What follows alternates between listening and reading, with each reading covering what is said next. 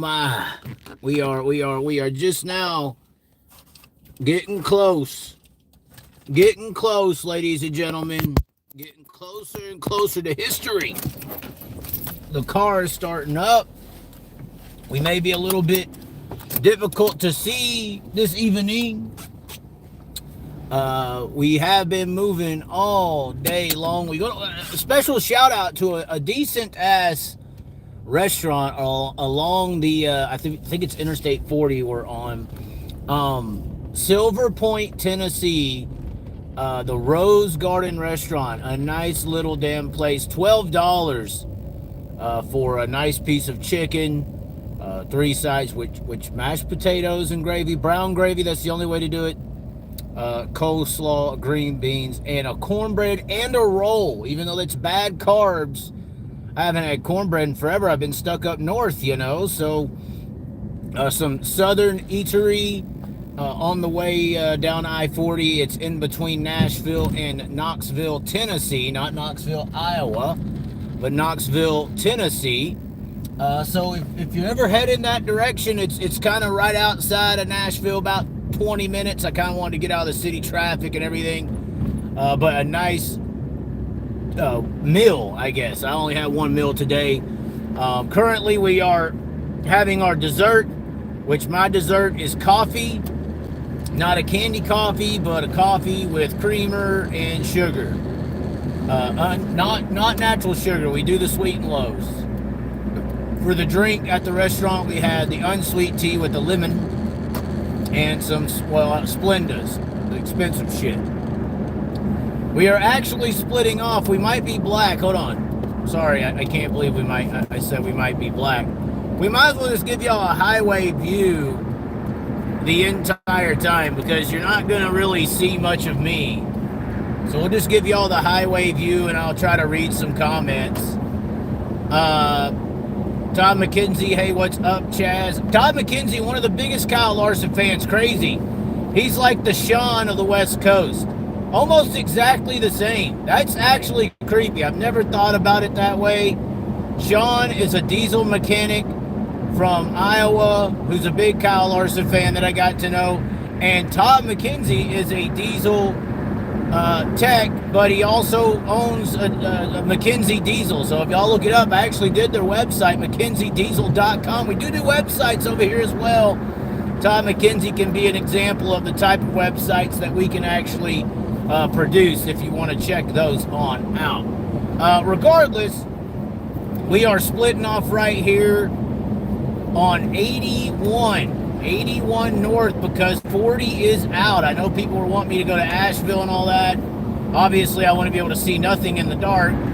But to get all the way up to where we need to be, which is Winston, just outside of Winston-Salem, where Bowman Gray is located, we have to get to that that area by going up 81 through Bristol. So we will be going through Bristol.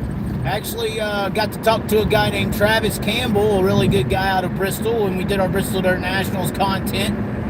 He was very happy to see some of the stuff we did around his race team.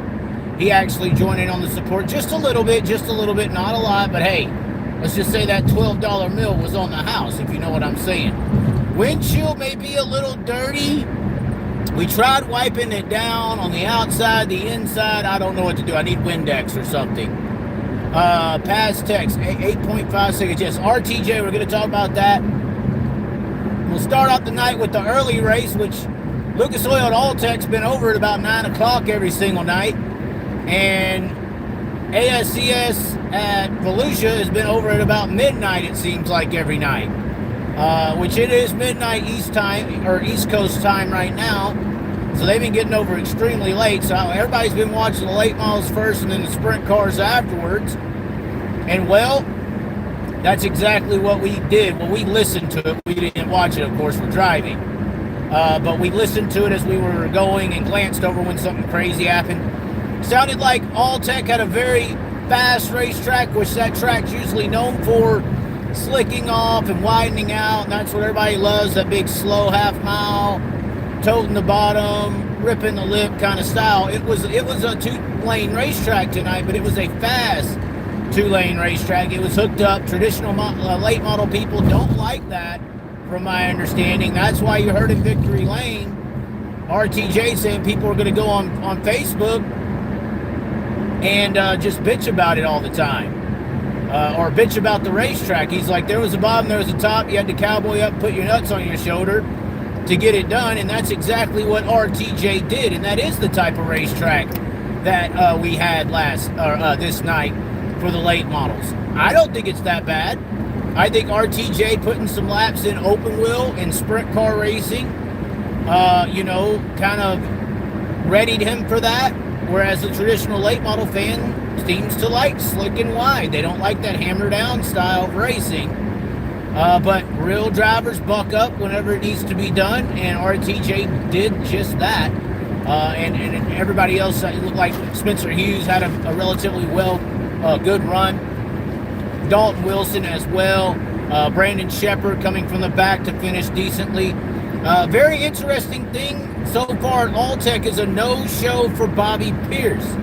No show for Bobby Pierce, who has not been at Alltech. Neither has Nick Hoffman. We didn't see Ryan Was Gustin there tonight? I wasn't sure if he was there or not. But there seems to be a bunch of guys not going to Alltech. Very weird considering the track itself has a good reputation. It paid $10,000 last night, $12,000 tonight, going to be $25,000 tomorrow. I think the sprint cars last night paid $3,000, and tomorrow will be $3,000 as well. So it's not like there's anything special going on for these guys to really not be showing up and running. I don't understand it personally. But regardless, RTJ gets it done. Gustin was there. Okay, Gustin was there. That's good to know. Good to know. Before we continue into the content, I want to give a big shout out to Velocity USA, as well as the multiple people who have pitched into the events. The trip, we're going to Bowman Gray to start the weekend. History being made. We're going to be seeing open wheel, wheeling style modifieds tomorrow. And we actually ain't going to stop driving tonight till about 4 a.m. to get to that area. Hopefully we dodge all the big bucks here in eastern Tennessee and North Carolina along the way, and we get there. But big shout out to Velocity USA and the contributors. Once again, PayPal, Venmo links are in the description. And this is just the beginning. We're going to be here probably on the road for a minimum, I would say, of 3 weeks here on the channel. So very important that we get the support from the people out there that want to be a part of it. And honestly, another big hitter here. I'm going to dodge these deer because of my Dethridge glasses that I have. My Dethridge, hold on, let me see if I can put a light on maybe. Is there a way to turn a light on? Hold on. No, there's just not. Sorry, guys. I'm trying to give you, wait, maybe y'all can see me. I mean, do you want to talk to a dark wall or something? I don't know. Should we? I'm trying to see if there's a light of some sort. I don't really see one. No, it doesn't look like there's a light of any kind. No, there's not. So we'll just stay on the road because that's about the only damn thing we're seeing. But outside of that, the Dethridge glasses, Dethridge Racing Opticians, if you do wear glasses, I highly suggest them. Let them know that the Chaz sent you. We can see the damn dots on the top of the trees, even here in the night, ladies and gentlemen. But at the end of the day, that was pretty much the story from the late model division. Guys were coming through from the back to the front, but the rough track did weigh on some of the drivers. Some of the drivers did not fare well on that rough track. I believe they said only 17 of the 27 cars that started actually finished the race. Max Blair had a good race going, but he got tangled up with Jonathan Davenport, I believe. So it just didn't work out for some drivers who are used to that smooth racing surface at Alltech. Let's see. Other topic I do want to talk about, obviously, the sprint cars. Volusia Speedway Park, they just ended their A main. I know that the modifieds are rolling out. But the sprint cars are rolling around that track very fast. It hasn't really widened out just yet. It was a little better tonight. Emerson Axsom coming from the back to finish 4th, 3rd, Brian Brown. And, of course, your winner, Justin Peck. In 2nd, of course, Cole Macedo. Cole Macedo in the 2C car, looking like they are working out very well together, at least from what most people can tell. I should have wiped that area of the glass. I'm sorry, ladies and gentlemen. I mean, but we're dealing with what we can here. I wiped the outside, but that's actually the inside, I believe, that is causing visual issues when there is a light happening. So now you're getting a good view of my dash there that is just very old and rusty. We do clear it. We do clean it every now and then with the Armor All. But it's been a minute, especially when we go on the road. We kind of wait till we're done with the road trip and then clean the car up. But it's what we got. Regardless, anyway, maybe we should just turn it around. Can't we turn it around? I mean, come on. Do you want to see a black screen of the road, ladies and gentlemen? I need opinions. There used to be like a little light that I could turn on, but I just don't see it anymore. Regardless, we'll keep it turned this way. Sometimes you can see me. But the one thing that really stuck out to me, of course, Justin Peck dominating win. The lineups tomorrow are set up by some kind of point system. Oh, you'd rather see the road? Okay. When it's dark and there's not like cars coming the other direction, you can kind of see the road pretty good. There we go. And there's not the overhead lighting. But regardless, the other situation outside of Justin Peck's dominating win that really crossed my mind is like, you know, Justin Peck and this 26 Rudine car have been doing very well. And they've done well since they got together.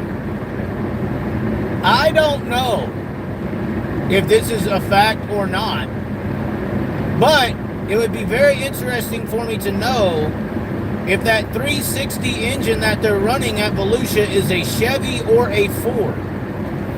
Now, obviously, for those who don't know the history of the Ford Performance motors, the Ford motors in ASCS are extremely well broken in comparison to the 410 category. It's a Chevy? Are you sure it's a Chevy coil? Because the Ford 360 motor program that rolled out like 10 years ago, I felt like it really came out with Jason Johnson. It came out and was absolutely one of the biggest hitters on the block. In fact, some would contribute some of the newer head rules around ASCS around the Ford motors in 360 racing. If you have one of those Ford motors, they were just far and beyond better than the Chevys as far as power to the ground in ASCS racing. Some people didn't even want them to be legal in ASCS racing. But it would be very intriguing to know if that was a Ford or a Chevy. It has two center exhausts all together. Gotta be a bow tie, Chaz, okay? Yeah, those Roush Fords, the Roush Ford 360s, I don't know who kept up with 360 racing over the last 10 or so years, but those damn things were hammers. I mean, they were literally obliterating the Chevys out of their own division of sprint car racing in the 360 ranks. There was really nothing that could keep up with them.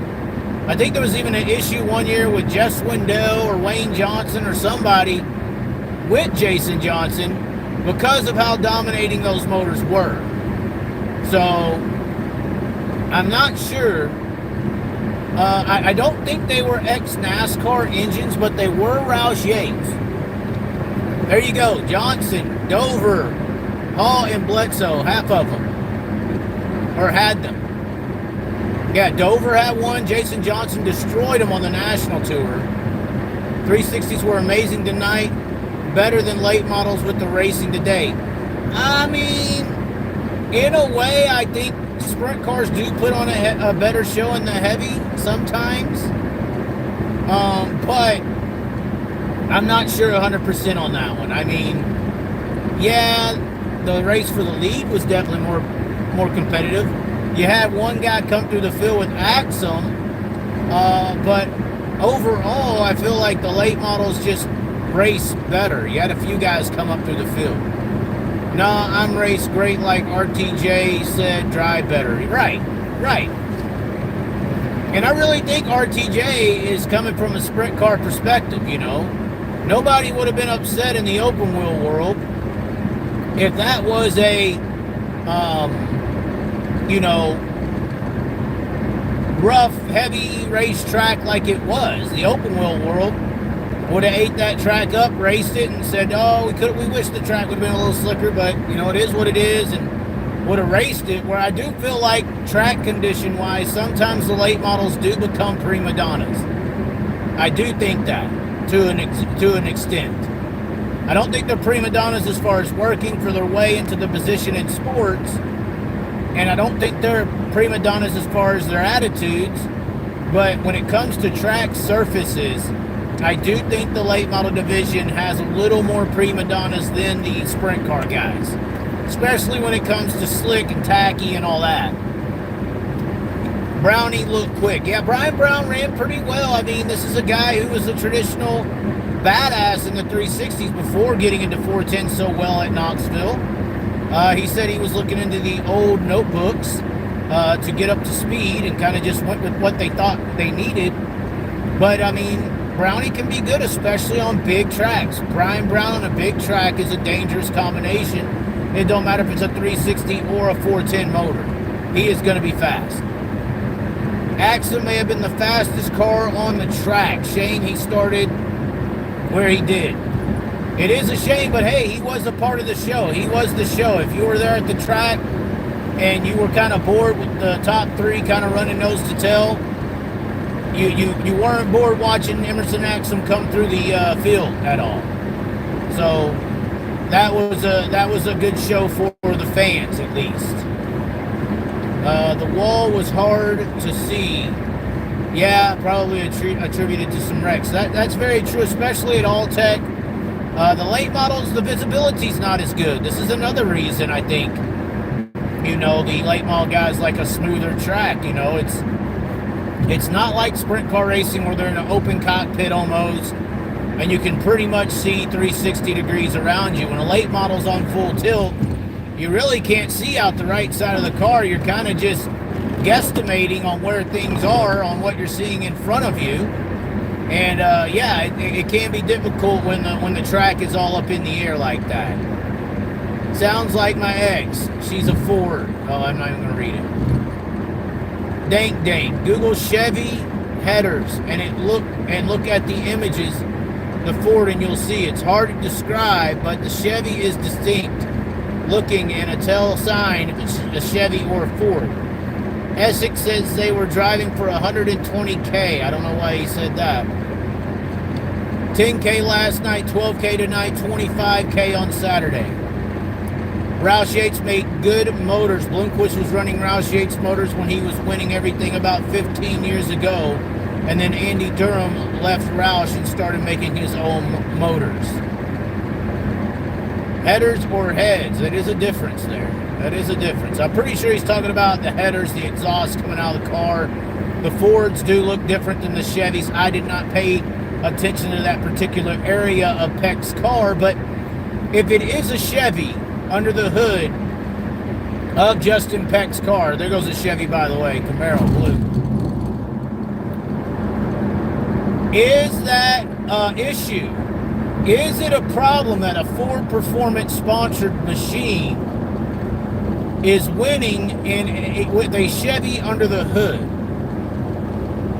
It looks like Falloway won UMP Modifieds. Congratulations to Falloway there. But is it an issue if Justin Peck is winning these races with the Chevy under the hood, and then next week throws the Ford under the hood, and all the things they had going right and correct all of a sudden go away? Or is that Ford Performance logo slowly going to start becoming a logo on a car? And winning the race is all that really matters. Is that what's going to happen? Not an issue. Chevy needs to step up their game. No. What are you talking about? Chevy needs to step up their game. I'm talking about if Justin Peck was running a Chevy tonight and he won with the Ford Performance logo on the car, is that a big no-no, and can no one know that? The sponsorship is providing motors. That's what I'm saying. So if he was driving a Chevy, obviously he didn't provide a Ford for the 360.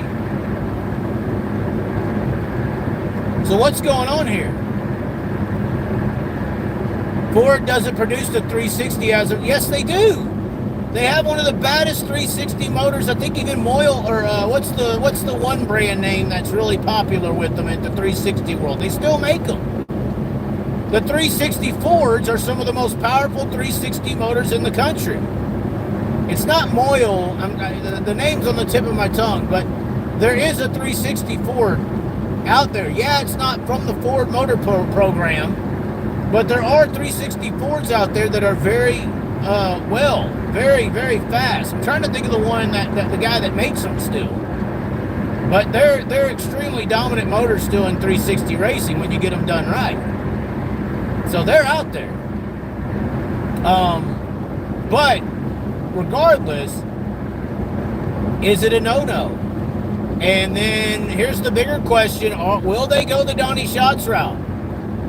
With all this success, say they throw the Ford in next week for the 410s, and all this success and car balance and winning ways, what if it all goes away when they put the Ford under the hood? Just like most speculate happened to Donnie Schatz. What will the Justin Peck Routine Racing 26 do if they put that Ford in there and the success, the drive, the karma with the race car and the driver and the crew goes away? I'm just saying, do they go to Chevy Motors? Do they stay as dedicated as the 15 car? Are they required? As someone just said, Ford Performance provides the motors. Are they required now to run the Ford motor? Are they required? I see what you're saying. Yeah, it's a different level of competition, but the car is amazing. The balance is well. There's nothing wrong.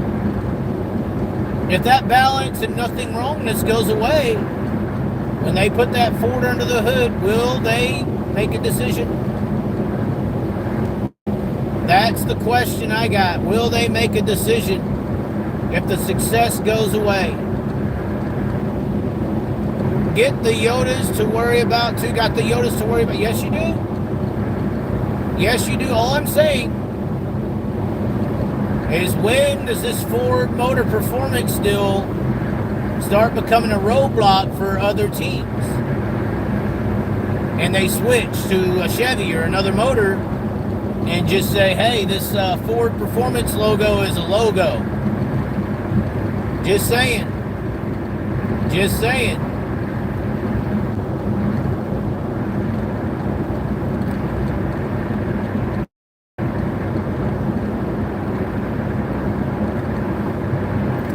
Remember when Kofoid kept blowing up? Yeah, I mean, Ford doesn't really have that issue. It's more so a performance towards, as I'm referencing Schatz as the reason and example.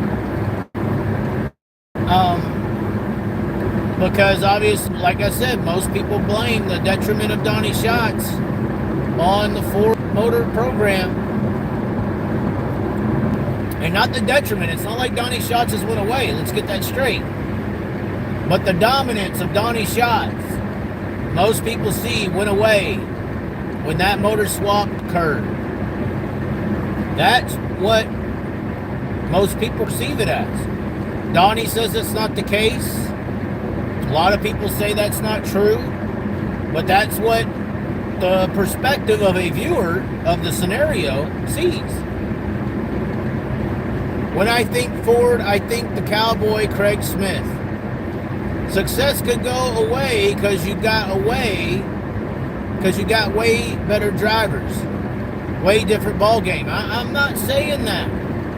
I understand that next week it'll be 410 drivers, the World of Outlaws, Brad Sweet, all the big hitters will be in town tomorrow. I understand next week. I understand what you mean. I'm simply saying, the balance, the car, the aura, the changes they make and how it adjusts and how it receives and how it is received by the car, the driver and the car working together, if that changes when they drop that Ford under the hood, or they say it's going to be because of the 410s are stronger and all that, or are they going to start blaming that motor? Hammer Down, thank you for the super chat there. Hiya, how you doing? Hammer Down, one of the supporters of the channel, has that membership stamp on there. Once again, join the channel memberships. If you have not, definitely goes a long way in supporting the channel. Can you go 90 miles per hour? Will you? No, I do not break the law. I don't speed. My car now has 443,000 miles on it. And the reason I believe my car has lasted this long is because I don't speed. Honestly, I don't even care what the speed limit says. I run 60 to 65 miles per hour. And the reason I do that is repetitions per minute. The more repetitions per minute that your motor does, the less of a lifespan it's going to have, in my opinion. Also do it for gas mileage. There's been plenty of studies that 60 to 65 miles per hour is the optimum gas mileage for any vehicle in existence. Obviously, RPM range matters in that, but I always run within 60 to 65 miles per hour because I feel like that's where I get optimum gas mileage, and as well, I lessen the repetitions per minute. The faster you go, the more thousands, you got to see about it. 2,500 RPMs versus 3,000 RPMs. That's a lot. That's 500 repetitions per minute out of your motor per minute. So if I'm on a trip for an hour, that's 60 times 500. That's 30,000. I believe that's the right math. 30,000 less repetitions per minute on my vehicle. I believe that over thousands and thousands of miles and hours of driving, that all adds up. Just saying. You could say I'm wrong, but that's how you feel. That's fine. Repetitions per minute, RPM, is how much your motor spins around. Everybody, including cars, have a ending expiration date, and I think that is based on how many times that motor turns around. So in my opinion, if you say 500 RPMs per hour, you are going to get a lot more usage out of the motor over time. That's just my opinion. But that's how you get to a car with 443,000 miles on it, I think. I mean, I could be wrong, but that's why I don't really speed or run 90. I see no reason. I'm going to get where I'm going to get soon enough. I don't have road rage issues. I don't have problems. I say that, and probably now a truck or something will run up behind me and get mad or something, but I usually have no problems with driving up and down the road. So, I mean, we drove 300,000-ish miles at this point and not had one incident. We have sideswiped a herd of deer at one point. If we hit a deer live on camera, at least I have proof of it for an insurance claim. Although we only have liability, so if we hit a deer, that could technically be the end of my entire life because I won't have a vehicle. And once again, we are sitting at 3 digits in the banking account, even after the donations and the people pitching in for the show. So, PayPal, Venmo links in the description. Just telling the truth here. If we hit a deer, we're definitely going to need you to use that. We do have AAA though, so we can get towed to the nearest repair shop if it is within 100 miles for free. I've only had to use that one time. So luckily, we're doing good. Gas prices, I know people were talking about it earlier. Illinois was $3.20, the highest I've seen so far. We got into Tennessee, it dropped to $2.90. We got into the middle of Tennessee, just outside of Knoxville, it dropped to $2.61, and with, or $2.59 actually, and with the 10 cents off that Love's provides all travelers with their Love's app, I got gas for $2.49 a gallon. I was pretty happy about that. So $2.49 a gallon is what we just last filled up on. I live in the mountains though. Well, we're about to hit some mountains. The Appalachians, we're going to be in those. It is very pretty when it's daylight, but we are going to be starting to go up and down some mountains here very soon. We've honestly already went through a couple. You just can't see them because of its the dark tint to the scenery here. Although these great bright LED lights, you know, sometimes just blind you or light up the rest of the road for your viewing pleasure, which at this point I would guesstimate is just very tall trees. But regardless, yeah, that's why we don't run 90 miles an hour. How many more miles to go? I'm not sure. Oh, actually, we do have a, well, no, we don't. It says I will arrive at my destination at 3:51 a.m. Speaking of Ford, the 351 Cleveland, that's funny. 3:51 a.m. That is on Eastern time. I believe we're about to cross over into Eastern time. So that would put the current time at around 12:20 at midnight. So I would guesstimate, once again, that would be, what are we talking about? If I run 60, 65 miles per hour, we got 3 more hours technically.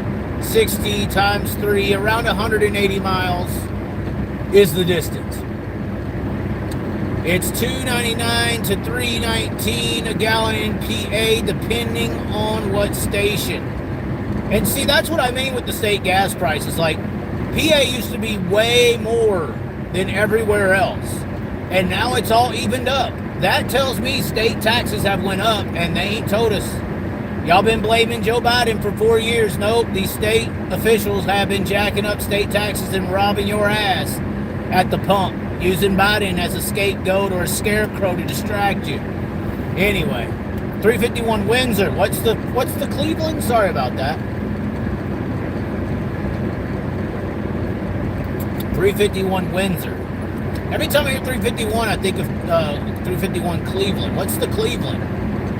302 Cleveland, or what is it? 291 Cleveland? Something is a Cleveland, right? A Ford motor?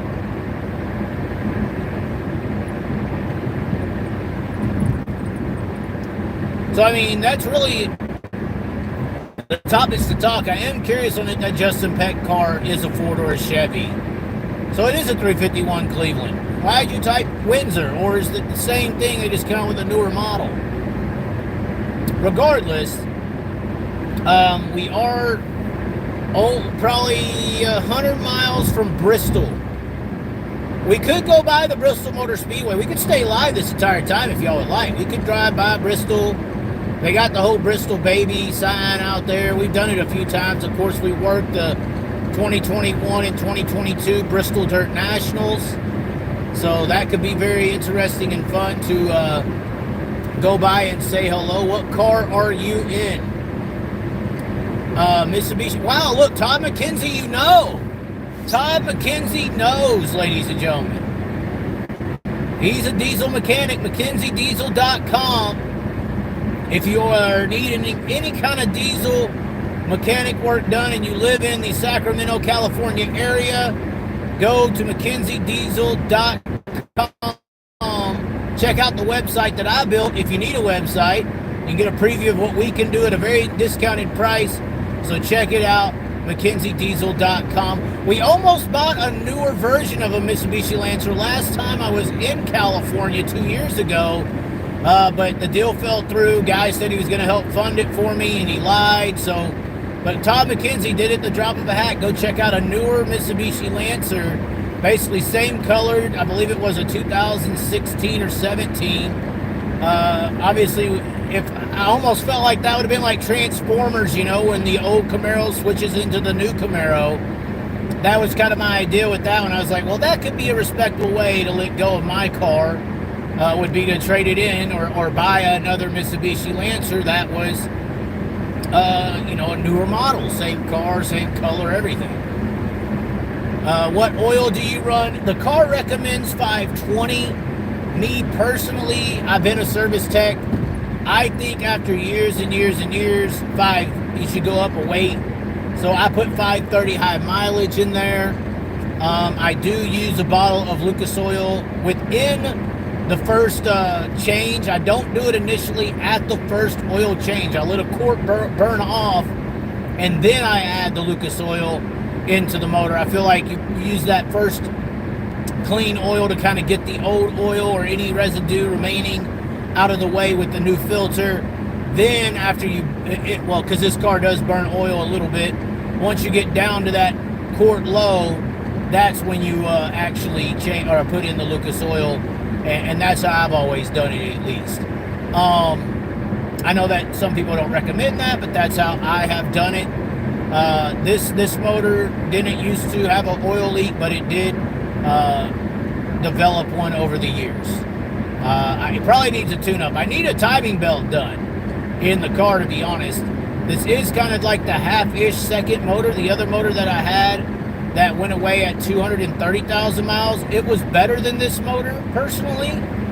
But the timing belt went off on that motor. This is a belt-driven motor, and it shelled the valves. So, unfortunately, that motor expired, which once again I believe was better than this motor. That motor did not leak oil.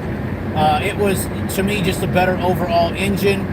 This one, though, it does leak oil slightly, but there are some positives in this motor outside of that. But yeah, it was unfortunate. This timing belt has been on this motor since that change. I do have a timing belt in my trunk, but the timing belt, changing that out is a little more difficult than work on a car. So if anybody knows anyone who can change a timing belt on a 04 Mitsubishi Lancer, I would greatly appreciate hooking me up with that person, simply because if the timing belt ever does go on this motor, it is literally fucked. Like, we are done. And if the timing belt goes now on this trip live here in a second, I'm going to be extremely upset. Not to mention also because I have one in the trunk. You just got passed. Was it Larson? I don't care about getting... Other people worry about getting passed on the highway. I don't give a damn. People can pass me up and down. I try not to use the windshield wipers when a truck is that close. The truck's going to continue to spew its runoff onto the screen, and then once it gets about that distance away, then I put the windshield wipers on. Because you can see I'm still hitting some of the sprinkles from the truck. He's still tossing up water into the air. Yeah, probably a 6 or 8 hour job. It is. It really is, and you got to have the proper tools to do it. You got to get the car in the air. It's not a simple job. I had a guy who did it on the other motor in Arizona. He did a great job. It took him about 2 or 3 hours, but he's a professional and has all the tools, done them before. So once you do that, once you have it down to that amount of getting things done, it's probably not as hard or a 6 or 8 hour job. If you were to do it on your own in a shop, I would assume it would take 6 to 8 hours.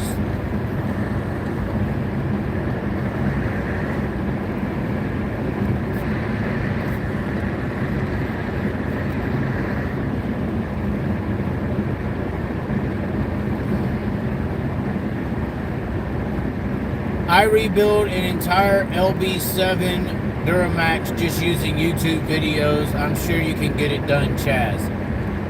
Well, I mean, I don't have the tools to do it. I don't really have a place to work on the car. You should really research the timing belt on these cars. These timing belts I understand what you're saying. But if I don't have this car to drive, then I'm fucked. So I can't really have it down. And then if I fuck up, I got to be somewhere where I can wait for another part to come in. It's just been a bitch. Maybe I'm making excuses. I'm sure there is a YouTube video, and I've watched one where the guy does it. It just looks way more intricate than is plausible. And hopefully we'll find somebody who will switch it out at some point. What kind of gas mileage do you get? Well, I would guesstimate around the 30 mile to gallon range, 30-ish. I've done some calculations on some runs, which just would be a run where you stay on the highway. I would say the gas mileage on the highway anywhere from 30 to 33. How far out are you from your destination, Chaz? About 180 miles by my guesstimations. Did you get a hold of Clyde Knutt for me? No, I did not. Thank you for reminding me. I've been busy. Did you read Brian Shirley's post on what happened? Yeah, and I watched the Flow video. Go to Flow Racing. They got a good video on the whole Brian Shirley incident and description of everything that happened and his opinion on it, who happened. Really good stuff there. Safer to drive than flying right now. Well, it's cheaper to drive, I think, with my car getting the gas mileage it does. And not only that, but the independence that you're able to have with a vehicle. If I was to fly down there, I don't have the money to rent a car. I'd be depending on somebody to pick me up and drive me around. And then I'd be stuck wherever I'm at. I'd have to wait for somebody to drive me somewhere. That's just not going to work. Whereas when you have your own vehicle, I can drive wherever I need. I can use the car as an emergency tent or form of shelter and sleep area if needed. I can go where I want. I can make changes like I just did, and we're going to Bowman Gray. There's just a freedom element when you're driving. You don't have to do what everybody else tells you when you are driving a car and getting to a destination. You get to Florida. To anybody. The element of having a vehicle to drive on your own. I have no form or fear of a plane incident. I mean, I saw what happened. It's unfortunate. Blessings out to the families involved. But yeah, I don't have fear of a plane. I just don't have money to rent cars and just always get hotels. It's just not worked out for you. Drive safe, Chaz. Liam couldn't put you in it gear to stall it. I don't know what that means. I got even here to fill up the blue. Fill up blue. I don't know what that means. Having your own vehicle definitely is better. Yeah, it is. It truly is.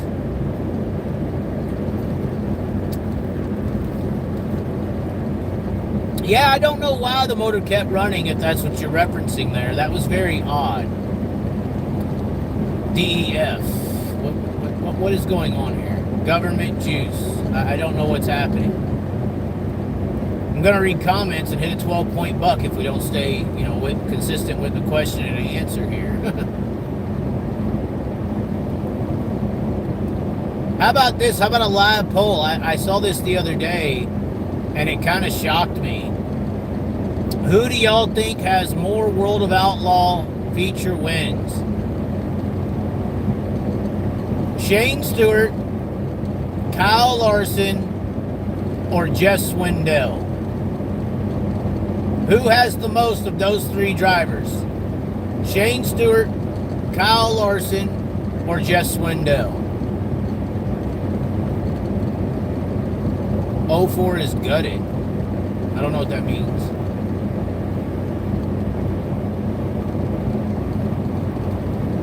Wow, I see some Jess Swindell. Some people say Stewart.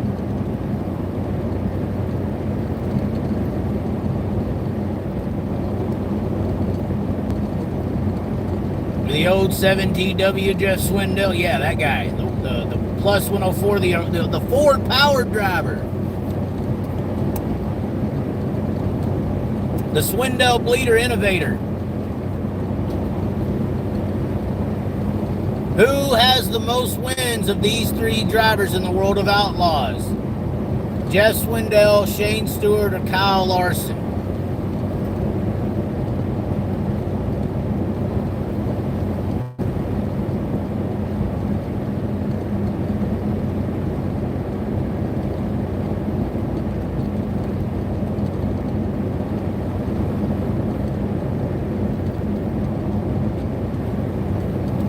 The correct answer is Jeff Swindell. Look it up. Y'all go look it up. They're very close, though. Larson and Stewart are like neck and neck. Somebody'd have to go look it up, what it actually is. But I was looking at the wins list the other day, and I believe Jeff Swindell has 104. Which is kind of funny, you know, I just said the plus 104. Maybe that should have been a hint, right? Because he drove that badass flame-looking plus 104 car. But I believe he has 104 World of Outlaw victories. I believe Kyle Larson's sitting at 32 or 34, which is still impressive, and I think Shane Stewart is at 33. They're like neck and neck.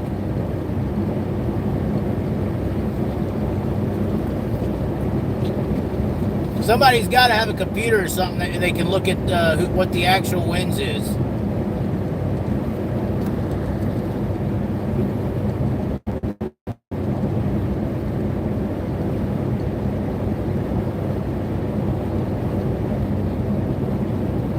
You know what's funny is when I'm looking at the screen to read the comments, it's filming the road, so technically I could look at my phone right now and drive down the highway. That's funny. Swindell 51, Stewart 36, Larson 35. Yeah, I knew that Larson and Stewart were like one win difference, one or two. But Swindell 51. Does Jeff Swindell come across like he's won more than those two guys? Like, you think about it, I know it's like, what have you done or what have you won lately? But to know that Jeff Swindell won 51 races, and there's guys behind Jeff Swindell that are like, wow, he has more wins than them? Yeah, like, look, Bobby Allen, 30. Look at how many guys are less than Jeff Swindell. And everybody gives Sammy a lot of credit. I mean, obviously, he's got, I think, the second most or third most behind Donnie now. Or fourth most, he's up there, Wolfgang. I think it's Sammy in third, but he don't really get the credit. Like, I mean, 51 wins, guys. That's a lot.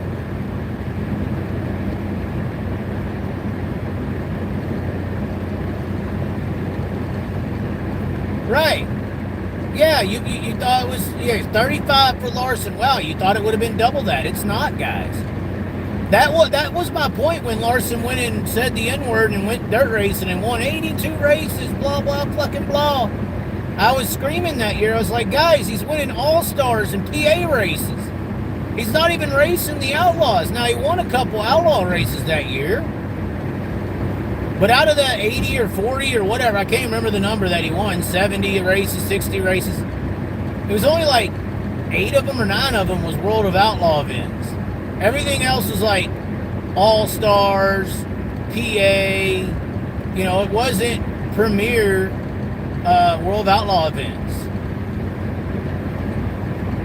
Logan at 42 is impressive. Sammy at 394. Isn't that second or third? Is Shots going to pass him? I can't remember correctly. Because Shots is like at 310 or something, or Sheldon only at 42. That's crazy. Shots 316. So it goes Kinzer, Swindell, Shots, then top 3, you're saying.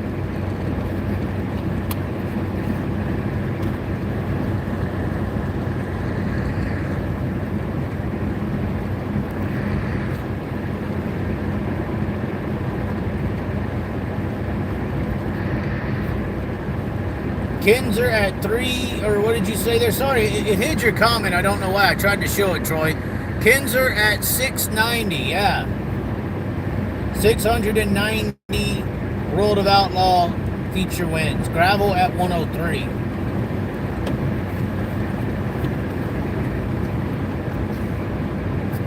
Now, of course, we could talk eras. We could definitely say that when Steve and Sammy and Doug Wolfgang and all them guys back then was winning, the competition wasn't as close as when Donnie was winning. And then we could also say that the 103 that Gravel has in the modern era, where he's been winning, double digits for a few years now, the competition is way closer now than it's ever been. So, but it's hard to say. It's hard to say. I mean, it is hard to say that.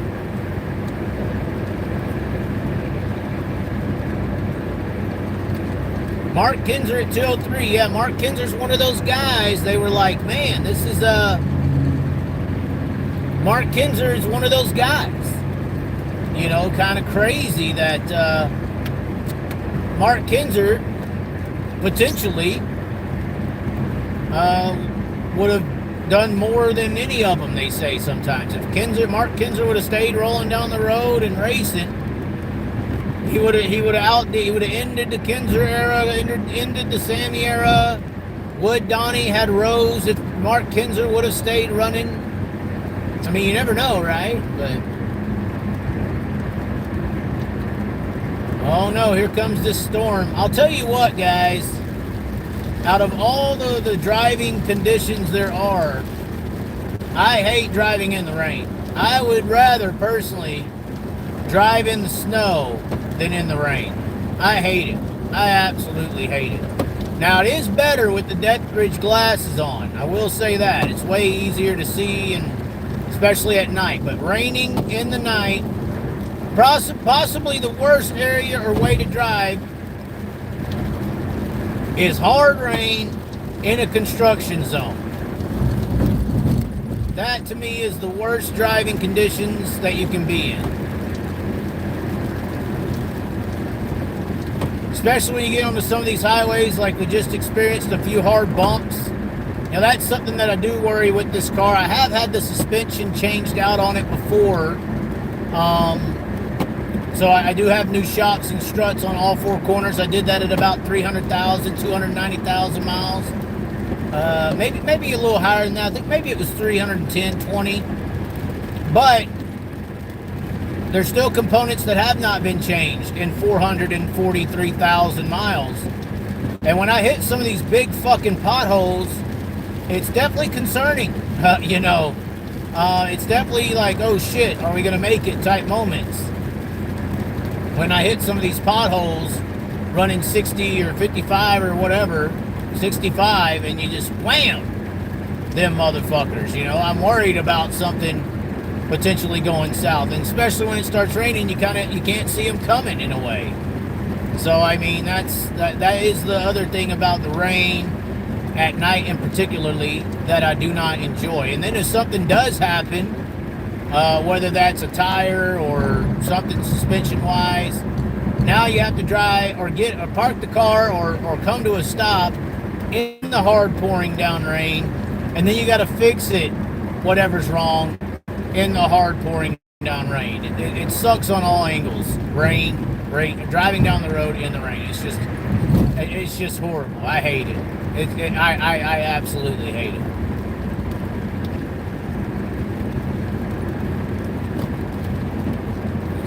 What we got here.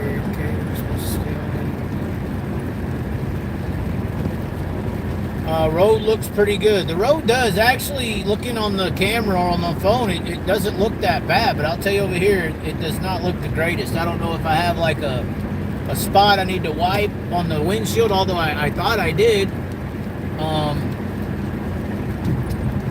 But no, you're right, it does look, well, you see the light. That's kind of what I see right there, is that visual that you just got. Yeah, right there is about what I see on my end. So it kind of sucks. Don't jinx. Shit always happens when you're furthest from your home. Well, technically I haven't when I traveled up and down the road, I didn't really have a home, technically. I mean, I had places I could stay, and I had places I could go and be for a few weeks or a month or so, but I technically didn't have a home. So I don't know how to feel about that statement, because I've kind of, I mean, yes, right now I guess I could consider Knoxville a home, but in a way, I guess I have the instinct to not really feel like I have a home if I have to, if that makes any sense. Somebody said, no, it's when you're closest. I got in a fight with my neighbor. There you go. That's what I mean right there. I'm going to crack the window just to get some of the fog off the windshield. Let me know if that, I had to turn the defroster on too because we're fogging up a little bit. Let me know if you can still hear me, if that's still fine with the window crack there. It's called freedom. Yeah, it is called freedom. I mean, technically, I have made the joke before in the past that a home is a modern-day cave. In some instances, it is a cell for people's lives.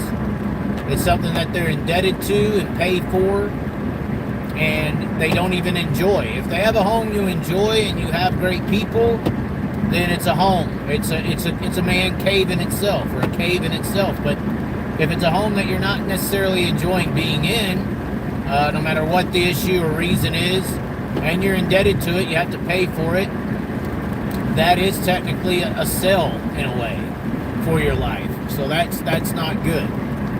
But freedom is true. Freedom is true. It's not gay if it's for the right pay. I can't believe you just said that. That is disgusting. So we are getting close to Bristol Motor Speedway. I don't know. Do we detour and run by the track, guys? It's been a minute since I've ran by old Bristol. But, I mean, it's not like it's a big deal. I've seen it many times in my life. Axsom 21st to 4 tonight. Yep, we documented that earlier. Talked about that already. Axsom is looking very strong. I thought about it. You know, he was a TRD driver, I guess, at the Chili Bowl. He wore the TRD hat.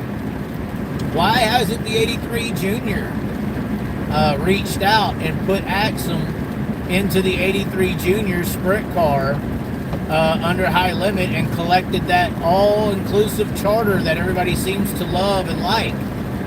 You know, it still blows my mind that the 83 Junior with Roth Motorsports won a charter with high limit last year. All they have to do is compete this year to claim it, and they're not even opting to run the season. But if Toyota wanted to be a part of it, like they apparently do, you could put Emerson Axsom in the 83 JR. Toyota could fund it. Toyota could claim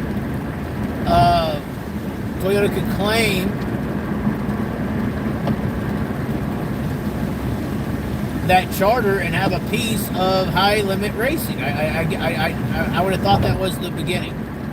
Chaz about to rip a few laps off at Bristol. I don't know if we're stopping by Bristol. It's a pretty big detour. We're already looking at a 4 a.m.-ish arrival if I don't stop. So I'm not sure that stopping at Bristol will help too much. I mean, we're supposed to be let me see here. Why does this message keep... I'm trying to show your message there, 7.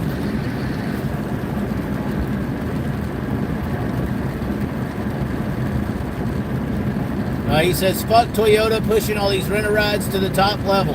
I mean, they're already doing it. There's a bunch of people out there with Chevys and everything like that that are renting out sprint cars, and they have nothing to do with Toyota. So they're doing it. They're already doing it. Maybe Toyota influenced them with the midget program to do that. Oh God, we just saw a body of a deer splattered out all over the road. This is not a good sign, guys. Not a good sign.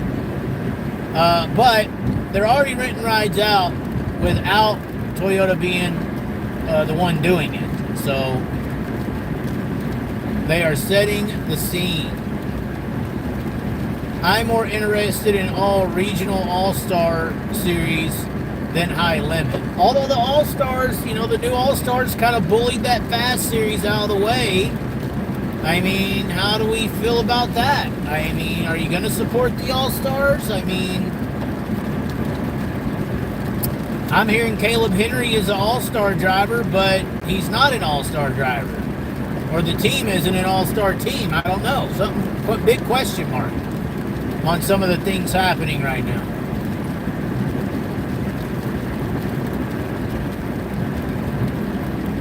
Street meet next 10 miles. Great. That's exactly what we wanted to hear there, Gregory. Perfect news. Great news, Gregory. The old Chevy ain't broken. I don't know what that means.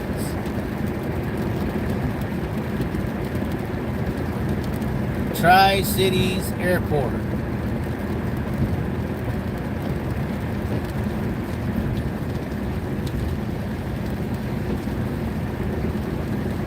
I mean, it would suck really bad to literally total my car and hit a deer in the middle of Tennessee. I mean, that would be very unfortunate.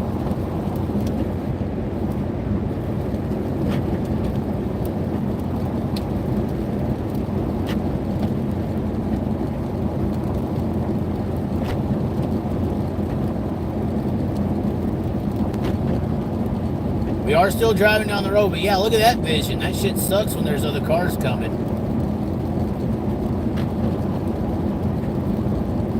Yeah, without cars coming, it's not that bad of a view, but yeah, you see, you get a little light on there. See that fog on the windshield. We've had to turn the defroster on once again. It's cleared up a little bit.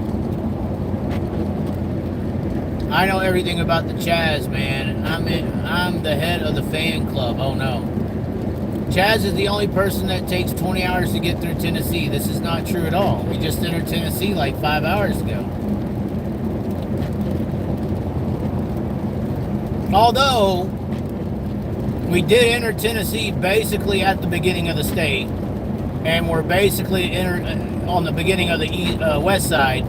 And we're basically heading to exit it on the east side. So we are taking the longest route of Tennessee. This is not a north-south venture of Tennessee. This is a west to east.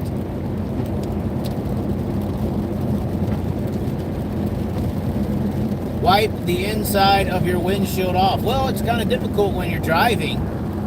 I tried to do it at my last stop. Like I said, in front of me is kind of wiped. I almost bought a bottle of Windex and paper towels to actually wipe the inside of the windshield properly. The only problem with that is I wasn't about to pay $8.99 for a bottle of fucking Windex at Love's. Unbelievable. A bottle of Windex at Love's was $8.99. Oh, $10 basically after tax for a bottle of Windex. The paper towels were $8 as well, $7.49 or something. I mean, we're over here penny and nickel in this trip, guys. I'm not lying when I say I got 3 digits in the banking account. This ain't no joke. Y'all think I'm saying it to maybe get y'all to give me some money or something. But this is the fucking facts. So I wasn't about to drop 15, 20 fucking dollars on Windex and some fucking paper towels. It ain't happening. I ain't doing it.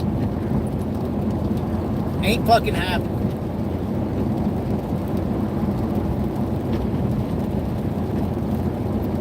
Damn, I'll cover your pit pass at Volusia. I will definitely take that. I mean, it is going to be a struggle when we get down to Florida. I really don't want to have to pick races I can get into on which ones I go to.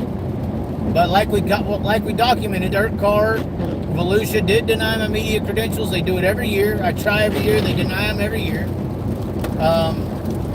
It was a few years ago they accepted them.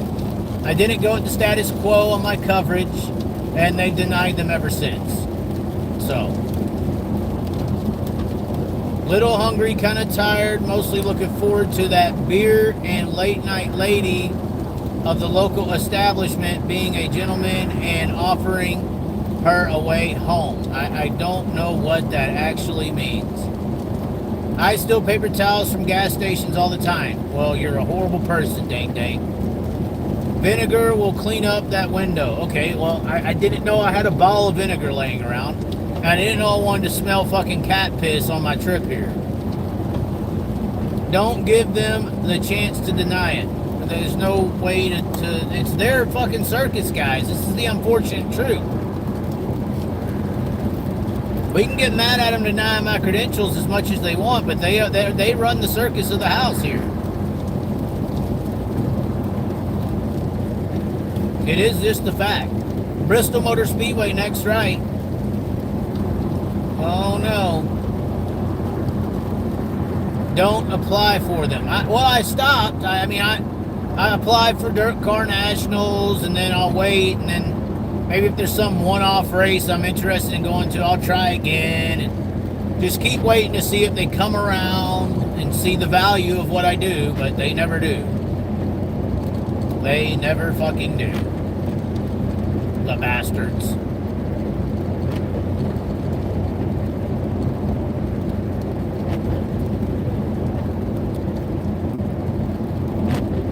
And you can always spit on it for cleaning and other things. I'm just saying, I mean, I just don't want to smell vinegar in the car. I'm trying to show some of these comments, but it won't allow it to happen. Fill out the name as Dirt Tracker with your info. That's true. That'll get me in.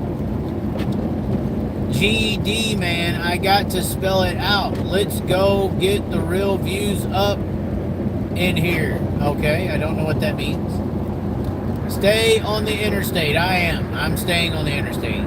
4 a.m.'s coming, and like I said, Bowman Gray really starts kicking off at about noon tomorrow. So I get to this house. Hopefully I find it quickly. Hopefully I'm able to unload relatively quick. And then I go to sleep almost instantly, and then hopefully I get up at a decent hour, take a shower, get dressed, head to the track. Hopefully I'll find parking. I ain't even looked into how parking works at Bowman Gray. Probably gonna have to fucking pay for that. It is NASCAR. But I get there, park, do all that crap. It'll be fucking 1 or 2 before I even get there. Modified races start at 3. You know, I mean, it's a 30-minute drive from where I'm staying. I mean, this is a dilemma. I mean, and like I said, I drive 60, 65. It says that I'll be there at 351 if I do the speed limit, which is probably 75. It says we're 3 hours and 3 minutes away right now. So, yeah, I mean, 3 hours and 3 minutes. That'll put me at, what about, we've only lost about 2 or 3 minutes actually going 60, 65. So, we'll be there at 4 a.m. I said that earlier, and I think that's about when we'll be there doing 60, 65. Now, apparently we could still drive in to heavy downpouring rain. If you'd like to track where we're actually at, you could go to Google Maps or anything like that. If you want to look up the radar, I wouldn't mind knowing. I do have an app called Radar Now, but I'm obviously broadcasting, so I kind of can't look at the map. However,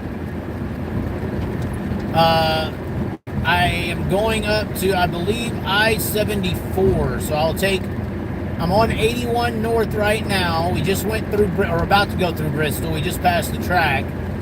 And then we'll go up to 74. We'll go 74 South all the way down to Winston-Salem. So that's the direction we'll be going. If anybody wants to pull out their weather app and tell me if I'm going to be in a big storm or anything like that, that'll be great to know, which I try, once again, 60, 65, you can kind of run that in the rain. If it gets really hard, though, I do back her down to about 55 Just because you got to stay safe when you only got one car, can't wreck it, limited funds. You gotta be safe. You gotta drive smart.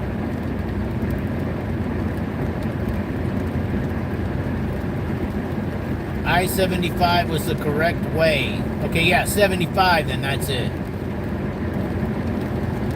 I wish I had a ton of disposable income. Chaz deserves a big donor to fund this goal. Yeah, I mean, that would be nice. I mean, we've hoped for that to happen for, you know, well, ever since we took to doing this, 2017, October 2017. So how long have we been? Well, February 2018 is when we took off on the road. Or we'll just call it January. We'll call it right now.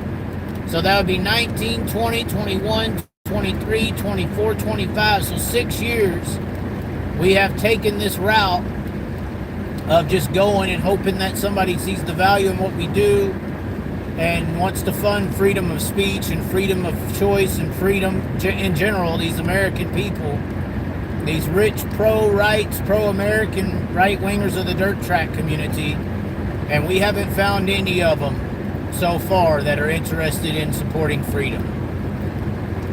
No matter how many views, no matter how many listeners, no matter how much impact, this, that, or the other, it has not found a big-time donor yet. So that is unfortunate. We've had plenty of supporters. Hundreds of dollars, of course, have came in throughout the years. Collaboratively, there's been a lot, but that's why, you know, it's very similar to politics. You got your super PACs, just like these big-time sponsors in the dirt racing world. It's like a super PAC. And then, you know, they say politics, the only way it would come back to being normal is if they got on some form of public funding, where the public supports the candidates, not big corporations. So in saying that, it has meant tremendously that a bunch of little people like y'all watching and little supporters and sponsors, the Jeremy Ekmans of the world, a couple other guys, you know who you are, who have supported as much as they can, all together. The watchers who have supported, the collaborative effort, the Todd McKenzie Diesel's helped out over the years, doing business with me, doing websites and stuff like that. That's helped over the years. So this thing has stayed operable by public funding. Literally, public funding. The people who believe in what's being said is right, or they agree, or they support the freedom, those are the people that have kept this situation rolling. So whether that's $5 or $10 or $20, I've said it all along, if I could get 1,000 people to send $5, that's $5,000, or just 1,000 people to send $1. You know, there's 60-ish people watching right now. 60 people sent $10. It's 600 guys. You know, so I mean, or $5, that's 300, or $1, that's 60. So that goes a long way. So it has been supported by the public, which is how it should be. To rid corruption in the political world and in racing, it needs to be based on public funding, which is why I've always hindered on the spectator attendance going up is what is going to fix the sport naturally. It's not going to be these big sponsors that keep series and things alive and exchanging money for sponsorship for control, similar to the donors of politicians. They donate to have a form of decision making and control. The proper way for motorsports to rise is through spectator attendance, natural funding of the events and the drivers. But those big money people, they don't like that. They don't like that idea because it takes away their power. They like that some of these industries and series and tracks rely on their funding to operate, because that is an exchange of power. It's more so about power. That's what rich people use money for. Rich people don't use money to buy nice things. They use money to gain power over others. That's the goal. Once you get to a certain level of capital, whether that's to control what you say, what track your series goes to, blah, blah, blah, what you can and cannot talk about. It's all about power and control. It's that simple.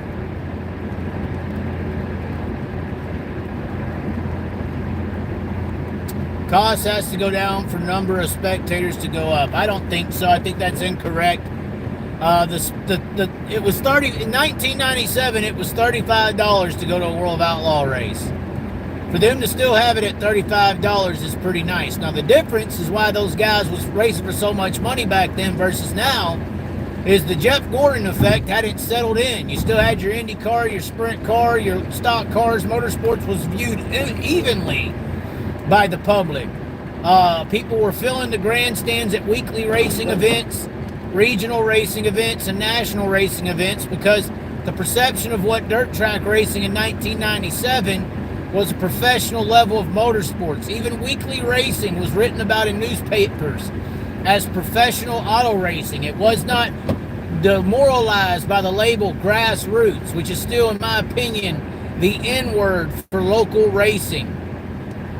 The respect for the sport has changed, and that is why we do not have spectators.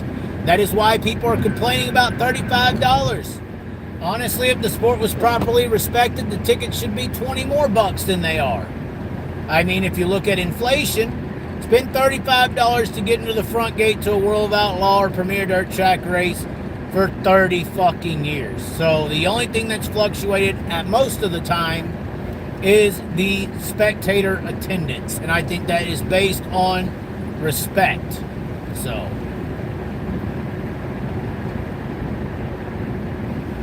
$45 at Volusia the last 3 years. Well, I mean, it went up $10. I thought it was 40 for the, or 40, it might have been 45 for the final night, but I think the first few nights are 35, aren't you? Not a pit pass. We're not talking pit pass. We're talking about general admission.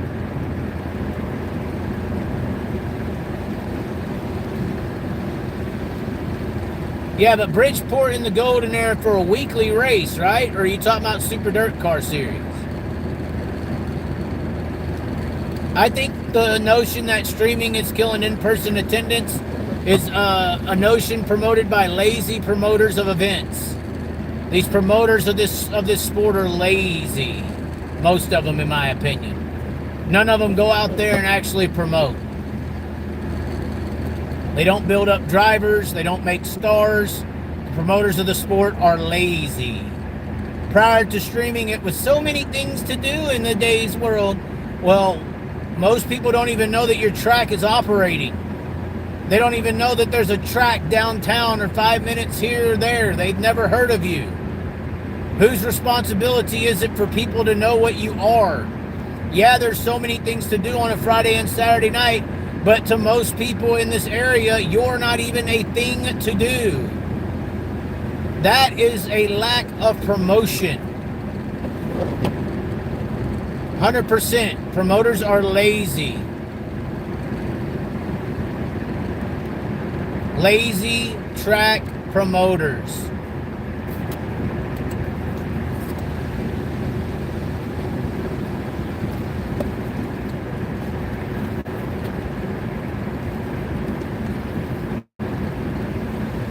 Hello, the Authorized J. What's going on?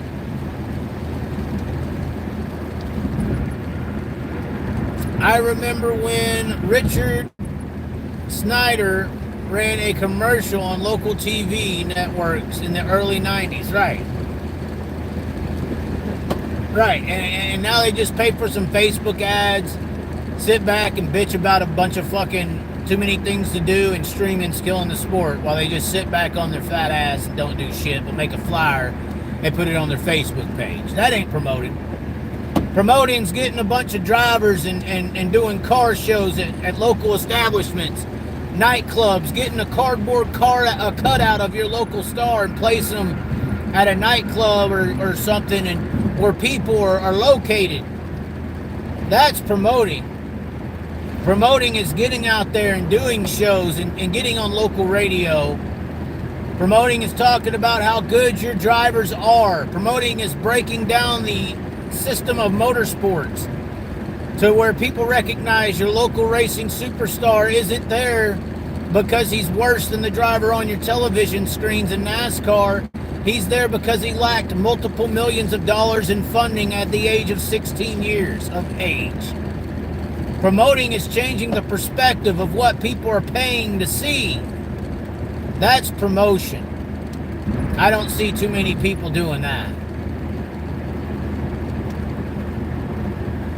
Just don't see it. Promotion is recognizing any flyer or any advertisement that says come and see sprint cars and late models this weekend at such and such speedway is not promotion. Coming to see sprint cars and late models at such and such speedway is equivalent to a bar or club or concert venue or stadium saying come and watch guitars and drums this Saturday night at such and such nightclub. The same guitars and drums at your local BFE nightclub with a local band is the same guitar and drum set as used by Taylor Swift. But there's 100,000 people willing to come see Taylor Swift because the operator of the instrument is the selling point. That is your star. Local tracks need to recognize that the selling point is the drivers. Stop promoting divisions in your speedway and start promoting the drivers. Stop depending on Tanner Holmes to make himself a star. Tanner Holmes is having to make himself a star because the promoters of the sport have failed in promoting them for years. People wanted to see the World of Outlaws for what in the 90s? For Steve and Sammy and Doug Wolfgang, the star. They didn't come to see sprint cars, they came to see the stars. So all you track promoters saying, come and see sprint cars and fucking modifieds, you're fucking wasting your time. You need to have a few guys, local guys who are really good, and promote them. Make them the star. Make them the star. And then they want to know what he's doing. Where is he driving? What's he going to be in? Kyle Larson, the best example of this. It don't matter what he's driving. They'll come to watch him because he's a star. Not the instrument, but the person playing the instrument. These cars are simply the instruments. These racetracks are simply the venues. The things that people come to see are stars, and that is the drivers of the industry, your series, your racetrack. Stop promoting your track like you're the World of Outlaws. You don't have a brand worth seeing. You have drivers worth seeing. That is what you are supposed to sell. Period. That's your job, promoters. Or just sit back, blame Flo. There's too many things to do on a Friday and Saturday night. Be a lazy piece of shit. Lose your money most of the year. Wait for some outlaw or high limit to come rent your venue so you can make concession money and eventually go under because you can't get a crowd on your weekly program. Or you think you need to go to an event basis because that's the only thing that works. Because the events bring stars and you don't have any because you haven't made any stars out of your roster. Are people going to watch the Super Bowl for Patrick Mahomes? Huh? Are they watching the Super Bowl for Patrick Mahomes? Or are they watching it for the Chiefs? Are they a Chiefs fan? Or are they the star of the team fan? You know? And that's a worse example because these are franchises. Established franchises. How many race cars, sprint cars out there are established sprint car franchises? The closest thing may be the Donnie Shots 15. It ain't like you're going to throw another quarterback in there. Maybe the Roth Motorsports car. Is there any Roth Motorsports fans out there? Or are you Buddy Kofoid fans? So we don't have anything similar to the teams of other sports. We don't have Lakers or Cowboys or Chiefs or anything. Or Titans, blah, blah, blah. We got instruments. And they're useless. They're not worth selling without a star playing them. And your job as a promoter is to create stars that people want to see. Period. Absolutely, period.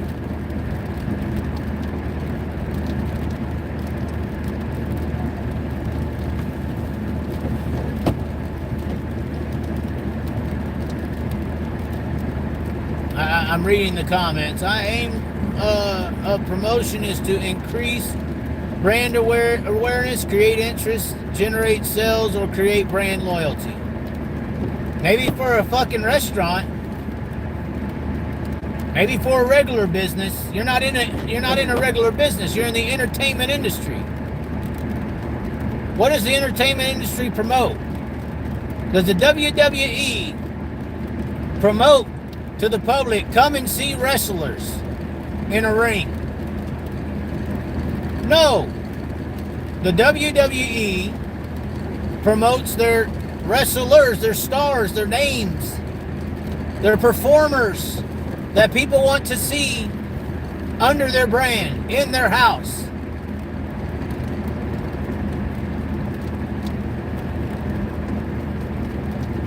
Here comes the lonely people of the world. WWE has divas. The misogynistic slums and scums of the entire industry who want to take a hot chick and make her a race car driver. You don't see the value in the talent of the men racing. Disgusting. Absolutely disgusting.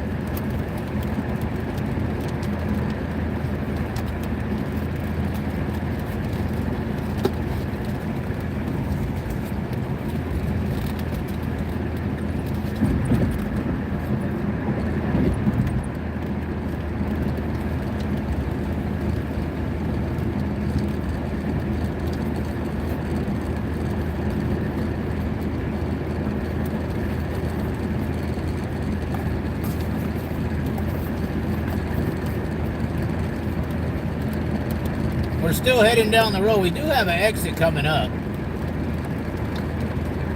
Wow, we've been live for an hour and a half. Cool. The rain, I don't know if it's going to get better or worse. We'll see.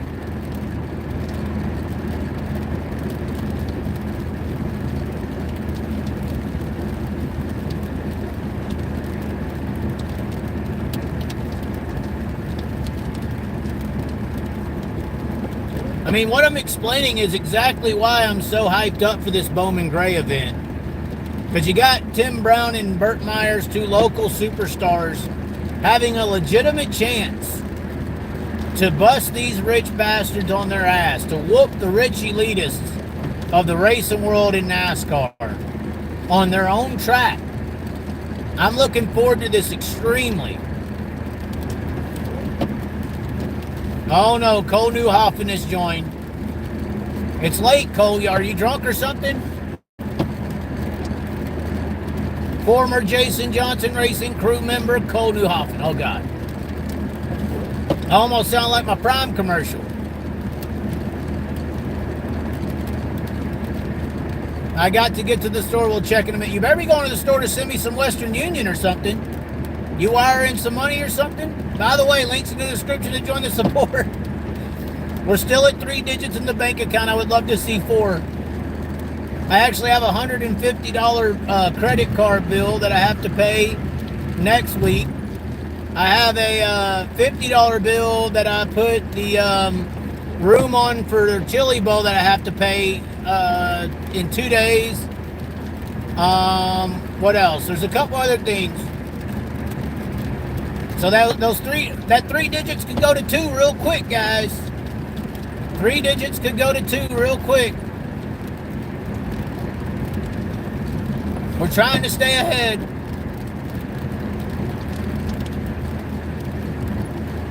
That's an interesting cafe name. Martha's Cafe. Would y'all ever eat at Martha's Cafe? That's kind of a creepy name. 6 figures incoming, Chaz. Oh, I wished.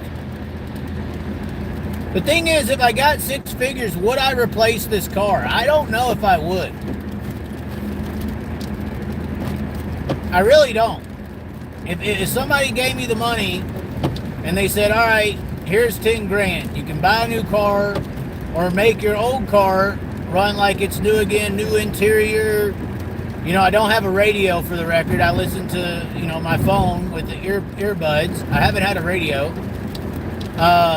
If you could, you know, put all new components in the motor that needed to be refreshing, you know, new radiator, stuff like that, you know, fix potentially the window lining and stuff, seal the windshield, because I feel like I am having a windshield issue. Yesterday it was raining really hard and I hit a hell of a pothole and I felt water splatter on my face. So that's not a good sign. And I have a feeling it came up from the inside of the windshield or the top of the windshield or one of the areas. But yeah, that was kind of scary because I was driving, hit a fucking pothole, and I feel water splatter on my face. So that is not good for the sealant around the windows or something. I don't know how it got in, but it did. It did get in. Got an emergency truck up here. Hold on.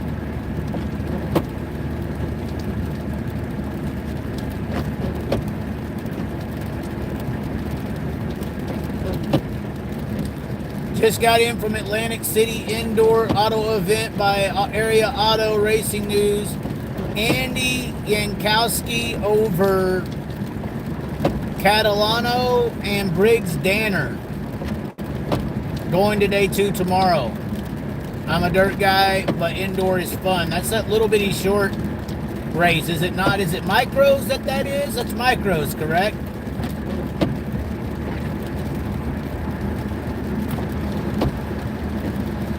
Oh, TQs, okay.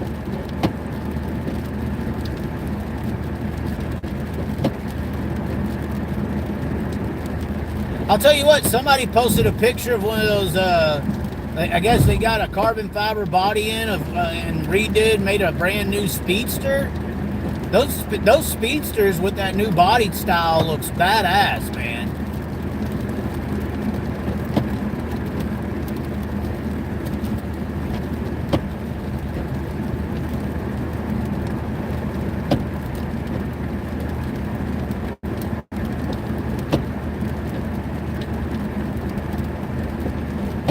Ain't no racing in the Northeast right now. But Atlantic City, that indoor event is a race. It's happening, I believe, up there.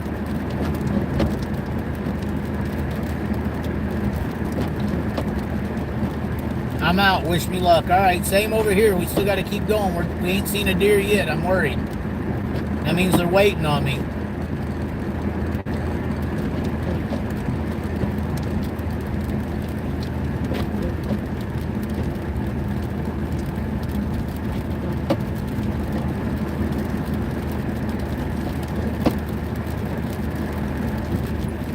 Bubba Wallace, I don't think is going to win this race. I just don't see it. I think Bubba Wallace is better than y'all give credit. I mean, Bubba Wallace did beat Kyle Larson at Eldora, guys. He outran Kyle Larson at Eldora. First time at Eldora. Bubba Wallace did that.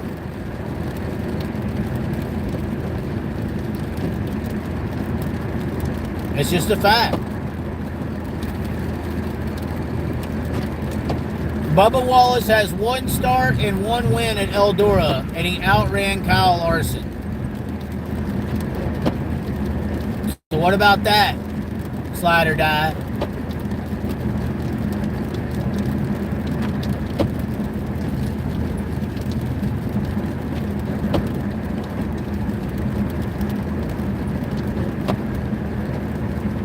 Drag racing is a little bit different of a sport, guys. I like the performance element of drag racing. I'm not saying it's not a very intense sport. It looks extremely intense.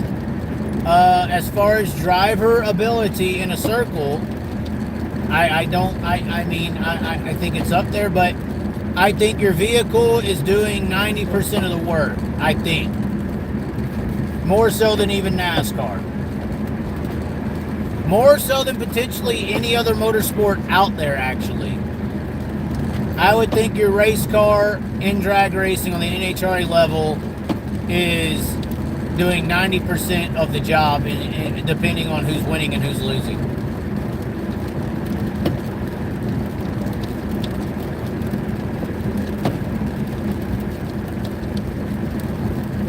That's not true, MNO. I actually, even though Dukehart denied my credentials, in 2022, I applied for NHRA credentials, and they approved them for Gainesville. I did go to Gainesville for the NHRA event, my first ever drag race in attendance. I walked in, got the credentials. I hadn't seen a car take off yet. Top Fuel qualifying was up. I literally went and stood at the wall, face to the tree, and funny enough, Brittany Force, Top Fuel dragster, was the first one to roll up to the line for qualifying. So my first experience at an NHRA event was literally standing on the wall at the tree with Brittany Force and her Top Fuel dragster. And when she took off and flew by, my first ever experience of an NHRA vehicle in front of me at that close of a distance, Brittany Force literally sucked the soul out of me, guys. That's all I'm gonna say.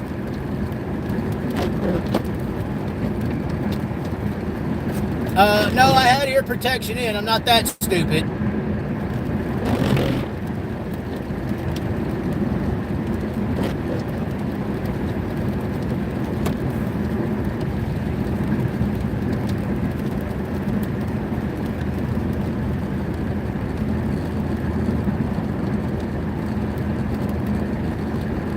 It was pretty badass. I don't know if that ruined me, though. I don't know if that ruined me. I got to hang out in the pitting area with the Ron Capps team recognized me. I then got to hang out with the Scrapper team. I forgot the guy's name. He actually ended up winning the weekend. He's from California. At the time he drove a black car, Scrapper, whatever. I did a whole video on the motor and the rebuild and everything like that. But here's the deal. I didn't put out any content from that experience. I filmed all day. But at the end of it all, after all that work, the NHRA media guy, when I went to check out, he said, so you can put out everything you filmed, but you can't release any racing. I go, what? He goes, you can't release any racing on your channel. I go, what do you mean? He goes, any action that you filmed, burnouts, single car qualifying, anything to do with racing at all, you are not allowed to release. That they had a license with Fox. So you could, without being approved through Fox and a race team, you either had to work for a race team or be approved through Fox, you could not release any of the footage from the racing event at all. Right, they own the rights to on-track footage.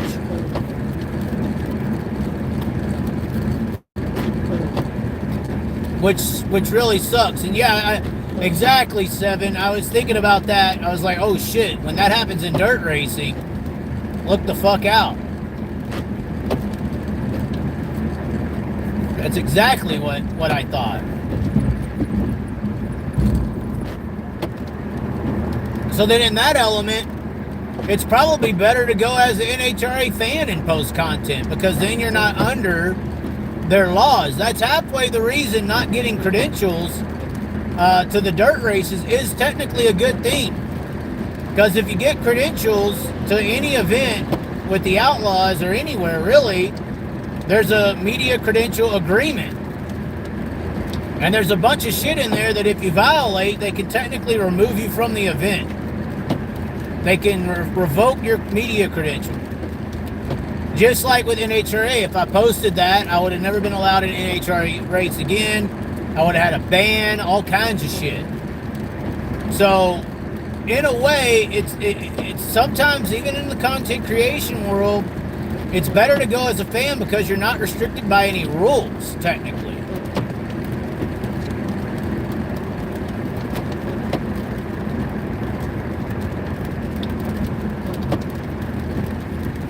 Although, thinking about that, Tony Stewart was supposed to come on my show.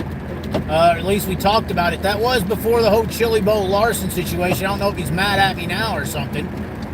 But I could technically ask Tony Stewart if he would invite us into his pitting area and I can get some actual footage of the cars.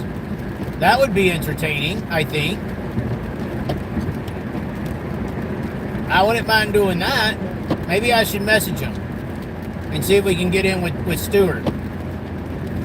Now, I know this is random, but I feel something crawling down my leg right now.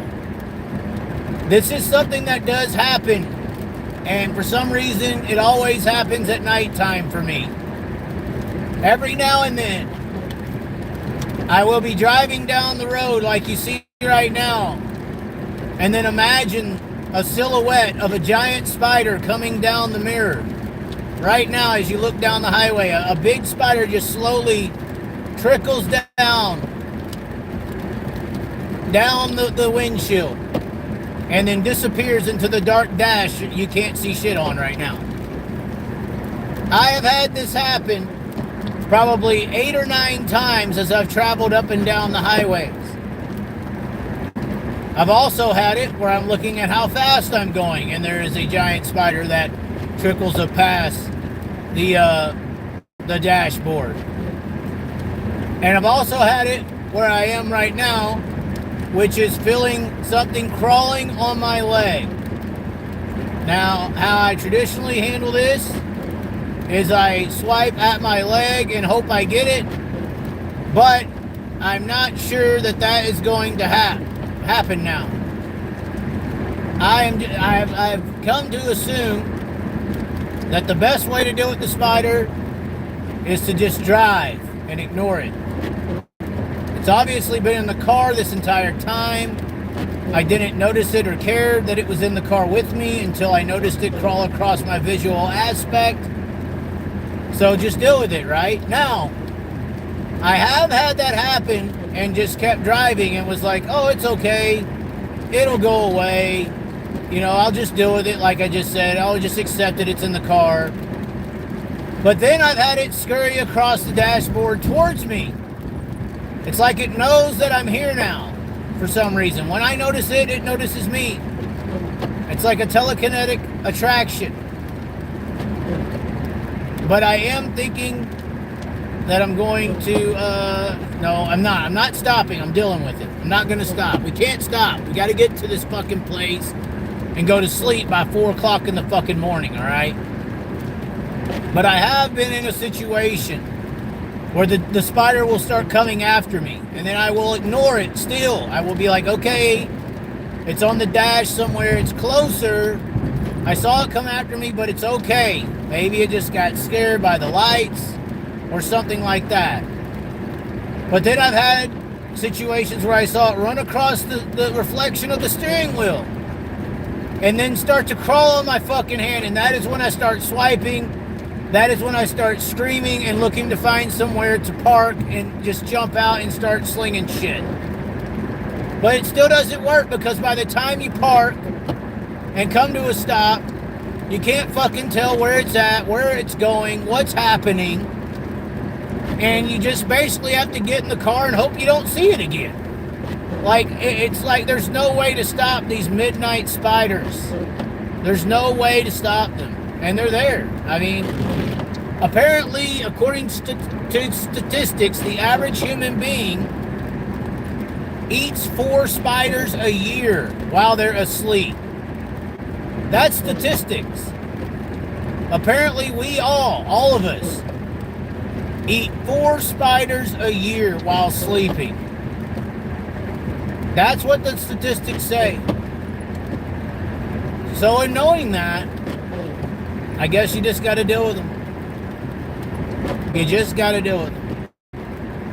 Funny enough, when my trip to Australia, I was scared to death of their giant spiders that they have over there. Of course, they're snakes, but they're giant spiders that apparently are everywhere. The huntsman spider. And even though people sent me pictures from their house and their hotel rooms of this giant spider all over the place, the spider's about the size of a hamburger to a pancake. It's a huge fucking spider. In my entire 3 months in Australia, I did not experience not one single encounter with a spider. I feel very lucky and fortunate to be able to say that.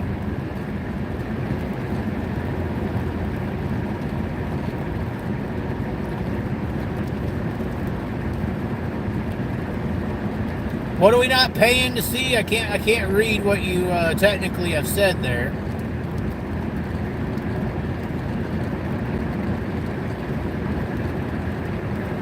Do you have booze to wind down when you get to my destination? I guess no, I don't. I honestly don't plan on drinking at all unless a beer is given to me. I do not plan on drinking at all on this trip. I don't have the money to spend on drinking. It can become expensive. I may have a beer or 2 at Volusia. If it is purchased for me, I might buy one if it's cheap and I, want to feel something for the night. And I don't have to drive. That's an important element. Like at Bowman Gray, I'm going to have to drive to get back to where I'm staying. So more than likely, I will not be drinking at all at Bowman Gray. But I do not plan on purchasing any beer on the trip.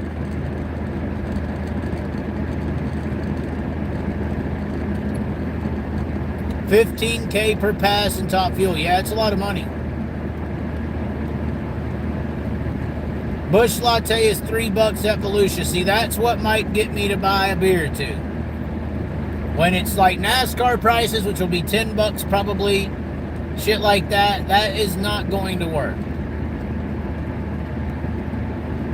Which is good. I don't need to be drinking at a track and then driving. I am against drinking and driving 100%.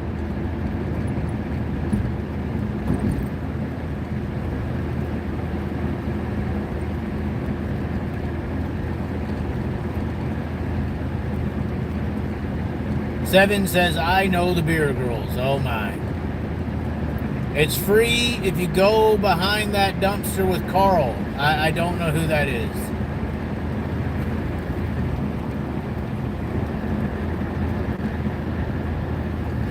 Oh, it looks like we did get us a PayPal supporter. Chad Sainsbury has sent $35 for gas money. That is huge.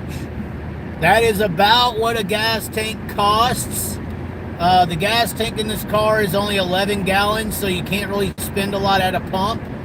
You got to stop about every 300 miles. So about 35 to 45 bucks is what a tank costs. So that 35 bucks is a huge deal, Chad, so thank you. Now you have money for beer. See, I can't take gas money and food money and buy beer with it. What if I get to a point, which this is very possible, guys. On this 3-week little trend here, I could get to a point where I'm literally down to potentially 30 or 40 bucks. When I left, that's a real possibility, guys. That I could get down to 30 or 40 bucks on this trip. Because it does get spendy to stay out here going up and down the road, buying food every day, the necessities. That's a big important reason as to why I started doing the dippers. You know, my dippers, I can get 3 days worth of supply for $10. You know, it's not expensive. So there could be a position here where I get down to $40. And if I already have the nicotine vice, adding on the beer vice, that's not going to make it any easier. Nicotine is one of the most addictive substances in my ever living experience. I can go without the beer. You take me out the nicotine and hell, I'll start throwing right hooks. I'd probably be, some people think I'm an asshole now. If I was to get off nicotine, I'd become hellfire brimstone on earth. I'd be pissed off. I'll buy you a beer at Volusia. Well, people seem to want me to keep coming to Volusia. I haven't really heard anything from the other tracks. Henry County's one of the tracks I'll probably get to eventually, but it's looking like after here on Bowman Gray weekend that I might be headed straight to Volusia. I might be able to survive down there. Stop taking detours. It's expensive. Well, this detour got support when it had the detour. Velocity USA did spend enough money to afford this detour. I'm obviously getting to stay somewhere for rent-free, fee-free for 2 to 3 days, thanks to Velocita and this opportunity. It's not like the lake house is located in Volusia. The lake house is located in Bowman Gray's area. So money-wise, I don't really see this as a loss. I just don't. Bad Brad is at Volusia, correct, but he was very excited to hear that I was going to Bowman Gray and offered a place for me to stay. Not to mention, this place has Wi-Fi, so we will more than likely be able to go live tomorrow from the lake house with the typical setup that you see me be on the show here, with the table, with the mic, with the graphics. And as of now, or as of my last phone call, we do plan on having Bad Brad call in and fill us in on all the Bowman Gray history. Because he's been around Bowman Gray his entire life. That's technically his home track. So I think he'll be a great explainer for things like that. If you ever talked to Brad or heard about Brad, he's the leader of Velocity USA, velocity-usa.com for all of your safety equipment, by the way.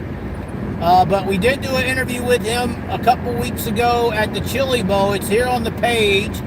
He talks about the safety. He talks about Infernal Armor. He was the guy blamed for the Eldora sold rumor last year. We talk about that. Talk about a bunch of things.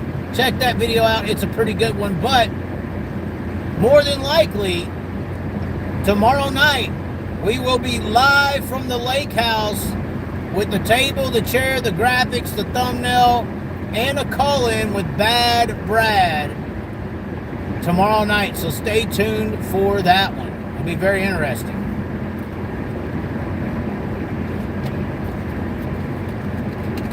Someone said Larson will be at Volusia. Yeah, like Seven said, highly doubt that. I think he's got, as they say, NASCAR commitments at Bowman Gray.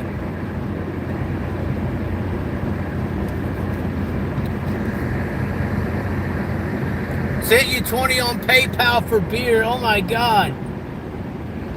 So what? Oh, John has sent $20 on PayPal for beer.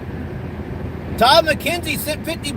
McKenzieDiesel.com is back on the bandwagon. Holy shit. I haven't seen $1 from Mackenzie Diesel since he renewed the website. Which I thank you for the business, by the way. Once again, go to McKenzieDiesel.com to check out the websites we can build. If you know anyone who needs one, reference the Chaz. Hey, I know this guy talks shit about racing, but he can really do a great job with the website. Check that out. We do it for cheaper than pretty much anyone in the world can do it. And I do it all myself. So check that on out. McKenzieDiesel.com. Just jumped on $50. I don't know if that's supposed to go to Corona, but it might. We'll see. You going to the modified races and the Cup Heat races? Yes, I do have a ticket for tomorrow's event. But the modified start practice at 10:45 a.m. The race is at 3. And it looks like we won't even have somewhere to sleep until about 4 a.m. tonight. So we got to go to this place, get to sleep, wake up, shower, get dressed, go to the track. I'm hoping to get there early enough to see their qualifying. But I'm more excited for the modified race more than anything, to be honest.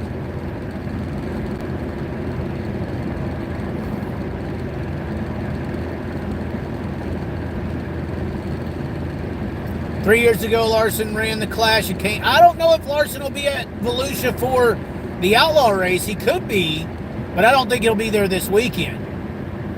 He could potentially be at the Volusia 410 Outlaw events. I think that's possible. Made it back. The local watering hole did look tempting, though. Wow, you almost went there. I doubt that, too. It's possible, though. I mean, yeah, I doubt it as well. I'm assuming they're going to try to make Kyle a high-limit exclusive vehicle more and more. Try to make it to where if you want to see Kyle race dirt, you got to go to a high-limit race. I think that's an angle. If I was them, I would play that angle, to be honest with you. Oh, shit, something in the road. Oh, we missed it. But I do see that as a playable angle. But at the same time, I meant to say but, Volusia is the beginning of the year. You can kind of see where your car's at. Silva kind of runs that operation, so you never know. Are you a Richard Simmons fan? Refresh me on who Richard Simmons actually is. No, we are not in North Carolina. We would be in North Carolina if I-40 was open, but due to the weather and the hurricane and the blowback from that and the dam collapsing, I-40 is shut down. So we have had to go around North Carolina. When we do enter North Carolina, we will have to enter from the north side of the state. We'll be about midway into North Carolina when we do enter. I do believe we are actually in Virginia right now.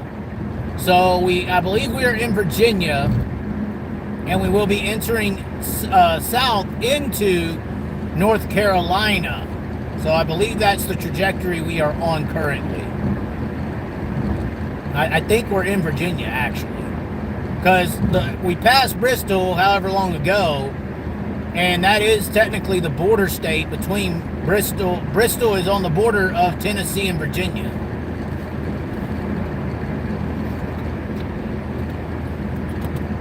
I would pull up the map, but I can't have the map up with the broadcast going. It would pause, and I may lose you guys. We are turning in 38 miles to I-77 South. That's our next highway it's putting us on. And that it says we'll be in Charleston, North Carolina. It says I-77 South is where we're going.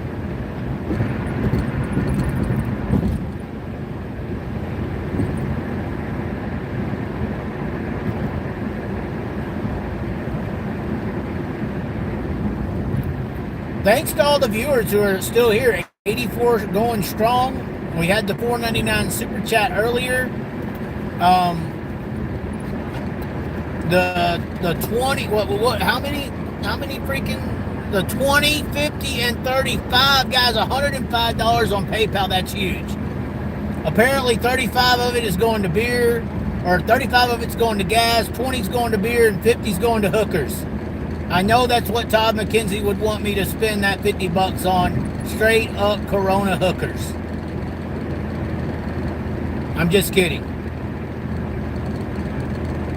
So Chaz, can shotgun a beer with Caitlin when Kyle wins? I don't know. Caitlin might be mad at me.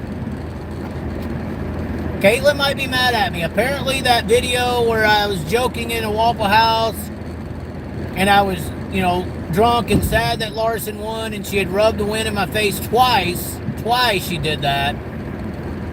And then at the end of it, I was like, that fucking bitch for rubbing it in my face. That video got almost 60,000 views on Facebook, and everyone was fucking pissed.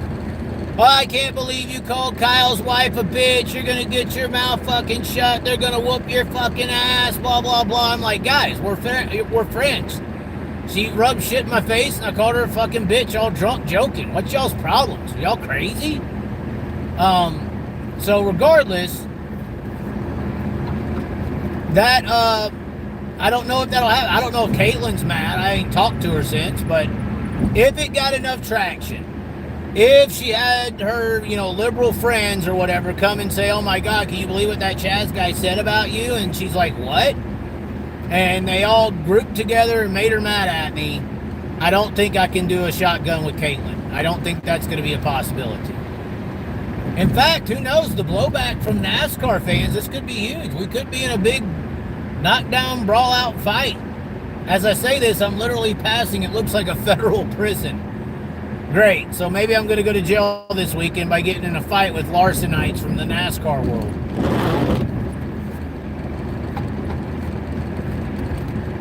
We'll see.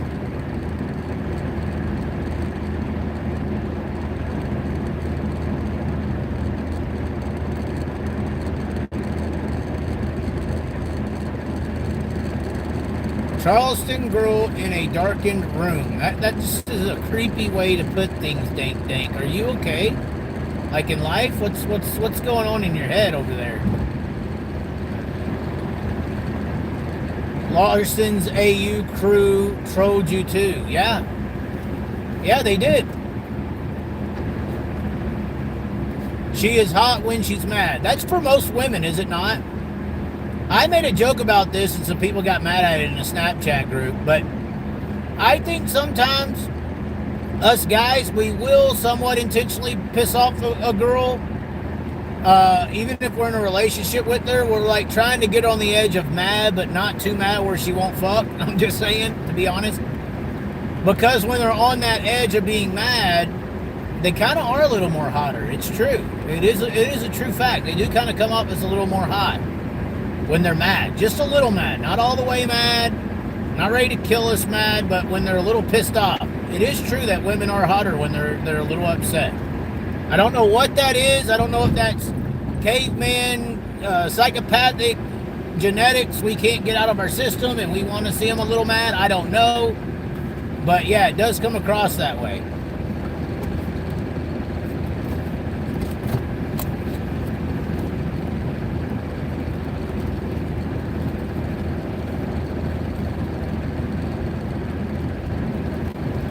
Whatever you said was just censored. Potentially inappropriate message. Makeup sex is great. Was a censored, inappropriate message according to YouTube. Which, I mean, I guess I am being inappropriate in saying this. I guess you're being inappropriate in saying that. I guess we'll get flagged and banned from YouTube for explaining this opinion. But I've just talked to enough guys and heard enough people describe things and had personal experience to where there is something to it. There is something to us guys pissing our girls off a little bit, making them a little mad. I have a feeling there is something to that. I feel like it's genetic. It's something that us men genetically do, and I don't know what it is. I don't know. I could be real scared and real creepy about it and say it's like some caveman kind of, there was no law type of action and it's something we need to get rid of, but there is something to it. There is something to it. Saying Kyle Larson on here will get you banned now. It's potential. There's potential for that.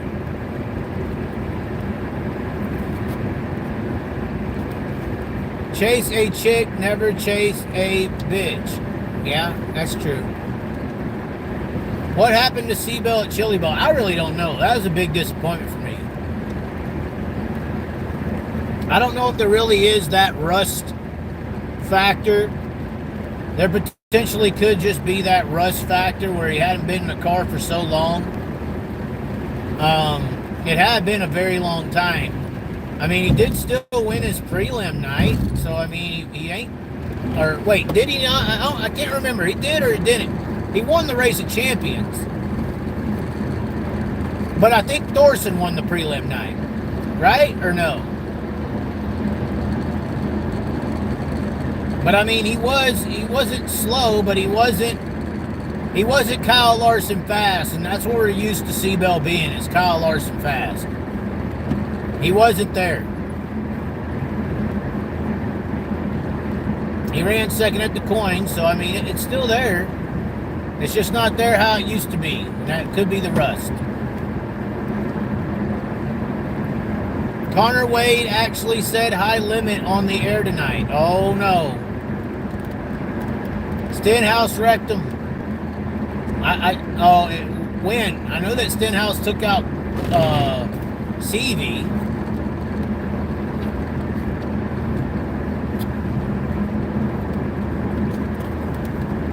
Bell is better at the skill-based tracks than NASCAR. I don't know. It's hard to say. NASCAR is a vehicle-dependent sport. Like dirt, you got to have a good vehicle to run well. And in NASCAR, if you got the best car, you are the best car. Like a guy who's got a really good car can't compete with you. Your race car, 9 times out of 10, is controlling your ability on the track.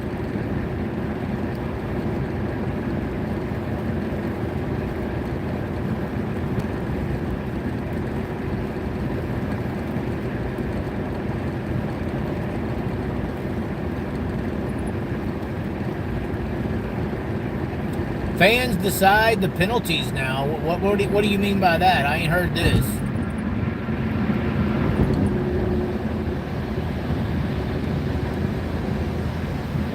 NASCAR is a lost cause. Okay.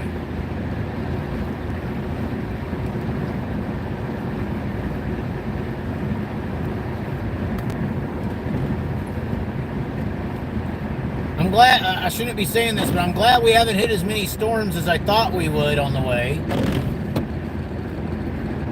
And now it'll start downpouring, for crying out loud.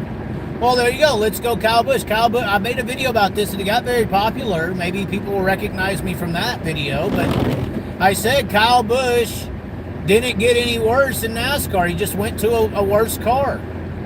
Kyle Larson could barely win in the Chip Ganassi 42 car. He said the N-word, came back, got into a Hendrick car and dominated the year. Kyle Larson didn't get no better as a driver saying the N-word and going and winning a bunch of dirt races. The race car changed. Kyle Larson got into a Hendrick vehicle. He was in a Ganassi car and only won 6 times in 6 years. He got into a Hendrick car and he's been one of the most dominant drivers in NASCAR ever since. That's because of the race car's ability. Kyle Busch is the other example. He was in a good car at Gibbs, was a threat to win almost every single race. He gets into an RCR car, which is similar to a Ganassi operation. Even though Ganassi don't exist, but it's not one of the mainstay operations. And now he's just average. He's in the Kyle Larson seat where he is struggling to win a race. It's not because Kyle Busch's talent went away. It's because he got into a car that just wasn't that much of a deal. It's not a Gibbs car.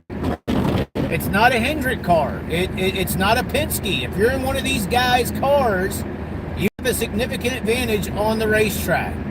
No matter what this next-gen car does or that car does or whatever car they come out with to make it equal, these operations just have an edge on everyone else, and it hasn't changed. It hasn't changed.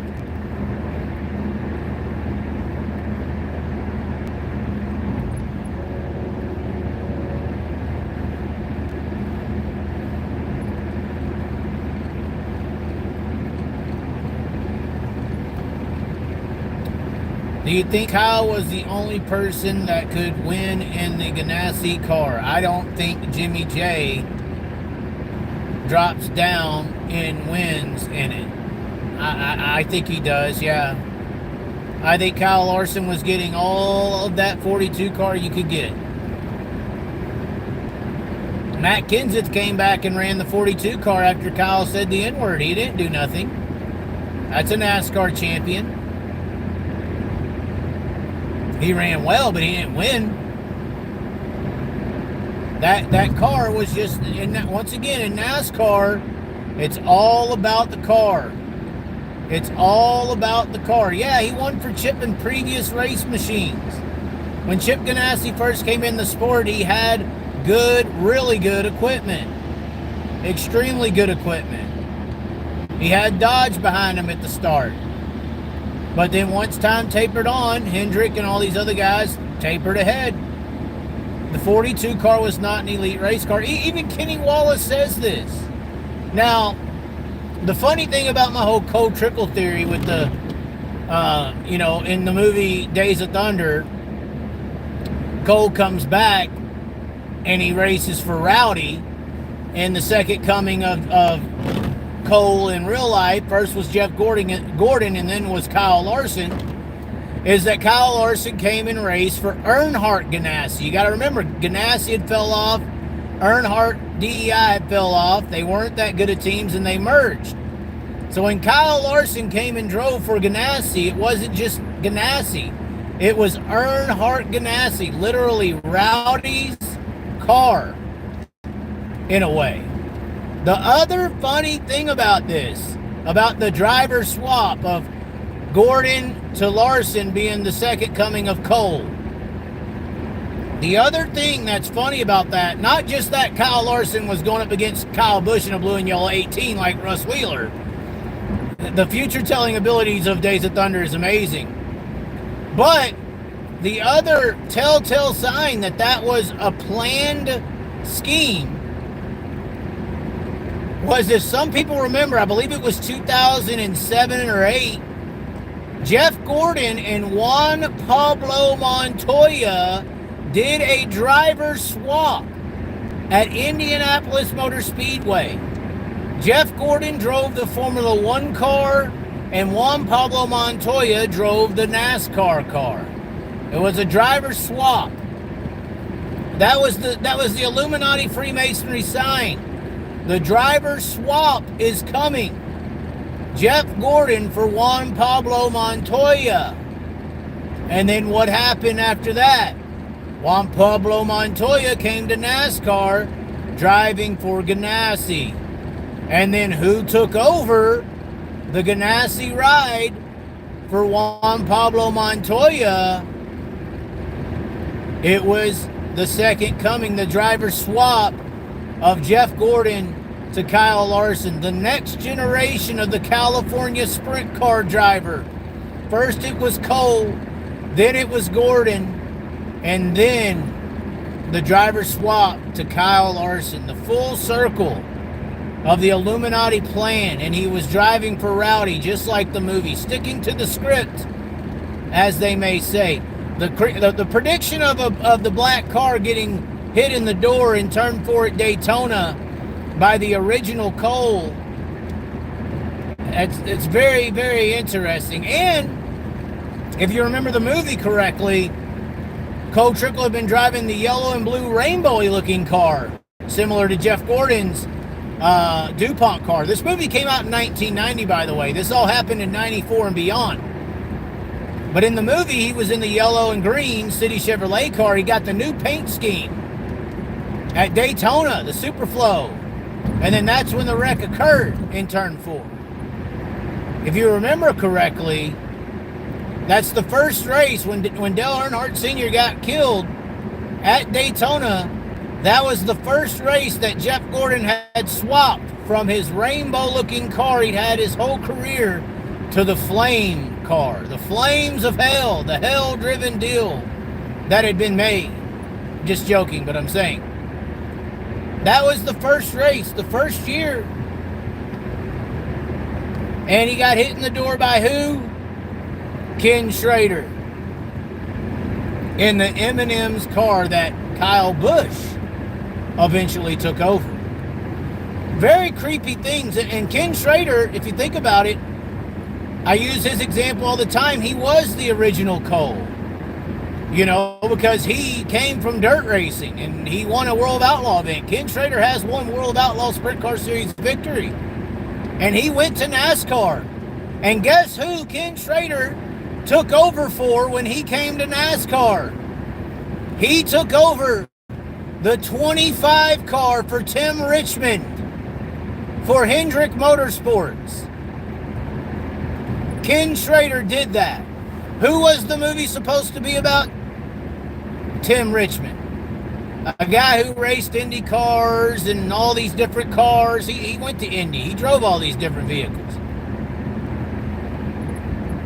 But the character of Cole Trickle was a driver from California, a sprint car driver who wanted to go to Indy, didn't have the money or opportunity, and had to go to NASCAR. That sounds way more similar to Jeff Gordon, doesn't it? Once again, this movie came out in 1990. Jeff Gordon went to NASCAR in 94. Insane. Insane correlations between the future teller of Scientology's Messiah, known as Tom Cruise, and the real world, known as Jeff Gordon. And it just is so funny that, you know, on Jeff Gordon's departure year at the NASCAR banquet, who showed up at his retirement banquet? Tom Cruise. And Jeff Gordon begins to cry. Unbelievable, guys. Unbelievable. Unbelievable, ladies and gentlemen. Unbelievable. The scheme has been set. You know why they're having a sequel of Days of Thunder this summer? So what you gonna think? I've heard about this sequel, but every time I've researched it, it's not true. There is no sequel of Days of Thunder. I actually have a sequel idea for Days of Thunder 2. It would be that Cole Trickle gets too old and these new rich kids come along and buy him out of his ride. And Harry Hogg has like a grandson, and he was bought out of his position a long time ago, and he has a dirt car, right? And he convinces Cole Trickle to go dirt racing. That would be a good Days of Thunder 2. And then Cole Trickle goes to dirt racing and realizes that dirt racing is so much harder than he ever thought. And he has this big race with all these rivals, and he coaches Harry Hogg's grandson, and he gets on dirt and gets his ass kicked and has to learn how to win on dirt and wins the race at the end or something like that. I think that would be a great sequel to Days of Thunder 2, actually. It could be like Days of Thunder 2, The Origins. And it would be like Cole Trickle going back to where he's from. And it would be dirt racing. I think that would be awesome.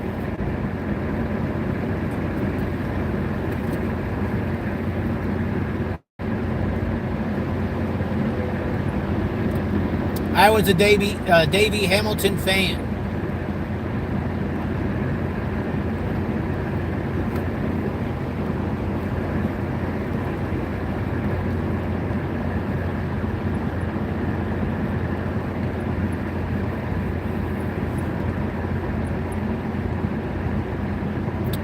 There you go. There's a way to make your million, Chaz. Call up one of these writers for these movies and give them that idea. Well, yeah, they could take that idea and just make money. The thing is, I've already looked into this. When you have an idea like this, you almost have to go and copyright it. Because they can take the idea and just not pay you a dime. It's not as easy as you think. That's funny, Charlie. I don't know who Charlie is. My name is 100% legitimately Chaz. If I go to Bowman Gray and I get into this big fight and go to jail, look for a Chaz Thompson. That is my legal name.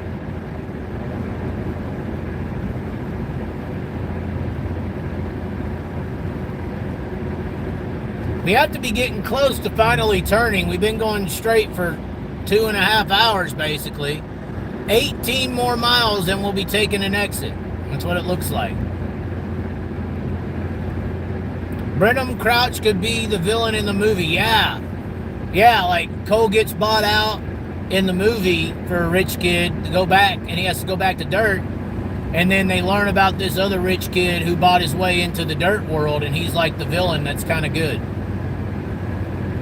David is the villain on the World of Outlaws side. They try to push him as the good guy. You know, they really try to push David Gravel as the good guy, and he is a good guy, but the fan base of the World of Outlaws in the sprint car world just does not want to see David Gravel as the good guy.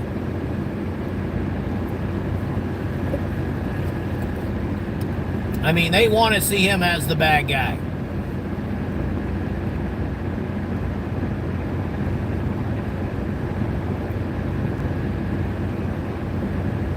People just don't like gravel. I don't know what it is.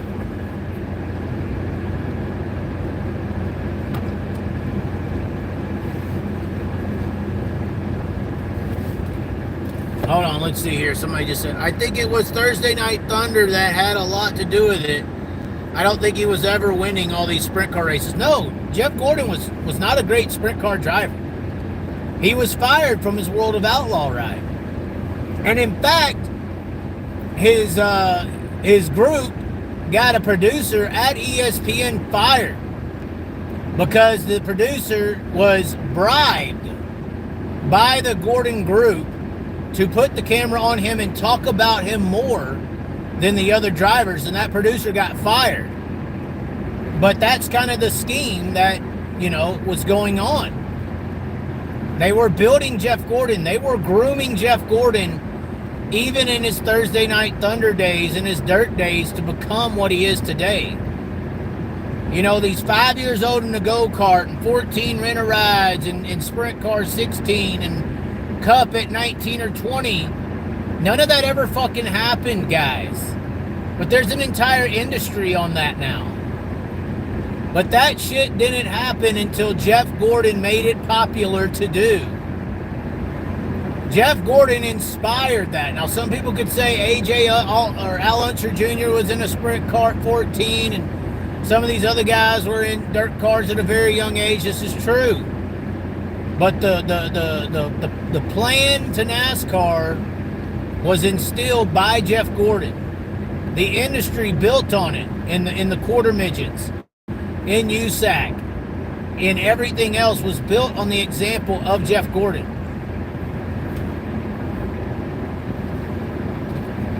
He was the star. He took over the industry.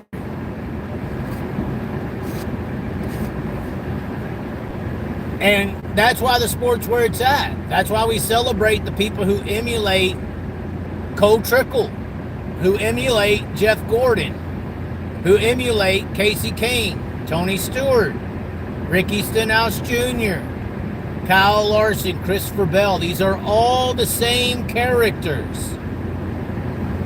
All the same characters, guys.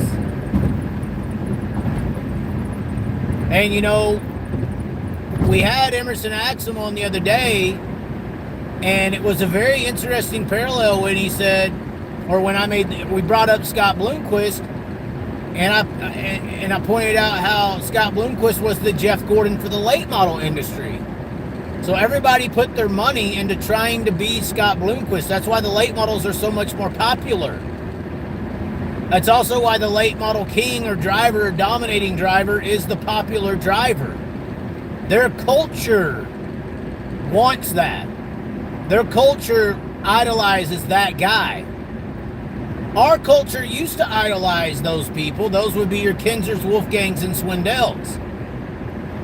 We used to idolize that guy until a movie put us into a 30-year trance.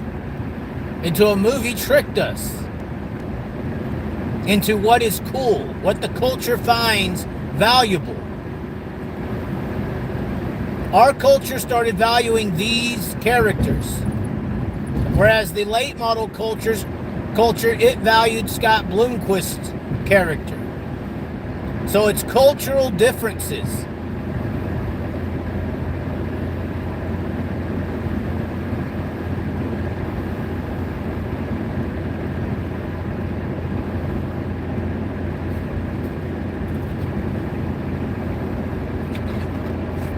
Where are we trucking, brother? We're trucking to Bowman Gray.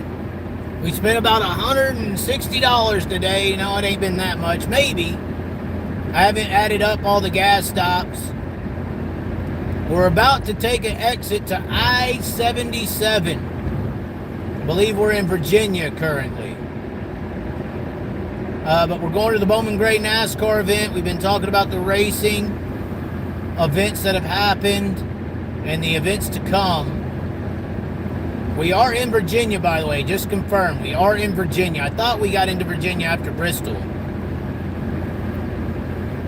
Deport. I don't know what this guy continues to say, but Bloomer was a badass. He was too much of a threat to NASCAR. I agree. But we are lucky. Dirt racing overall is lucky that Scott Bloomquist did not go to NASCAR. We are lucky.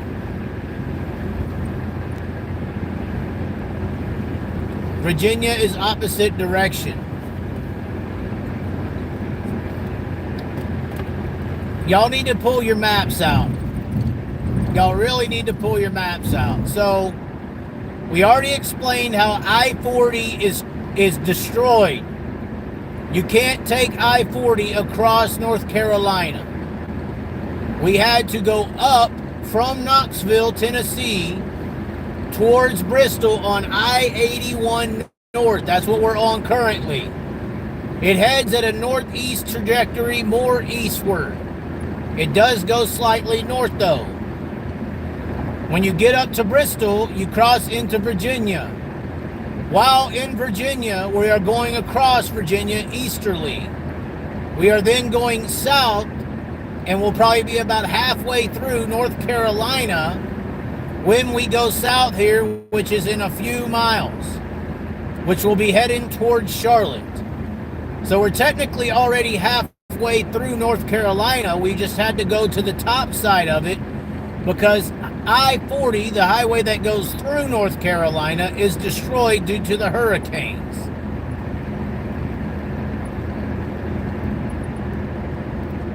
Have you ever got to interview Jeff Purvis? Once again, they tried to Jeff Gordonify the late model world with Jeff Purvis. That is why Scott Bloomquist was the big threat. Because Scott Bloomquist was fighting the star of Jeff Purvis in NASCAR. I also think Jeff Gordon played a factor in that too. Gordon was just bigger and better. So Bloomquist combated the stardom of Purvis. Oh, we're losing connection. Oh shit. Let's see here. I'm pretty sure we got to go I-77 south towards Charlotte in 8 miles, it says. So you see the split here. That's to go to Charleston, West Virginia. This is to go towards North Carolina. Dean Henry says, I think Bloomquist was a better driver than Jeff Purvis. Probably. Bloomer is the coolest guy to race dirt. I'm sad he's gone. Yeah, I mean, who knows what went through the man's mind when he did what he did. And then, of course, there's people out there who still think he's alive. They think he faked his own death. And he's on an island with P. Diddy, Tupac, and Elvis. Some people think that. Some people do.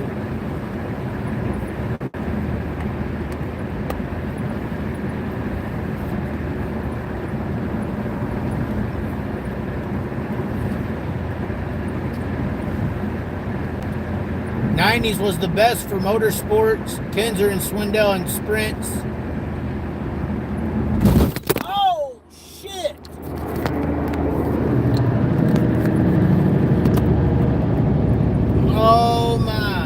Oh my, guys. We just hit a big-ass pothole. We are coming to a stop. Oh, fuck. Big ass pothole, guys. Big as fuck. Holy shit. I don't know if there's a exit ramp that we can get off, but there it was. There was the big hit. Let's see what we're working with here. Holy fuck. Y'all are laughing about it.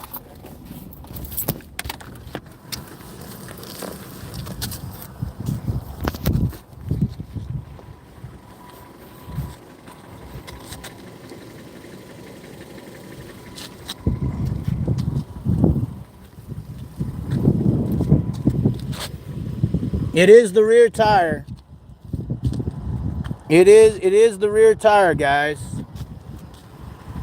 Son of a bitch. Yeah, we got the blinkers on. Well, damn. That sucks.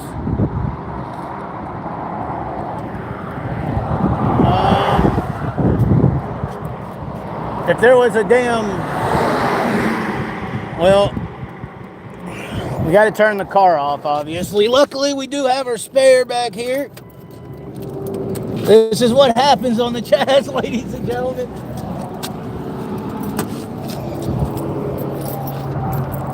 Son of a bitch, this sucks.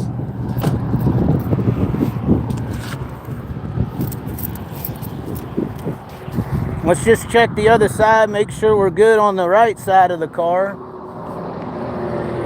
We are good. We are not good. Well, we need 60 more bucks for a tire, guys. That sucks.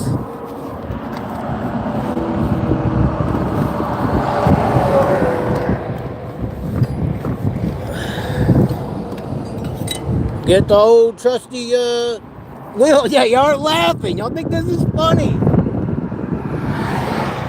This is not funny.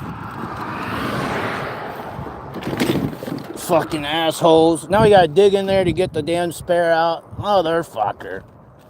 Well, a little late night entertainment, huh, guys?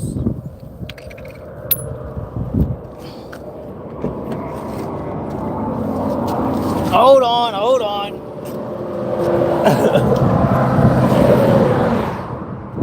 I tried to get as far off of the road we can. There was kind of an indentation here. Hold on, hold on. Call the dirt tracker. No shit, we're actually missing a piece. Hold on just a second. We gotta dig in here. We gotta dig in here and get some stuff. No, we're trying to pin this phone up so we can get in here and dig this shit up, guys. This is horrible. Got oil in here in case, you know, we got some transmission fluid. Oh. Got both pieces for the jack. And then we got to dig in here and get this, have all this stuff back here in case we ever get into one of these situations. We got our hats. Oh yeah, we got our hats, buddy. Maylox is here. Son of a bitch. I didn't want to have... Well, I'm always prepared for the worst. We got our ice scraper. Hold on, we got to dig in here and get this spare. We do have the spare. If it's flat, I've usually kept it all aired up. Oh.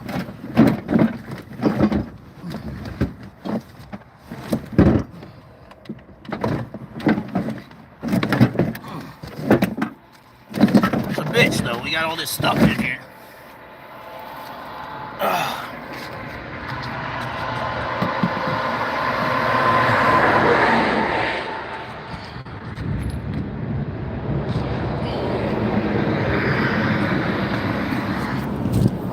All right, so we have everything we need. I'm not sure about how we're going to film this. Hold on. We're getting innovative here. Oh, this shit ain't no fun. Actually, I figured out how we can film it. Gotta be here for a tire change, guys.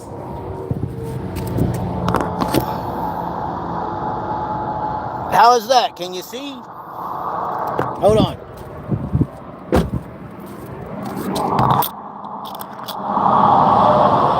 There we go.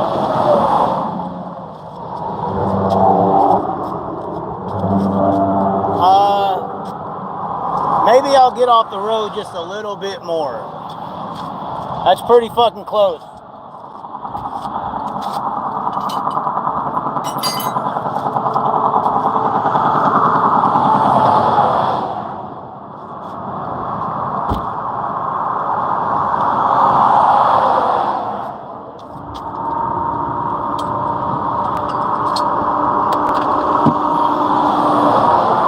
Yeah, we're gonna pull off just a little bit more.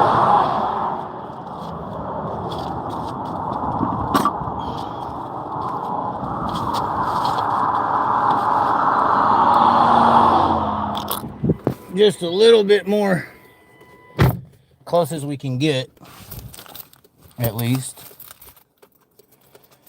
I know, get the spider with the lug wrench. Hold on, we're gonna get off here on the side. I don't want to risk getting side swiped.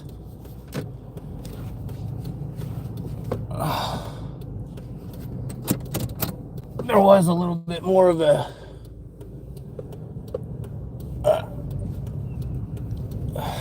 yeah, we'll get way over here. We'll keep it on the concrete though. There we go. Now we can be a little further from the road. Safety first, guys. I gotta pee too.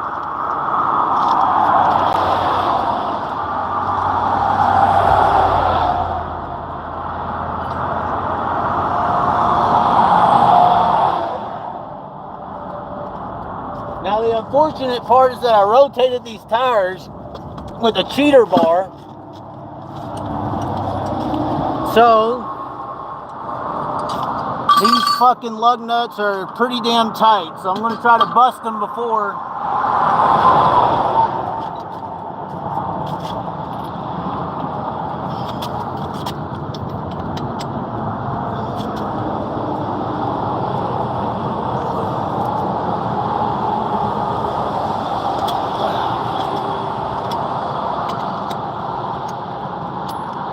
Not too tight, so we're good.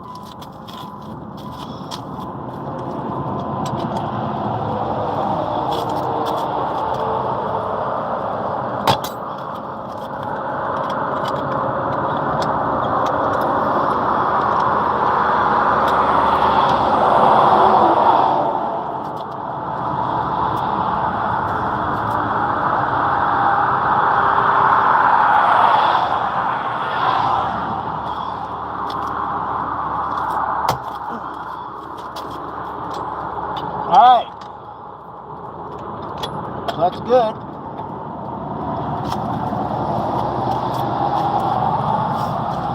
Good so far. At least it ain't super cold. If this was fucking Iowa, I'd be fucked. It'd be freezing.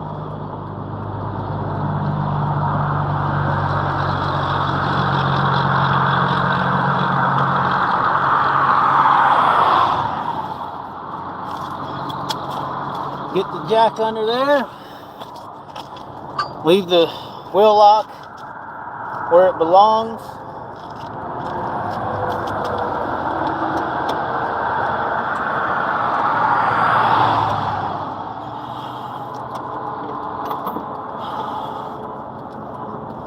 Get this thing up here.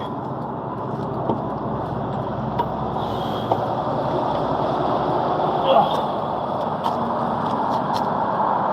pull the pants up so we can really wrench on this thing.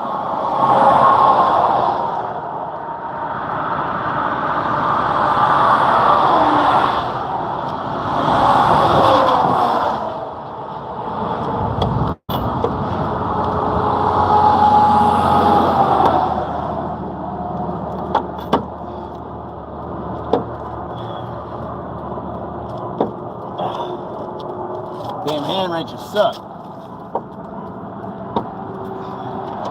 Let me see. There we go. It might be a little easier.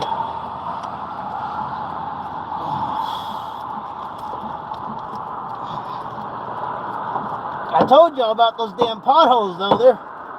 They're horrible.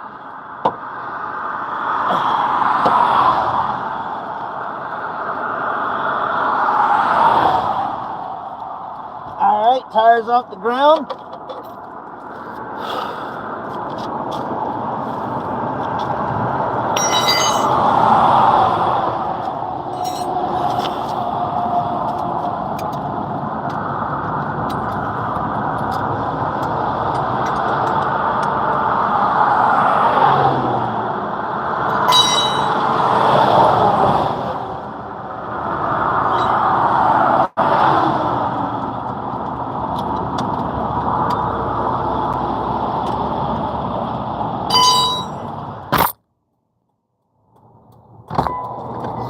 Sorry about that. The door shut on me. I don't know why all of a sudden the door is shutting.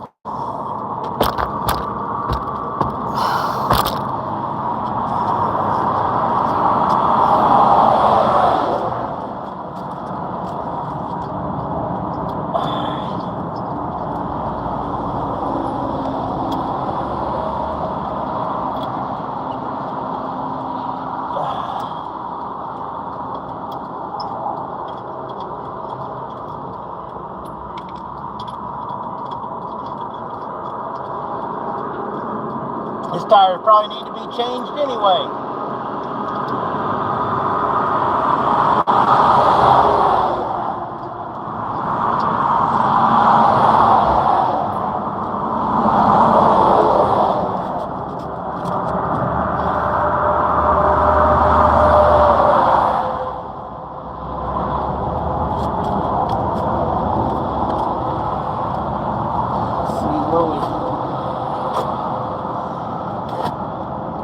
Big old gap right there.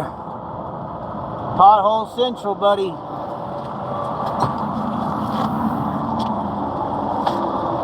I've always made sure that my spare is up to air.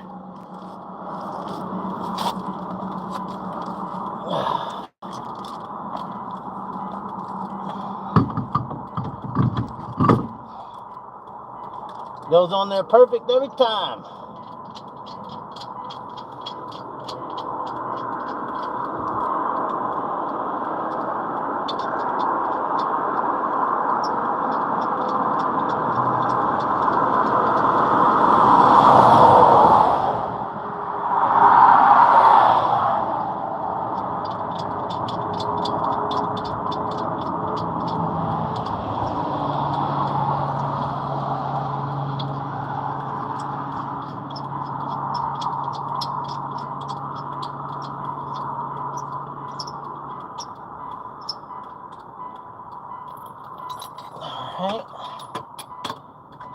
Should be able to get these relatively tight while it's in the air.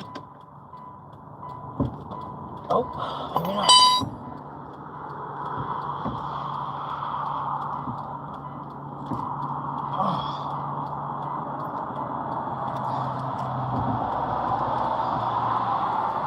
Still kind of moving on it.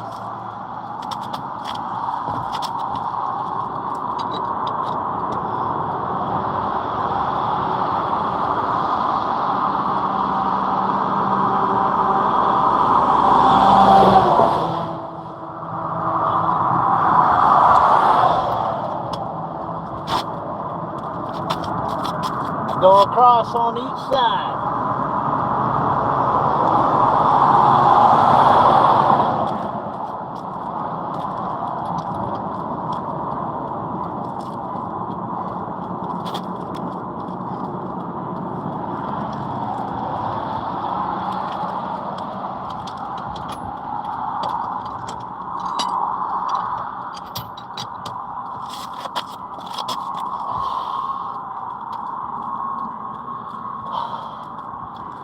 Seems like we are secure. Everything is centered.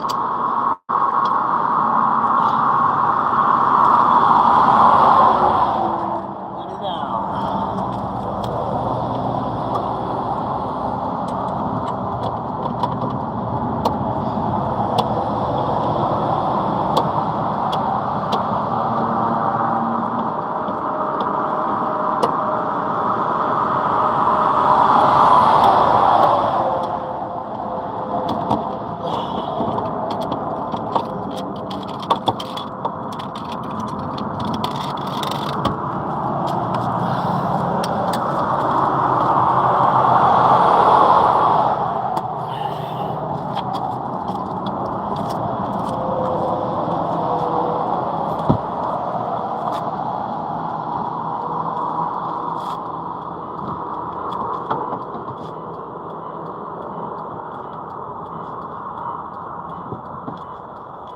Open up the trunk, give one more little nick on these.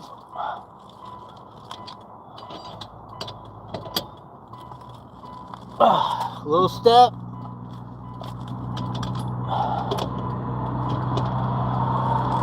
Little step.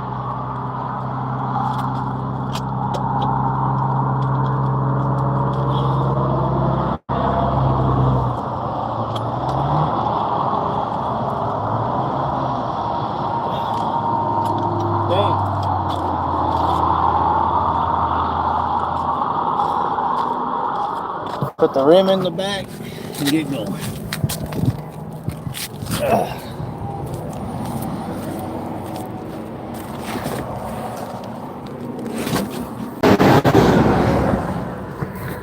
Sorry about that, accidentally pushed the button, so get that in there. Don't smash the Velox hat. Get going. Should be good. Hopefully the car is.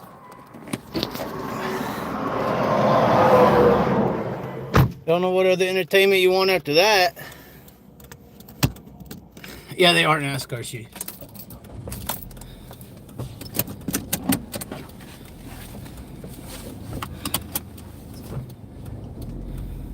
Let's hope the car is okay. That was a big hit, though. We'll know once we get up to speed.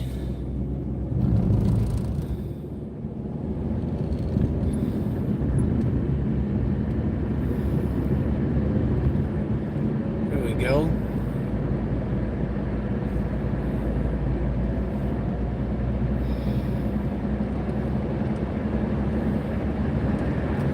We're up to 50. Check engine light has come on now, which is horrible.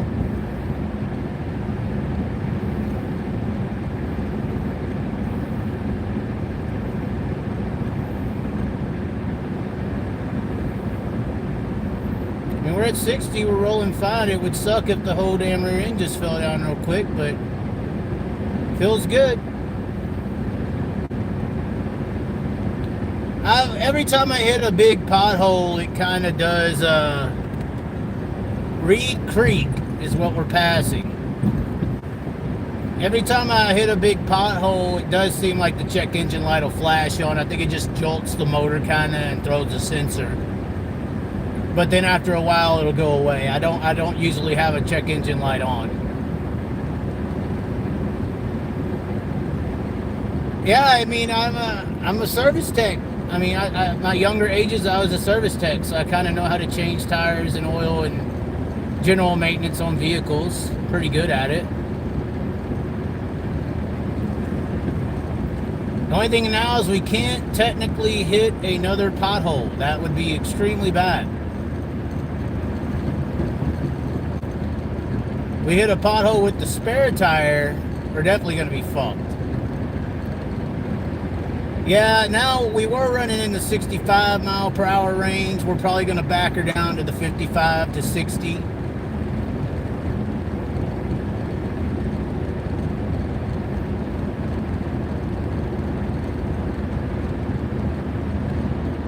But yeah, if we hit a fucking another pothole, we'll be fucked then. Dirt tracker can't change his own tire. That's funny. Yeah, spare tires ain't too hard to change. Just gotta know how to do it. Hand tools definitely suck. You might need a new rim too. Those rims are pretty good, I would say. Stay out of the trucker lane. I was in the fucking middle lane. I don't know what, I mean, honestly, actually, I think I was in the fast lane. I mean, y'all could rewind and see.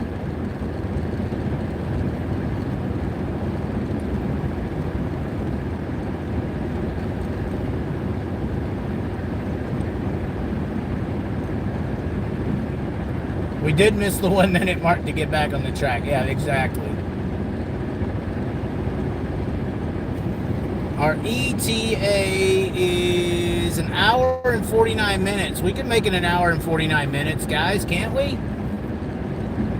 2 more hours and we're to the temporary home for the Bowman Gray situation. I guess I should take my spare rim, or I should just go to the track with the spare on, since apparently it's relatively dangerous. I know that there's a 55, 60 mile per hour limit on spare tires. I'm not an idiot.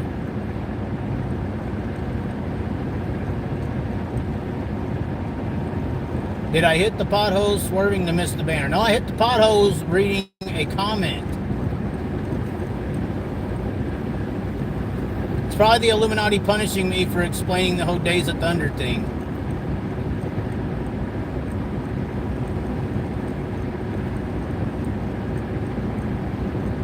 Supposed to keep Tom Cruise out of my mouth. Just worry about Jeff Gordon.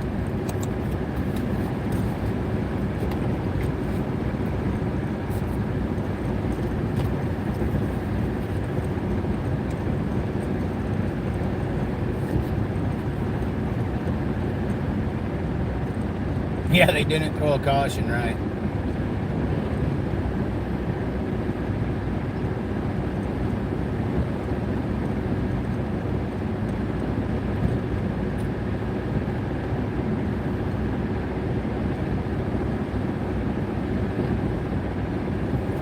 That tire probably needed to go, to be honest. I mean, it had been...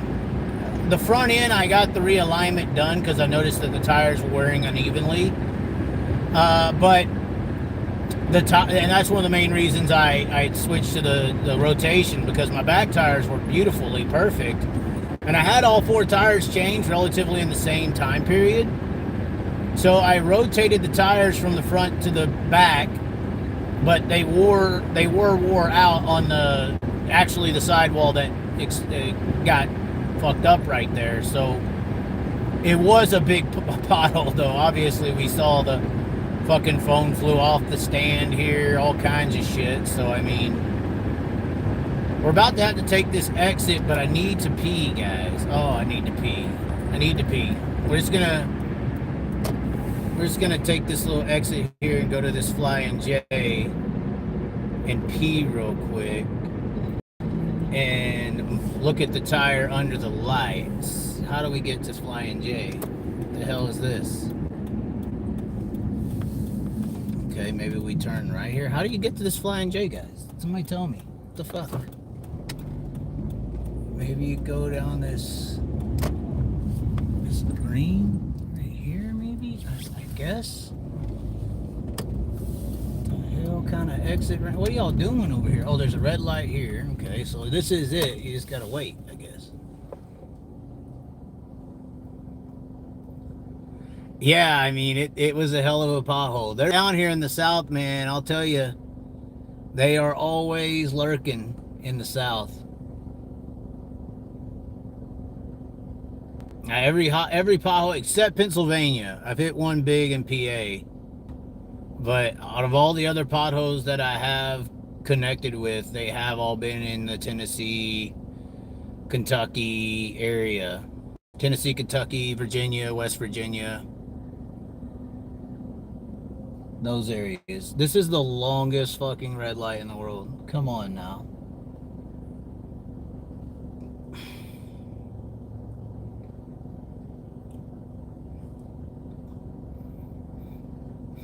We are about to take I-77 south and enter North Carolina.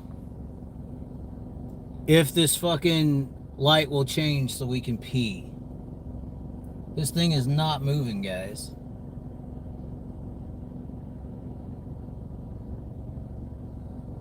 Alright, it finally went red. Does that mean I get green? I guess this light doesn't change to green?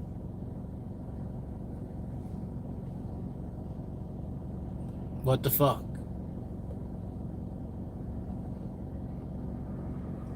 The light just went from red to green to green. What is this about? I mean, do we have to like back up or something? That light's not changing, guys. I was just trying to go to a damn pee stop real quick and the light's not changing. I guess we keep going. Up here, turn around, man.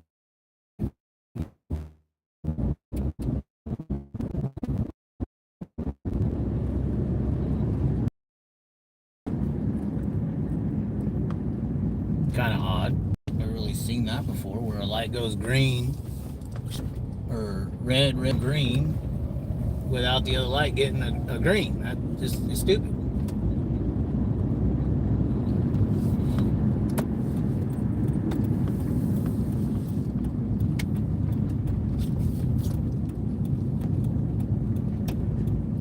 There's a tow truck we avoided, so far at least, right?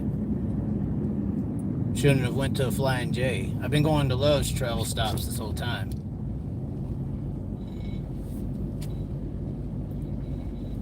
Alright, y'all wait in the car. Don't let nobody steal me. I'm not going to let y'all come and watch me pee. I can't let you know how small it is. I guess if we're trying to teach proper etiquette, you should, after driving on it, potentially go and air up, or at least check the air pressure on the tire.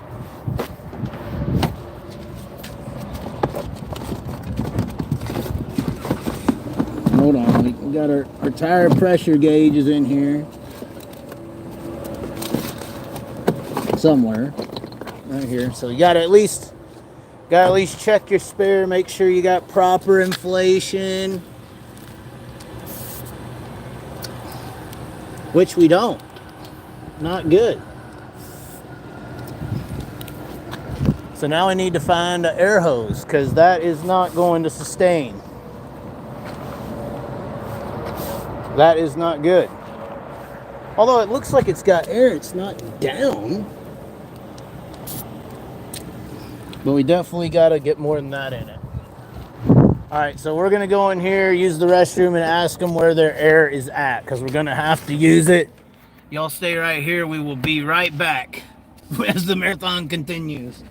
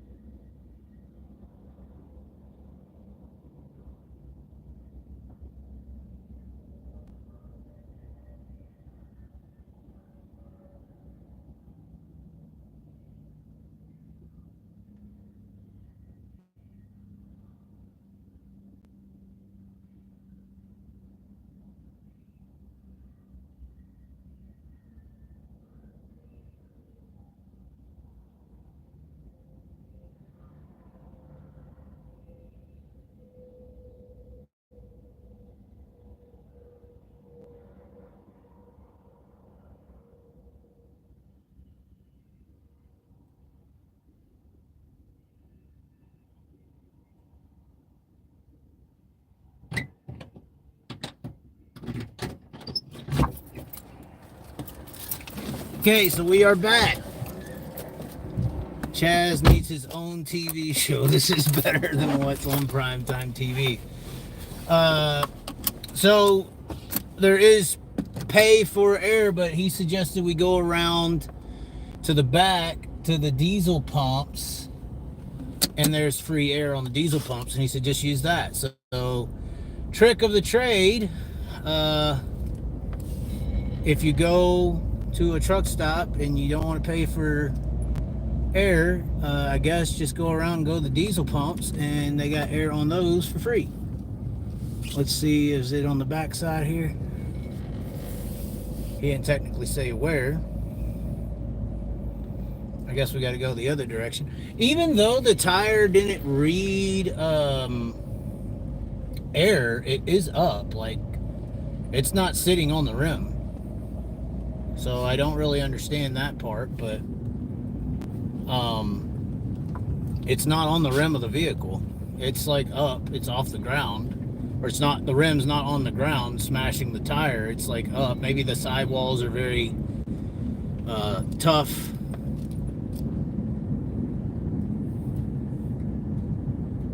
Hold on, don't retract your statement. If that's, what's the truth there? What did you say? Let's see here. We may have to pay because it looks like there might be a line to enter the diesel. I don't know here. He said just go up to the diesel pumps and get them for free. So we're attempting to do that.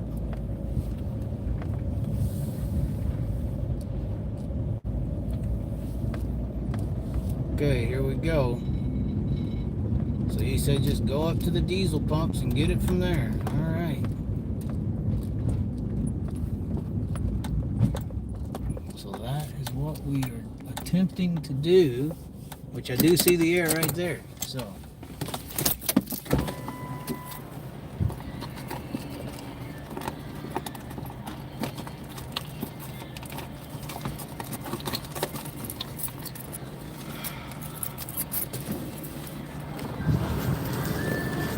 but see, guys, it's not, I mean, it's low, but it's not on the rim. Let's check this again. Maybe I got the reading wrong. I get that it's low. That's fine. It's not moving the gauge.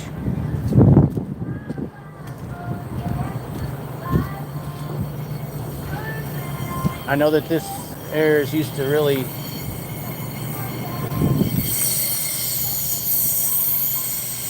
Oh, they cut him off.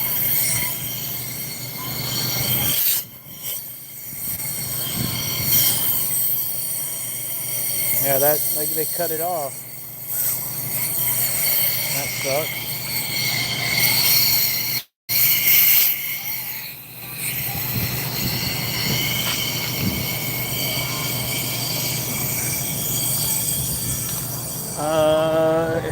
Let's see if any of them actually have the...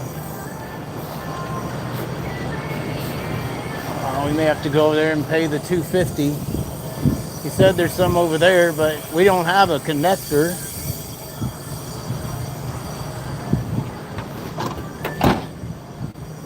Son of a bitch. We don't have an air pressure connector. Let's see. I think we got $250 and change though. It ain't got a head on it.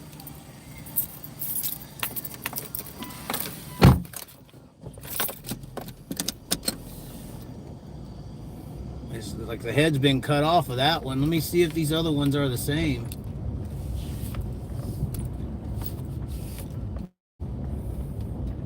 I guess people have stolen the copper off of some of these.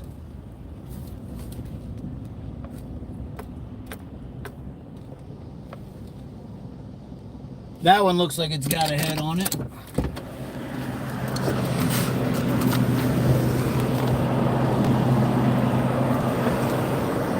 Let's see here. Yeah, that's what we're looking for.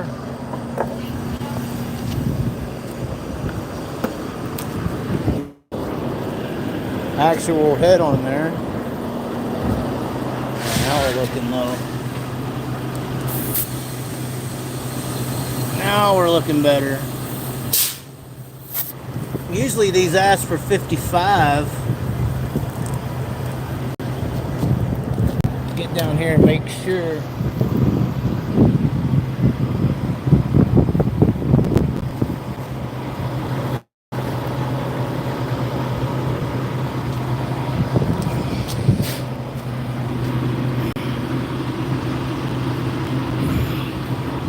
.60 PSI is what these are recommended for.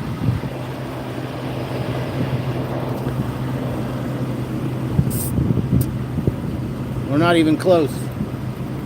Hopefully this thing don't blow up. If we blow up and lose our hands and shit, I'm sorry. I need definitely need healthcare assistance at that point.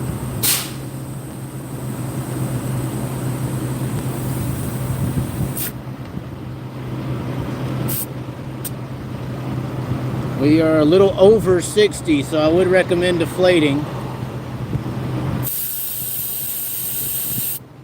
That's what that tool's for on the back. And we are at 60 on the dot. 60. So that's a quick fix.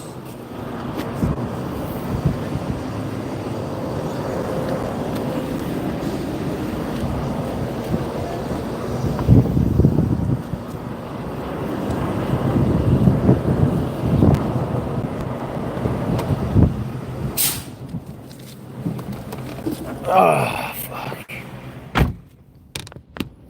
Well, I check them all. I know where my other tires are at. They're 32. I checked them for a left. They ain't moved. Well, hold on. I guess we should check the front, right?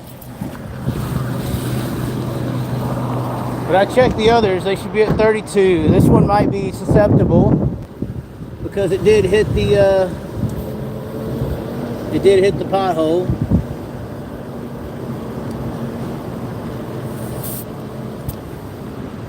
Yeah, but 32 on the dot. I checked my shit before I hit the road.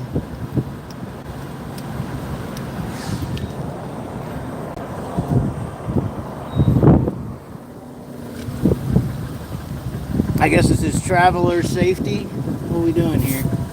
Yeah, 32 on the dot. I guess we'll check the other one just for all you naggers.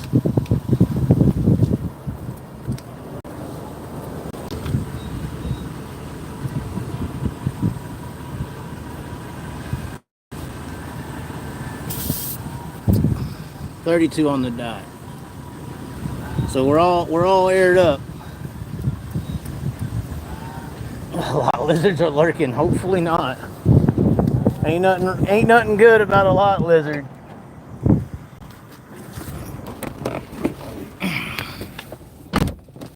All right. Well, we are. Yeah, all of them was 32, bro. The right rear one was maybe at 31 3/4, but maybe 31 3/4.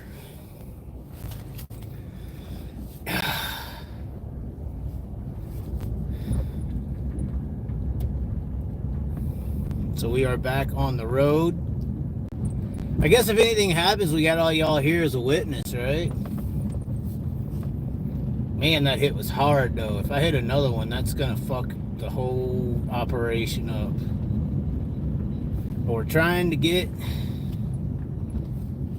to the house. It's all about the money, huh, Chaz? All about the money. It's all about saving money right now. We will take a stop here shortly to check the tire pressure on the spare to see if it's holding air or not.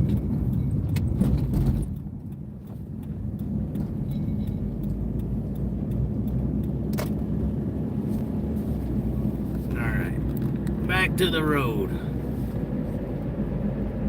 I am limping on it, damn it. I mean, what do you want limping on it? I was doing 55, 60. It always says a max of 55.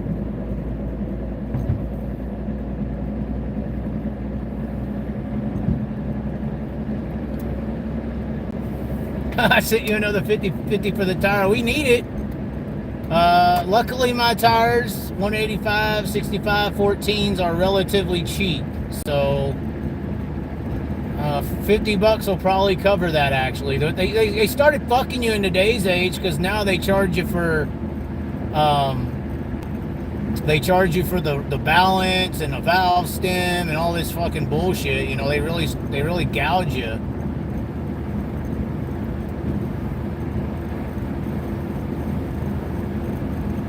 But we got to make it 2 more hours, guys. That's the only issue. And from my remembrance, I-77 South goes through some big fucking mountains and hills. Oh, shit. Oh, shit. Hold on. We got an emergency already. The fucking hood has come up. Did we bust the hood latch? Don't tell me. Don't tell me we busted the hood latch. Come on.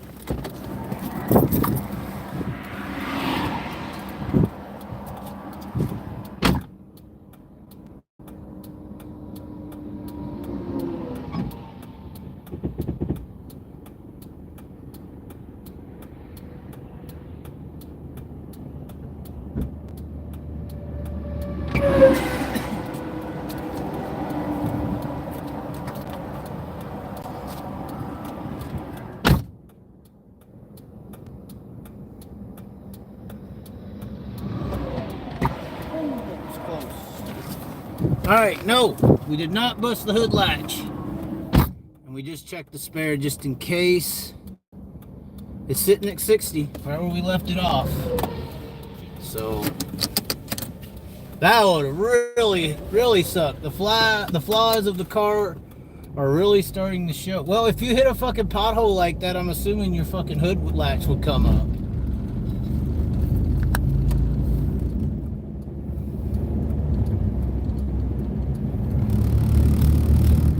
If it's an older car. Once again, one of those components of the vehicle that are 443,000 miles old. We started talking about this earlier. 24 hours of Le Mans. This is true. Oh, God. Oh, fuck. Another fucking pothole. Damn, dude. Oh, shit. Damn. That's not a good sign for the road, guys. It's not good. Should we have just turned into the fucking hotel back there or what? I just really didn't want to drop another 150 or something on a fucking room.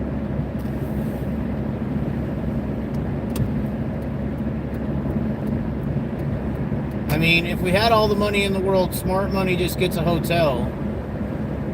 But we don't have that kind of money.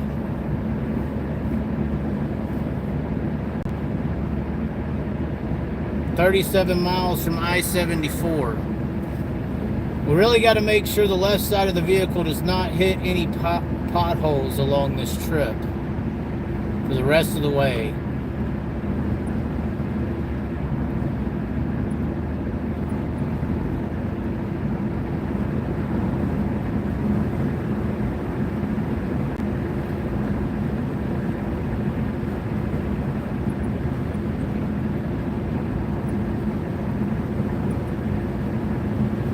What's your Cash App? It is $sign the Chaz Z1. $sign the Chaz and then Z1. The Chaz Z1. They may fucking need it. Oh shit. Every little dot in the road is like a heart attack moment.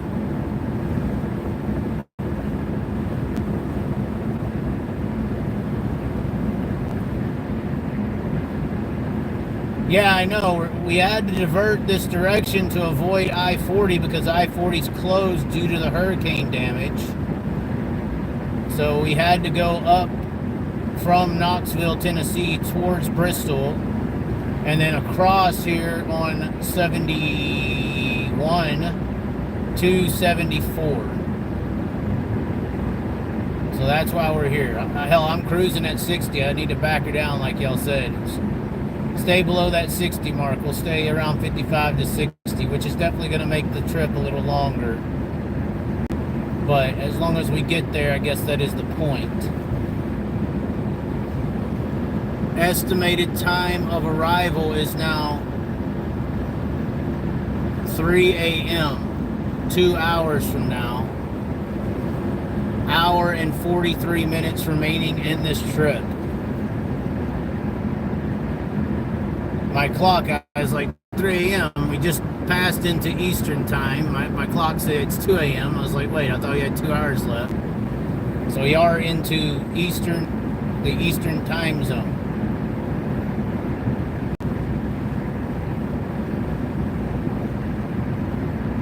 Right, depending on your time zone.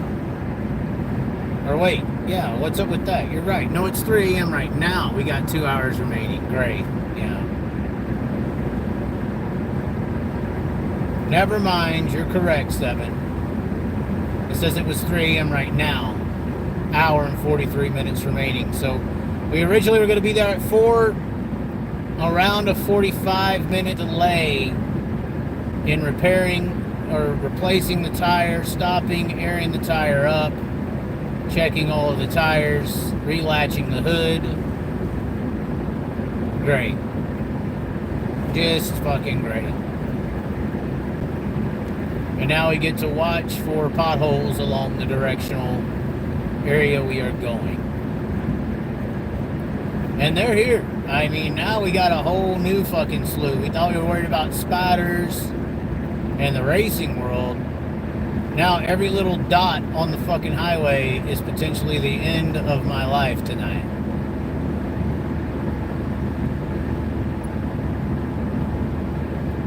Those potholes stay in the truck lane. So what, am I supposed to roll at 55 in a 60 on the other side of the road? You want me to stay on the car side at 55 and 60? Even though I hit that fucking pothole on the middle lane. I wasn't in the right lane, I was in the middle lane.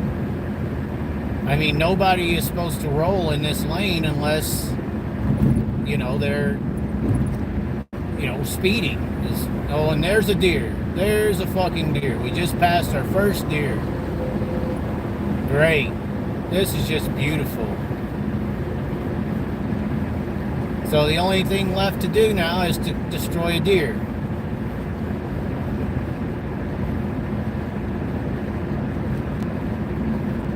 Oh my God. Now if we do hit a deer, life is technically over for me this trip. My life will completely change for the bad. Let me underline that, for the bad. That would be really, really bad. Now there is a car coming that is not a truck, and we're rolling on the left side. I just feel like we're rolling on the left side of the lane. Cop sees me doing this, he's going to pull me over. I'm not worried about getting stopped, of course, but it's just like, why would we roll in the left side of the lane? There is traffic coming from behind. It just looks odd to have me in the fucking fast lane doing 55, guys.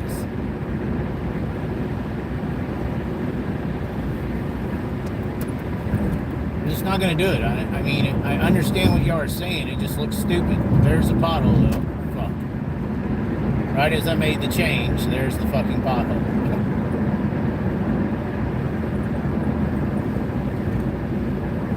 Somebody said call it a night, bud.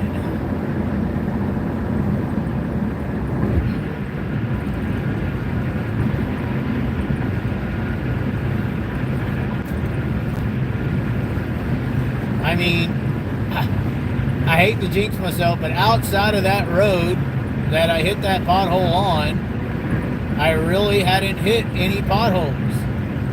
You know, and I was actually surprised. I was like, wow, the roads are better than I remember. And then that fucking happens. I guess, oh my God, I thought that was one right there. Oh God, there's one. Oh my God. Whew, this is a high intense moment. I guess we could roll this fast lane. And if a cop does pull us over, we can explain, hey man, we're 2 hours from where we gotta go, and we're trying to avoid the potholes. A pothole destroyed my tire. And unfortunately, I would like to roll the fast lane. Is there laws against riding in the fast lane at 55?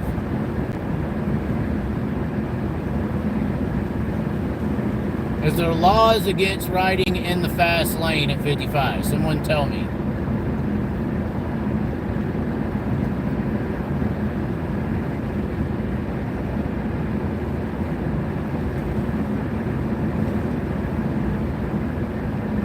Great. Somebody just said yes.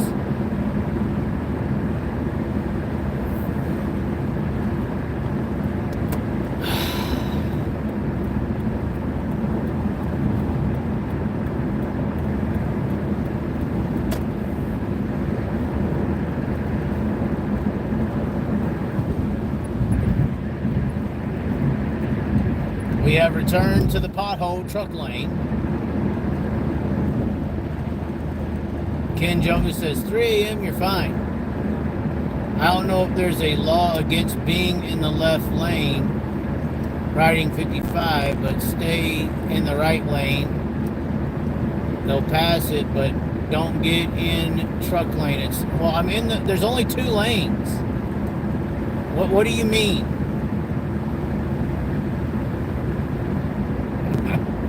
Someone just said bob and weave. I feel like, yeah, we'll just fucking spin off the side of a fucking hill. You know, we'll go to bob a fucking pothole, weave a pothole, and then end up in the fucking ditch. Off the side of one of these mountains we can't see.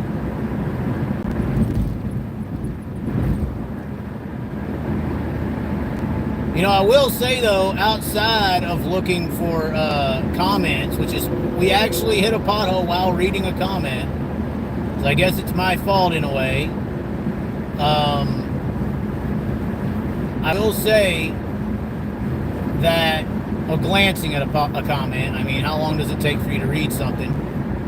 But it just so happened to hit something at that time.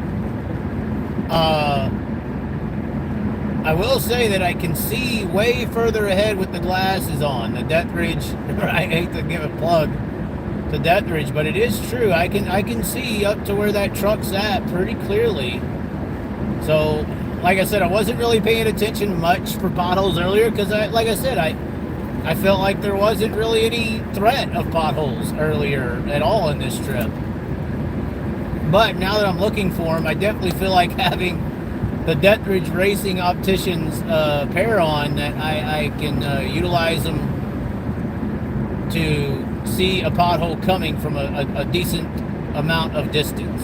I will say that. Everybody is, y'all are just tuning in, y'all are waiting. This is the sad part about the chat.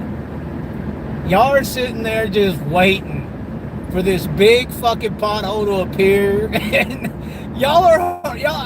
there is a significant amount of y'all watching this right now at 3 in the morning, hoping that a pothole comes up and that I just blare right into it, blow another fucking tire, and then strain it on the side of the road, calling some fucking tow truck to pick me up. Y'all, there's a part of y'all hoping that happens.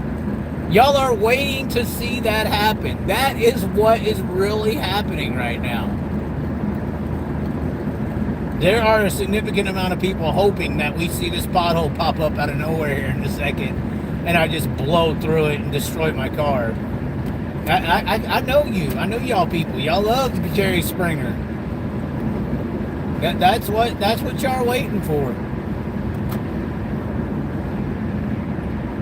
It's only midnight in Cali. Well, I guess you got an excuse, Todd.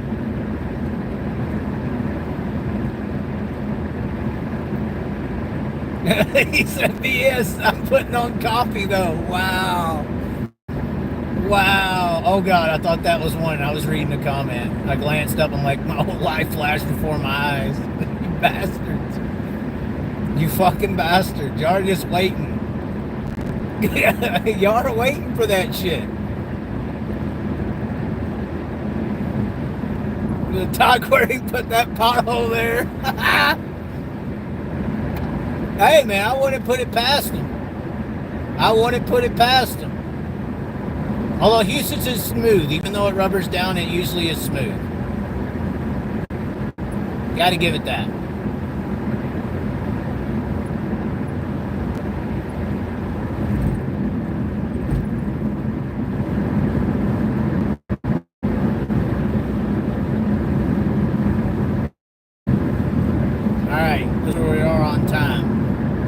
Hour and 30 to go. So we're clicking up the time. That's good. That's fucking good.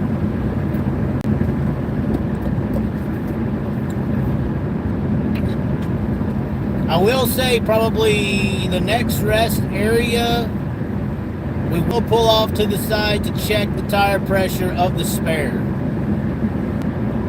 If it does get bad enough, we will stop this. If I go to check the air pressure on the spare and it has lost tire pressure, it's definitely not smart to continue, because a low air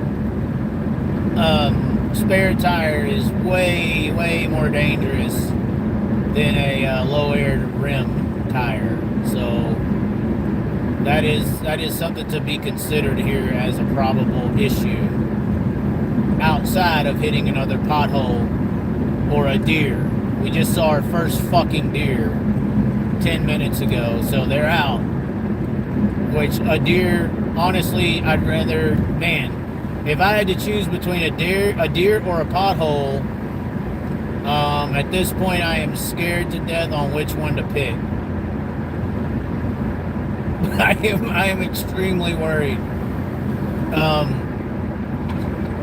If I see a deer, at least I have a chance. Well, I mean, I guess it's kind of tit for tat, right? Like, I have the opportunity to see a pothole, and I have the opportunity to see a deer, and I have the opportunity to dodge either one. The pothole doesn't technically move. The deer, we don't know. Sometimes the deer moves, sometimes the deer don't. I mean, so which one is harder to miss, a deer or a pothole? I mean, we don't have too much visibility. I mean, we could put the brights on to try to see a little further, but look, the brights really don't make much of a difference. In fact, I would say without the brights on, we see more in front of us directly. The brights just pretty much light up the edges. Yeah, I don't have LED high beams. I just got regular old, I don't know what you would call them, not fluorescent, condensate. I forgot the actual term. But we just have regular bulbs in there. Sylvania's. I know that is the brand. But which is harder to dodge, a deer or a pothole? You see the pothole, we can move.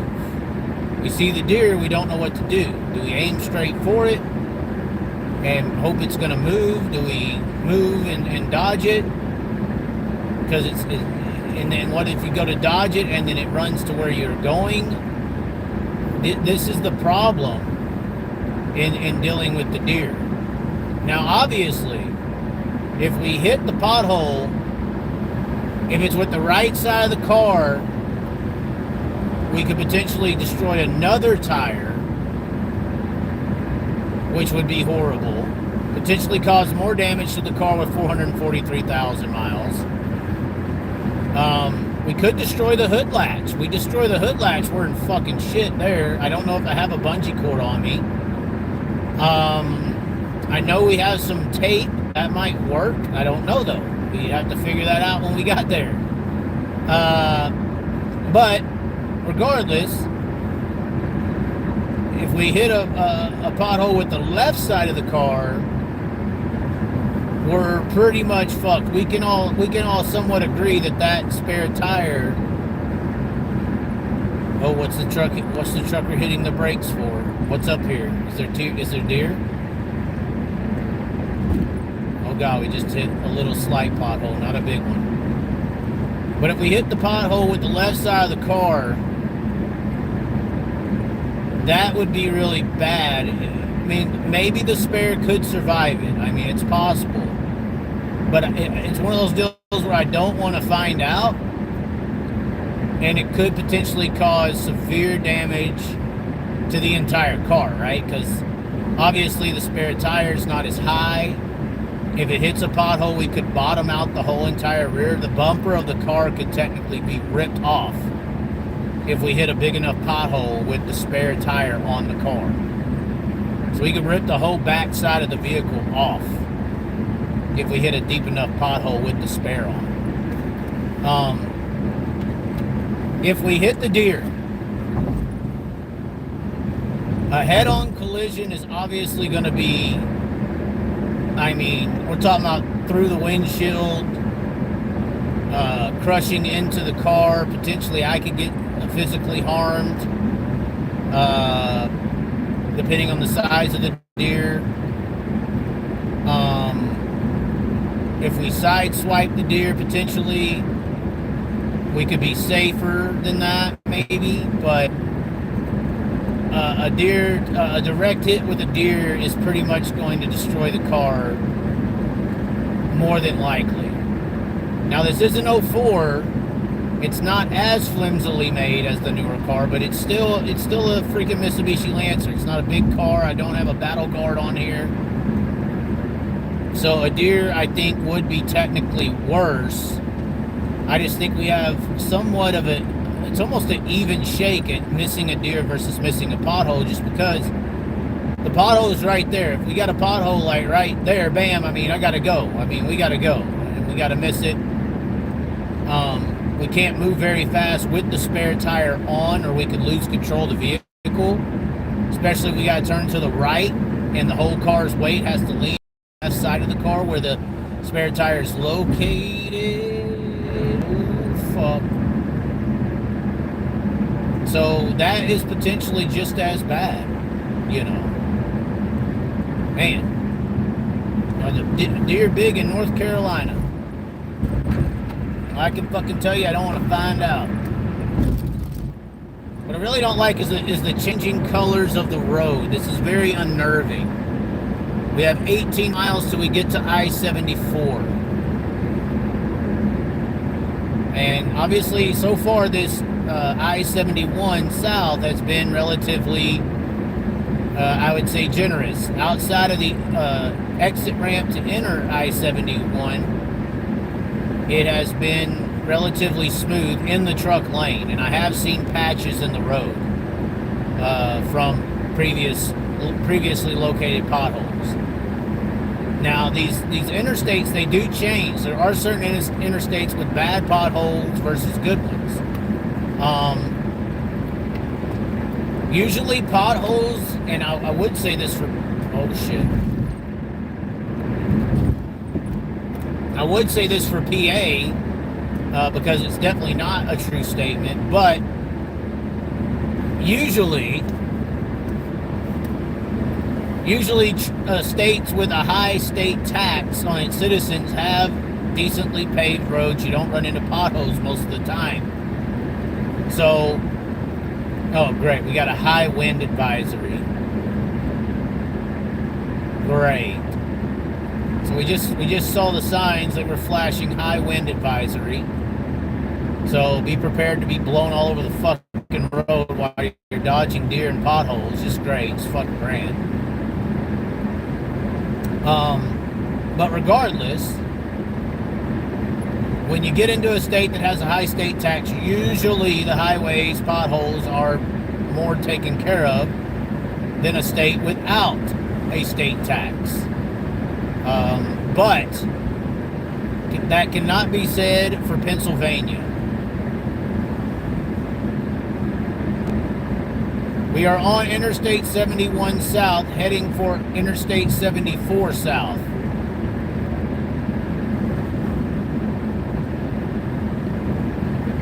Or maybe it's 77. Is it 77? I can check the map, but once again, it could knock y'all off. I'm not sure now. Y'all got me. I thought it was 71, but I obviously hit a pothole and lost my mind when that all went down. So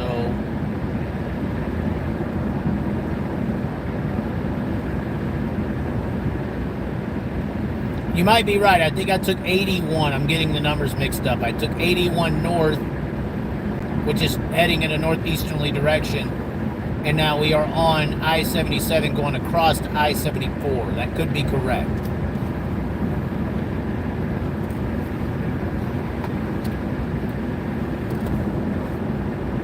Once again, the Cash App is $, the Chaz Z1. I saw somebody asking about it earlier. I'm not sure if something went through or not. I can check. We did get the $50 from Todd McKenzie. I'm kind of worried to keep checking and not looking at the road all the time. It looks like I didn't get no notification of Cash App. Looks like Corey Johnson did send a Venmo, so thank you very much, Corey Johnson, for $30. So that should help cover the damn tire, hopefully.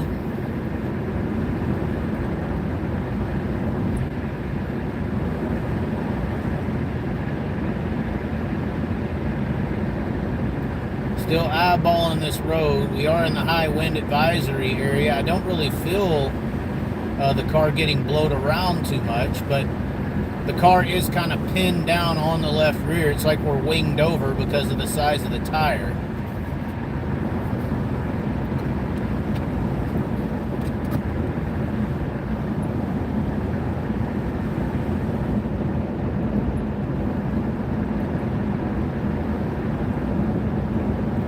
Jacob with the super chat. Thank you, sir. How far are you out? I'm an hour.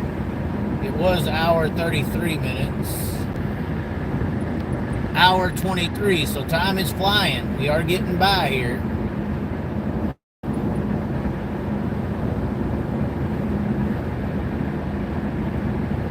Hour 20 minutes. So time's going by. Oh, shit. Oh my God. The intensity I am feeling by seeing bumps in the road or indentions. It's so hard to see an actual pothole when we're going over these fucking transitions, man. It's like, am I supposed to dodge the entire fucking road? I mean, I'm not supposed to, right? Like, if we go over these transitions and there's little dots everywhere, am I supposed to just start turning the car every way I can go? I mean, it's not like right there wasn't a designated dark area on the fucking road. It was all over.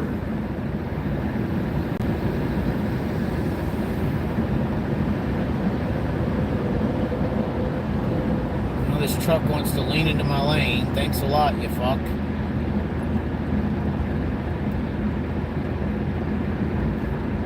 High wind advisory.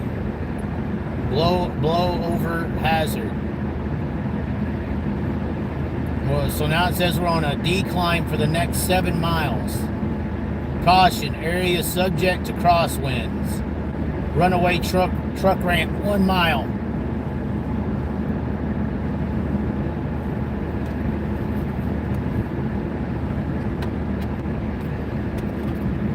Now, as unfortunate as all this is, even if I hit a deer or hit a pothole here along the way and destroy my car, I will have to make content of it. That's the unfortunate truth. I will end up making a, I don't know, depends on how long this goes, a little 10 to 15 minute clip of me blowing that fucking pothole to death, me changing the tire, all the steps to change the tire. Hell, it may help some single woman or man who don't, it may help Dirt Tracker. You know, we could help Dirt Trackers of the world. Even though he is a former professional tire changer in NASCAR, so it's funny y'all say he can't change a tire, but you know, we'll do like an instructional real life experience video of how to survive the tortures of the pothole in the middle of the night. We will do a video where we slam into the fucking pothole, pull off to the side of the road, safely distance ourselves from highway, change the tire, take the tire to the nearest truck stop, check the air pressure in the tire, air the tire up, and continue. And hopefully that's where the video ends. Or maybe it will end when I pull into the driveway of our destination. But the video could change at any moment if a fucking 10-point buck flies out here, or a pothole decides to pothole its ass out, and we have to deal with another situation, slamming into a vehicle, or not a vehicle, slamming into a another pothole, destroying another tire. And at that point, we will hopefully be able to exit soon. If not, pull off to the side of the road. And at that point, we will have to call some form of a AAA. You know, I should have a patch kit. We are like 10,000 feet in the air right now, ladies and gentlemen. By the way, I don't know if you can see it, but off to the side over here, you can see lights in the distance. If you can, I don't know if you can, but we are in the fucking air right now. I would say at least 2,000 feet. I'm going to pay attention to the road instead of trying to show y'all how high. Maybe there's... Y'all can see the lights down there. That is a city, a town. Oh, God. Content is life, huh, ladies and gentlemen? I just risked my entire fucking life to show y'all a town at the bottom of a 2,000-foot drop. So we are still going downhill, runaway ramp area. I do feel the wind now. The wind is throwing the car around a little bit. So now you get to dodge deer and fucking potholes with 70 fucking mile an hour per wind.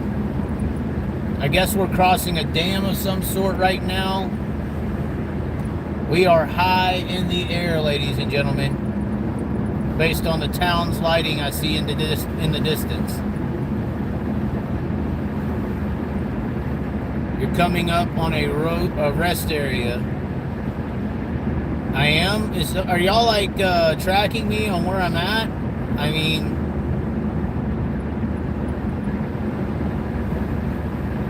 I think if you go to Google Maps and search Long Live the Chaz or dirttracksom@gmail.com, you can actually track me, I think.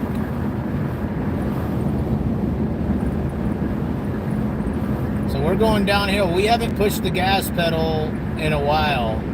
We are literally coasting and sustaining about 58 miles per hour. I do feel the car moving around. I hope it's not the spare tire going low.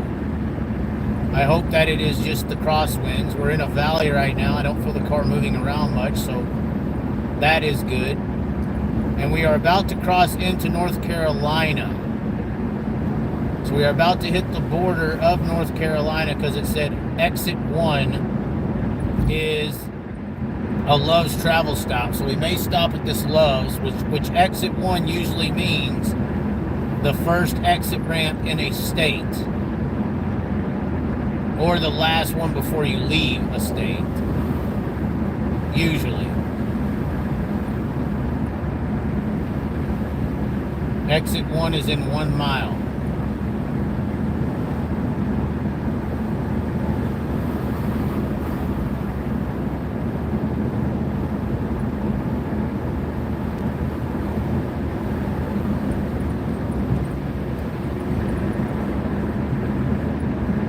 There is a rest area in 2 miles.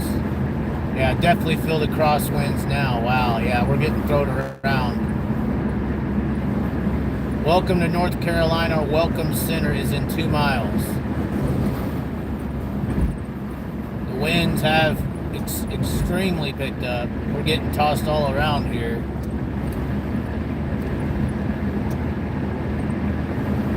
I'm gonna go ahead and make it to the rest area. We are entering North Carolina, and we will stop at the North Carolina Welcome Center rest stop to check the tire pressure on the spare.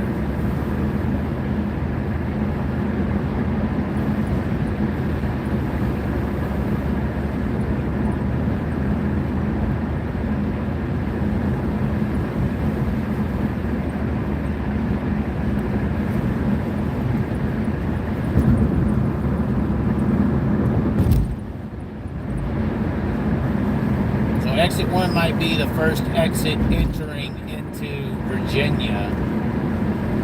I believe that's the state we're in. And then this will be the first exit entering. Yeah, we're entering North Carolina now. In 0.7 miles. Well, we just hit a pothole on the left. Luckily, it didn't destroy the fucking car. That's a filled pothole. We're just looking for the fucking one that ain't. So we are at the North Carolina Welcome Center rest area, which is our next exit. Shit. Oh my, the potholes are ramping up, it looks like. Not a good sign. Hopefully there ain't one on this fucking rest area exit. There was one right there, actually. Got a truck exiting with us. Of course, there should be at least. Oh, wow, we're coming through here. Jeez, there's even potholes in the damn... Now the guy behind us just bright lighted us. What a fucking asshole. Maybe he's bright lighting us because our tire is low and he wants us to know.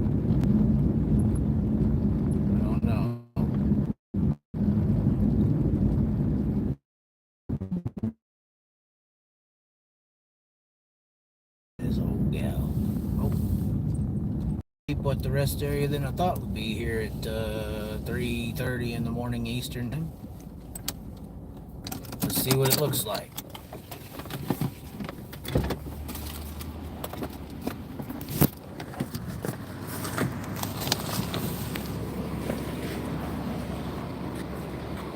Looks good. And we have not lost an inch of tire pressure. That's a good sign. I am going to do one thing, though. This is what I was going to do at the truck stop to be extra safe. I am going to just check the...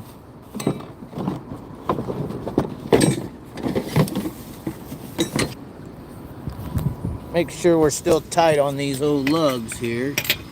Oh, we need the damn... Getting about that wheel lock. For those who don't remember, when we were attacked by a grizzly bear in Montana. Oh, come on now, don't strip out. Oh, don't tell me that's happened.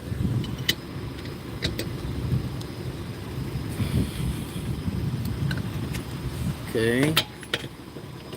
Looks like we've almost stripped out the... Oh no, there we go. Yeah, we're good.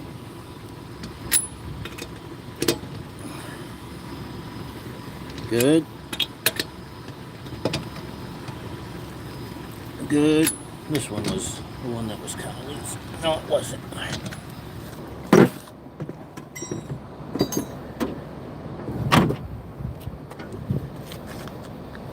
Good on the lugs, good on the pressure. We are good to go. Only an hour and 20 minutes, guys. Hour 20 minutes to salvation. Can we make it? Can we make it, ladies and gentlemen? I mean, I feel like if we don't go for it, Chaz not stronger than steel. Valvoline oil for Kyle Larson. Hey man, Valvoline oil for fucking Steve Kinzer. Fuck Larson. No, I'm just playing, but for the dirt guys, right?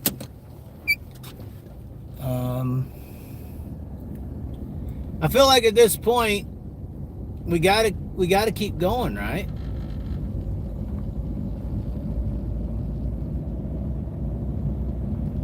We can't sit here, go through all that and not make it to the destination. I feel like that'd be stupid, right?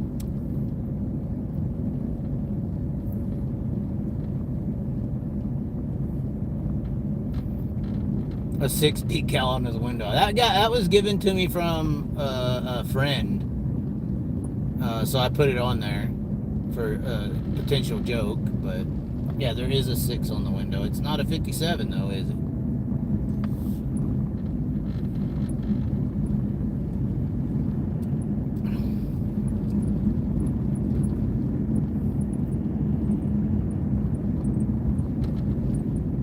Yeah, we do need a Valvoline 11.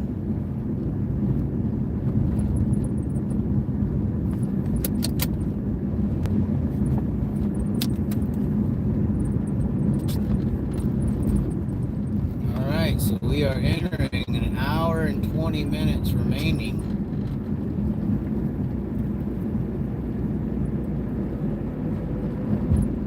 Oh shit, you got people stopped up here on the side of the road. Oh man, we're already dodging potholes, getting on the fucking highway. I mean, if bad things happen at night or the day, it's still bad things, right? So I don't know how I'm gonna get to the fucking track tomorrow before 1 o'clock. I mean, we're not even gonna get to the damn place of potential sleep until about 5 now. I mean, it says an hour and 20 minutes, but that's doing 70 miles an hour, not doing 55. So, all trucks like right lane. That's just great. That tells me that everything is going to be super fucking smooth, huh, guys?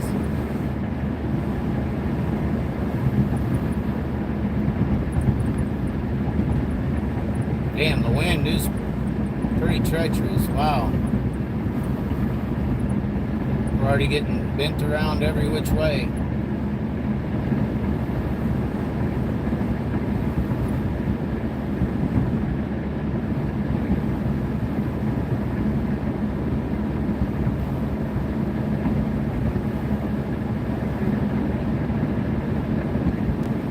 Just saw some deer remains.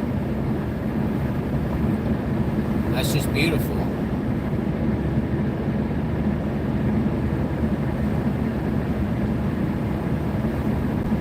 Damn, we're only going 52.3 and we're getting blowed around extremely right now.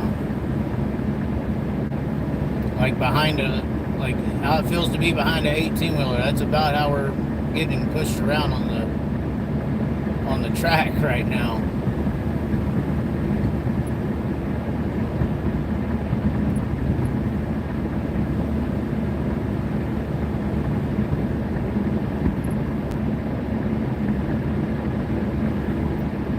What happens if you wreck your car? Well, thankfully that's never happened, asshole.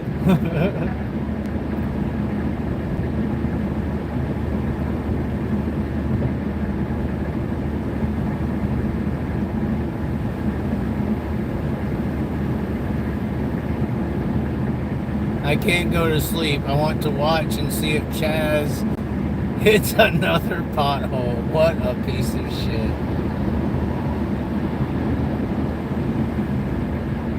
Pothole or not, hey, at least it's a 50-50, right? You know, in that statement, I guess.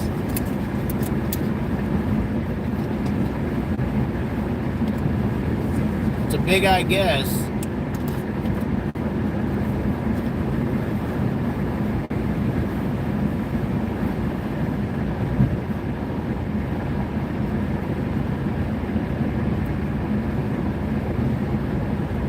Okay, so we're supposed to be taking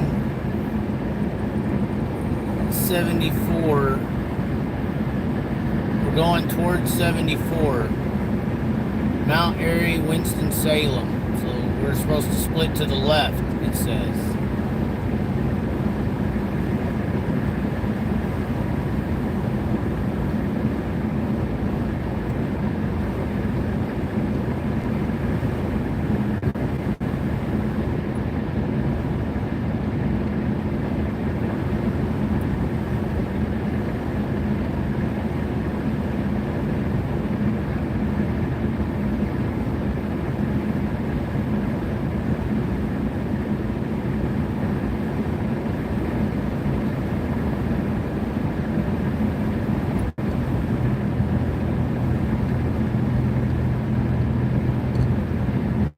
What does he busted mean?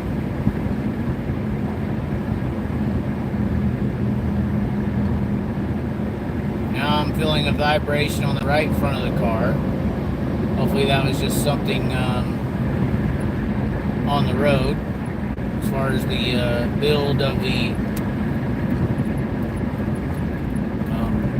concrete or asphalt, looks like concrete was used here. They got new mixes though for the highways. So we are splitting to 74 East.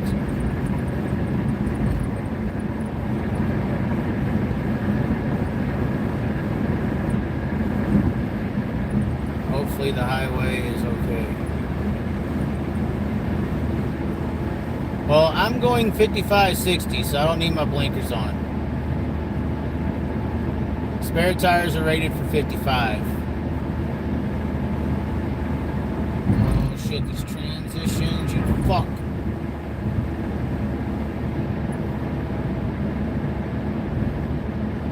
The sad thing is that any fucking moment, bam, there it is, you know. But look at how that road just looked. I mean, how am I supposed to react in time?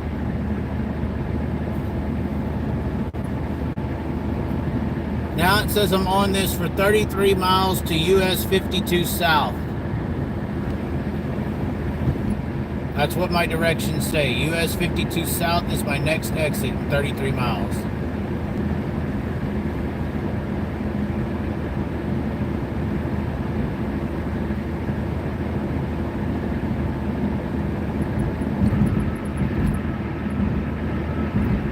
Thing is, sometimes these potholes are almost unable to miss sometimes. I mean, it is very, very hard to miss some of these potholes. I mean, sometimes there's so many of them you just can't. You know, because one develops and then the areas around the one pothole develop other potholed areas because of the cars bouncing over them. And it's like you almost have to just go through them. And it's unbelievable.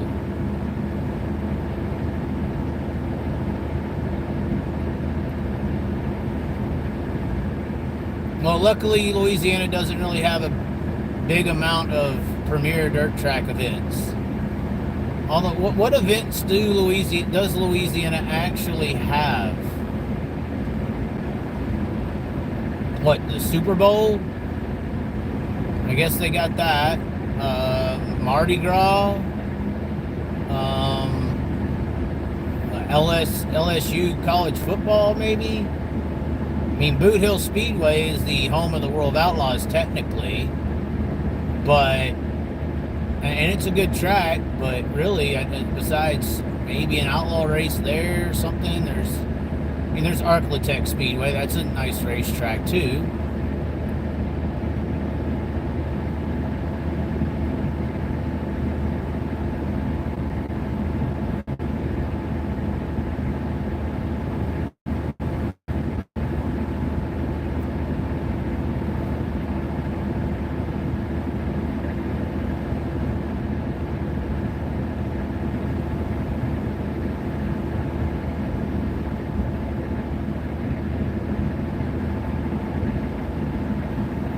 What should the title of the video be if we make it?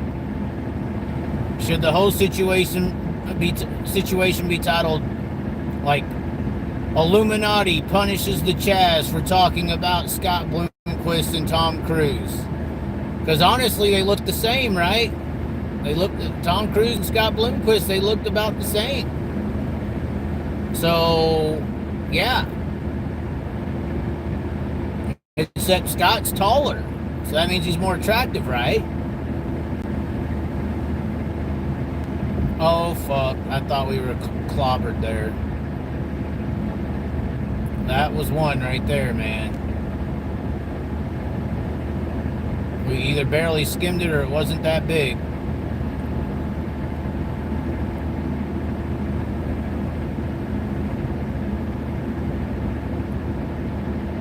Chaz Gate.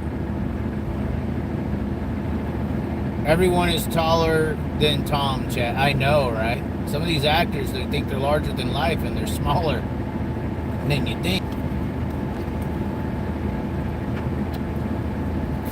It is funny, though. Some of the most powerful, influential people in the world are actually pretty short. Makes you think, huh?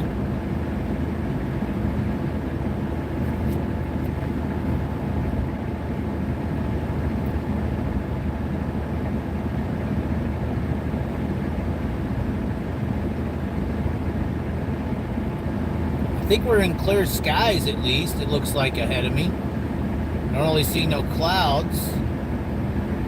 Definitely need to pay attention to deer though. With it being clear out, they can see really good at night.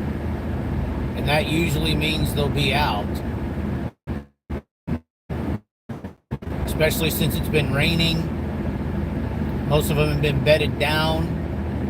So when you have your clear skies come out, after a bit of rain, you can tell this lane in the highway isn't necessarily the color of the concrete. That dark area is where it's been raining, and the light area is where people have been driving and dried it out. That's why the other lane is solid dark, because these darker areas in this lane are the wet lanes, and the drier areas is where trucks and other people have been driving. So with the rain that has came, unfortunately for myself and the deer worry, now that it's a clear night, rains went away, and we're approaching 4 a.m., this is about when the deer start getting more active. So still need to start looking off into the side. So this is the problem too, like to look for the potholes, I need to look directly in front of me as far as I can in the road. But then to look for deer, I need to kind of be looking off to the side a little bit on each side of the road. So it's kind of like a catch-22 situation. So I could be looking in the road, looking for potholes, and miss a deer that's right off to the right that jumps out that I could have saw coming if I was paying attention. And then I could be looking off into the side of the road, looking for the deer potentiality of coming out into me, and then hit a fucking pothole that's dead center in the road. So it's just like getting the left lane and fucking try it here in the state I live. They maintain their fast lane the best. I understand, but apparently it's illegal to ride in the fast lane. That's what people were saying. And I'd have to ride in the fast lane for a significant amount of time. Oh shit, the transitions is where you see some of these potholes. Oh shit.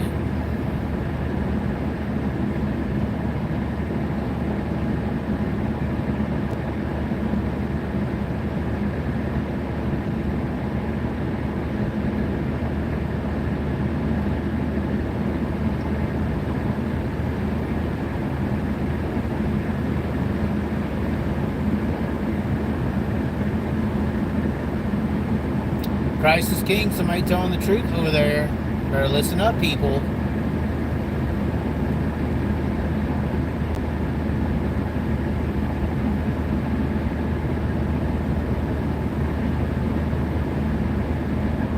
Oh, fuck. Seeing dark spots. I'm getting bright lighted by a truck. That never works out well. It's probably the same truck that bright lighted us earlier. He's fucking flying, dude. I'm doing 55. He has to be doing 70. Although the speed limit through here is 70. Not sure what the truck speed limit is. I'm consistently trying to stay in that 55 to 60 going up and down these hills. At least when I'm following or looking ahead at a truck, I can kind of see if the truck bobbles in the road. And that would kind of telltale sign me that there is a, or at least there could be a pothole. So that's kind of the one benefit to having somebody in front of me at all.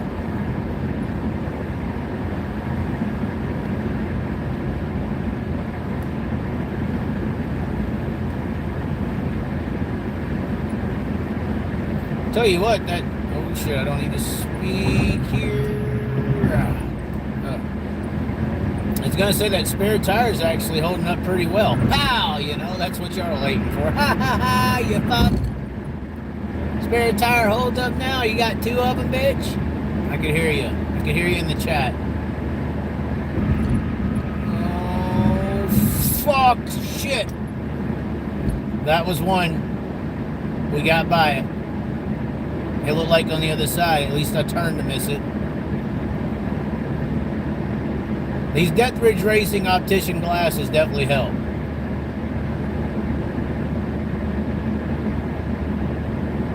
Could definitely see the small details. Oh, I yawned. Oh no, we're yawning, guys. That's not good.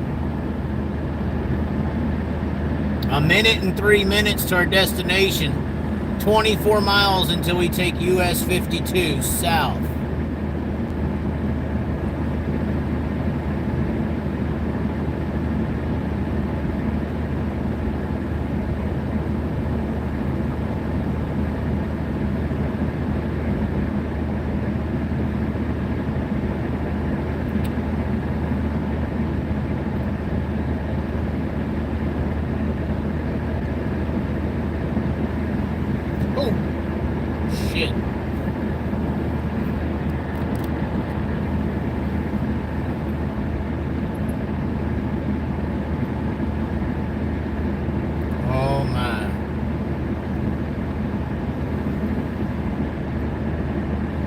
Still rolling here. 1 hour until we... Oh, shit. I think we dodged one there. Prepare for a lot of potholes on 52. They did just repave a lot of it, though. So you might be in luck. Northbound is still shit. Well, fucking hopefully. Thanks a lot. So we'll get close. Oh my god. Oh no. Oh no, guys. Why tell me that? Why? Prepare to go to hell. Prepare to destroy your life, Chaz. To prepare to be stranded on the side of the road in the middle of North Carolina at 4 in the morning. Thanks for the preparation. Might as well be preparation H if you're going to put it up my ass that fucking hard.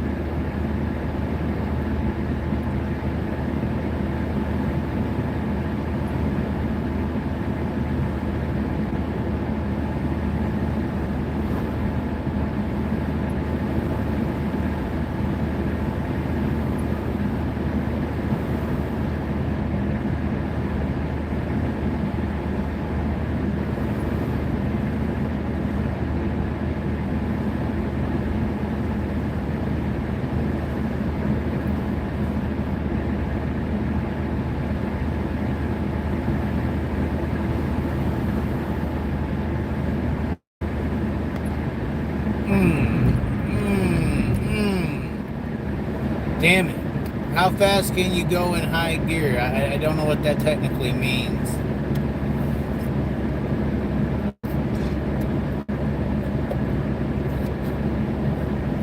We're in the highest gear we can go to run 55.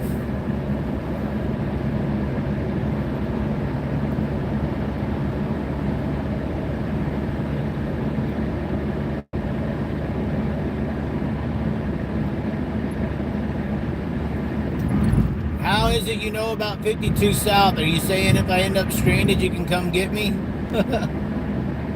Oh, 52 South. What's this all about? What?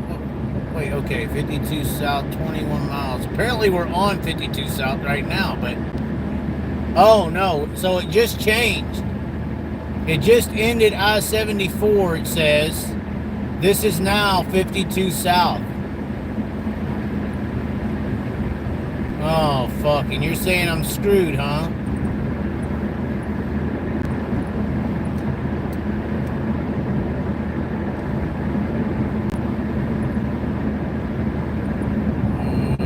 Oh, fuck. Oh, shit.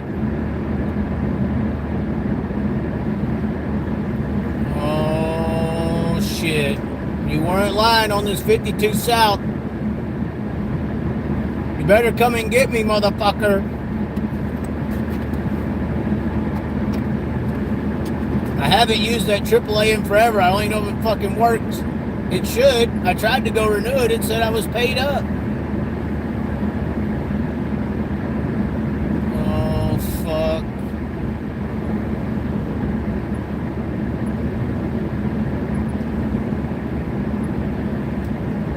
Okay, this looks newly repaved. Hopefully that was just the transitional bumps.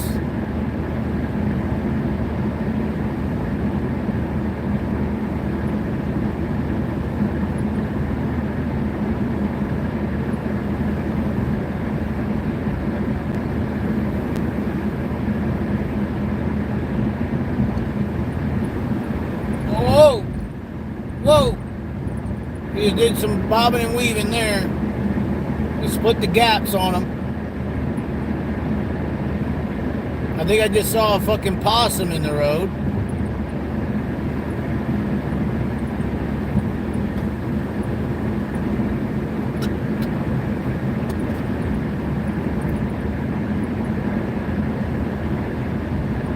Definitely got some hills here.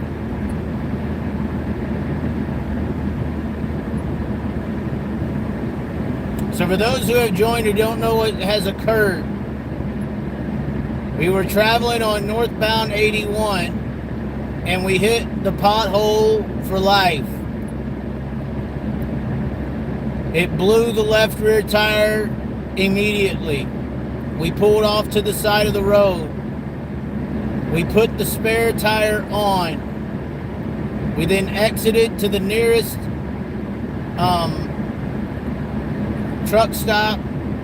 We checked the tire pressure on the spare tire. It was almost completely deflated. We aired up the spare tire to 60 psi. We then drove and dodged a few more potholes. We then stopped at a rest area to check the tire pressure on the spare tire. It remained at 60 psi after about 30 minutes or 20 minutes of driving. And we are trying to get to Bowman Gray for the NASCAR Clash. For the local of Burt Myers and Tim Brown to go up against the big-time rich people who are overrated outside of Kyle Larson and Chris Bell in NASCAR. The rich people versus the working man is happening. Oh, God. Dang it. That was close.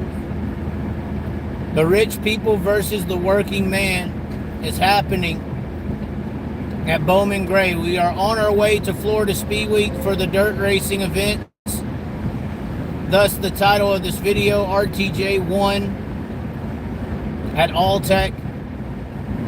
And Justin Peck won in a Chevy, even though he's sponsored by Ford, according to the comments, at Volusia.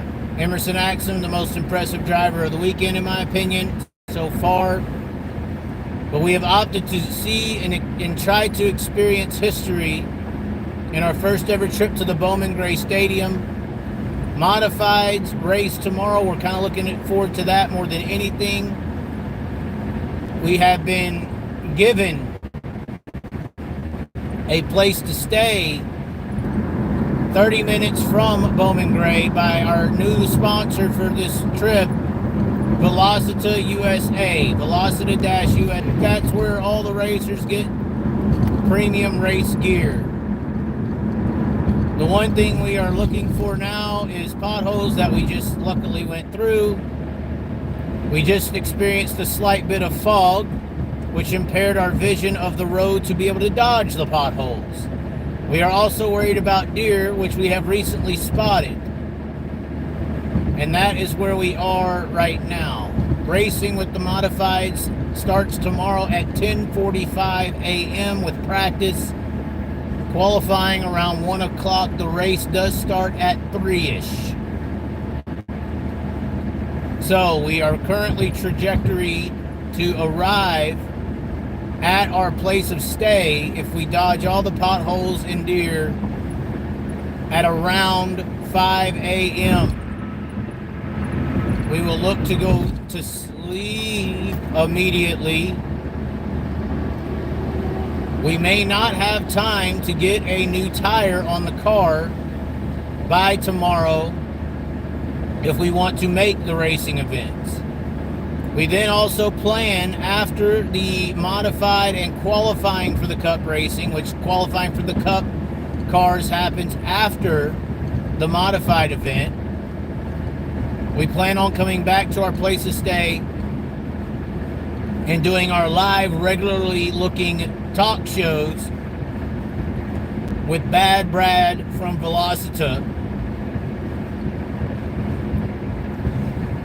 who grew up at Bowman Gray Stadium. It is his home track. He will educate us. We will react to the dirt racing, of course, tomorrow night that happens in Florida.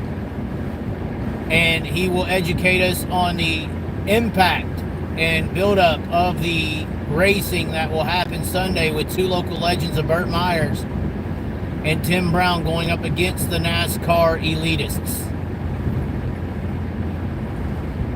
So that is the tentative plan if we can dodge the deer and the potholes. We will then make our way towards Florida Speed Week for the remainder of the trip. We left Iowa yesterday at 2 p.m. We traveled through Tennessee. We made the call to go to the Bowman Gray race right before we arrived in Nashville. We diverted from going to Florida. Maybe that's why we're getting paid back by God. And we have went towards NASCAR and this historic event at Bowman Gray. We made our way through Knoxville. We had to take northbound 81 instead of continuing east on 40 due to the recent hurricane damage that has wiped out I-40 eastbound into North Carolina and across to Winston-Salem. On the travels past Bristol into Virginia, oh God, we just missed a big pothole. That is where we hit the pothole that began the damage that I have previously described. So that is where we are right now. We are on the edge of our entire lives going down the drain. We left Iowa with 3 digits in the banking account, barely over $500. We have asked people to contribute. They have via Super Chats, which we will not see the Super Chat funding until the middle of February due to YouTube's plan. But we have received multiple small donations from others on Venmo, Cash App, and PayPal, which is the best way to directly fund this venture that we are going to call it now. It is no longer a trip, because in a trip you enjoy your time, and in adventure you never know what is going to happen next, you motherfucking pothole! Fuck you! Golly. That is why we are calling this an adventure.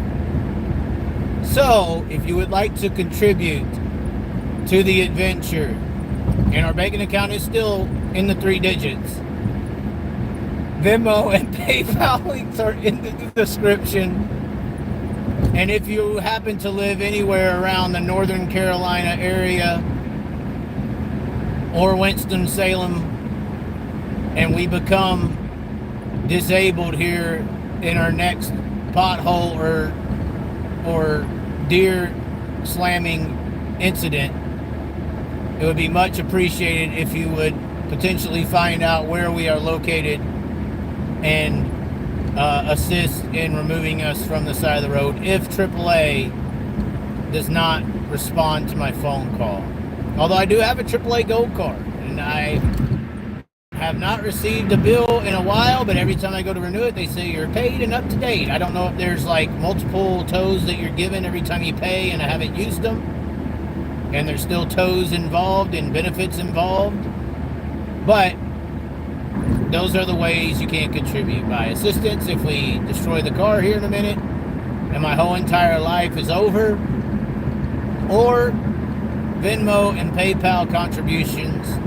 Our biggest contributor of the night so far has been Todd McKenzie of McKenzieDiesel.com, a website that we designed for his business, a diesel mechanic shop located in the Sacramento area. So if you are from Sacramento, California, or the region, why is this road all of a sudden bumpy as fuck? Visit McKenzieDiesel.com today to see what they can offer and service you for. Luckily, due to my tire changing skills, we did change the tire, I would say, in about 15 minutes, 10 to 15 minutes. And we did not have to encounter the old copper pulling up and being like, so what's going on here? Although I'm not worried, I don't have any warrants or any tickets or anything like that. But it definitely would have delayed. Oh, can we see your ID? Can we scan this? Can we talk to you? It just would have delayed the trip. And I wouldn't have got to potentially, there's some more fog there. It would have potentially delayed me going to sleep earlier than I already am going to if I make it. We still have not made it technically to our destination. We are currently in North Carolina traveling southbound on 52. Our Google Maps says we are 49, just switched to 49 minutes away. It is currently 4:07 a.m. It says we will arrive at 4:56 a.m. We are unfortunately, though, having to travel at 55 to 60 miles per hour due to the spare tire. So that will at least add another 5 minutes onto our travels. And we are looking at a potential, if we dodge everything that we have described, a potential 5 a.m. arrival to our destination. We may potentially see the sun coming up as the sky is starting to get lighter and brighter, and that usually symbolizes the sun rising. Sunrises are usually very beautiful if you've ever been in them.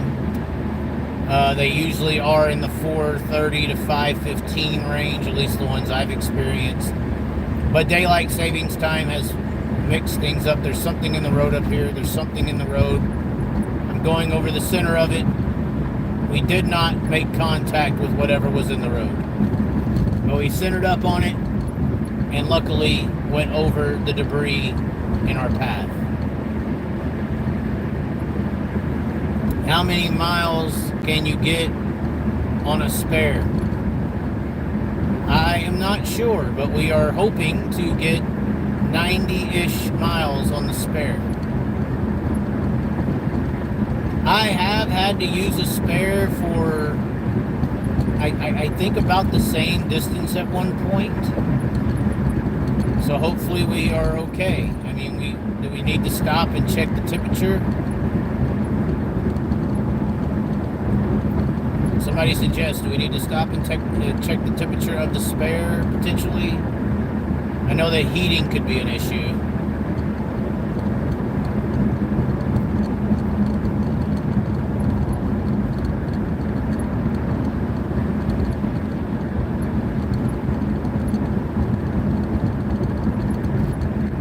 I'm in the mode where I would kind of like this day to end, or this 2-day, 3-day, I'm going to say we're at least into 2 days straight with being awake. So we did luckily kind of sleep in this morning, and we did grab a coffee at about 9:30, 10 o'clock, and we hadn't had caffeine all day. So I believe that is a good thing to do, to not have caffeine for a significant amount of time. And then once you introduce caffeine to the body, you really kind of get that jolt of awakeness, so I don't feel tired. I could go to sleep, but I don't feel like sleepy or drowsy or anything. I don't feel any dizziness of tiredness or anything of those sorts. Fuck. But I would like this trip or this adventure to have a safe remainder and get to this lake house and go to sleep so I can get up, and go to the NASCAR race on a decent amount of sleep, and potentially on when we wake up, potentially get the tire changed with a new one for safer travels.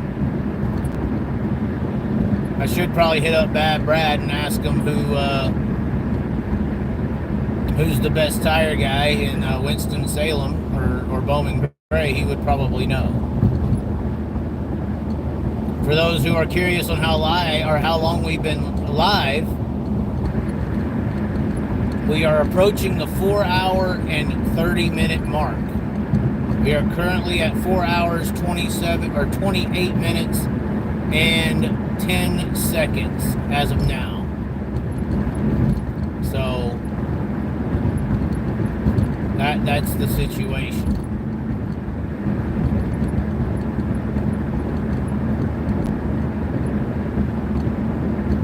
Look out for them quackers. Great, so this is Rico's payback for the quacka joke. I hope Rico's okay. It doesn't look good, though. It looks like there is some significant damage to his left hand. But it looks like he is preparing to race. He did announce he is going to the High Limits Series for 2025, so plans are as scheduled.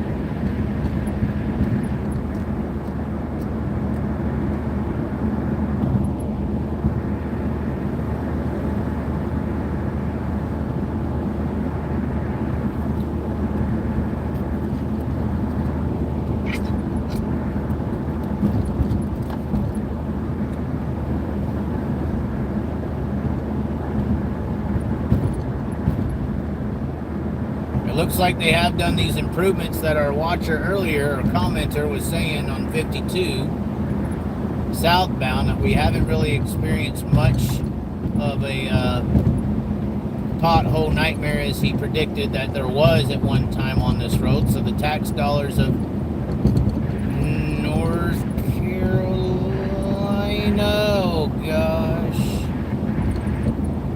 of North Carolina citizens have been put to use. So that's good. We are feeling bumps in the road. That is the only negative.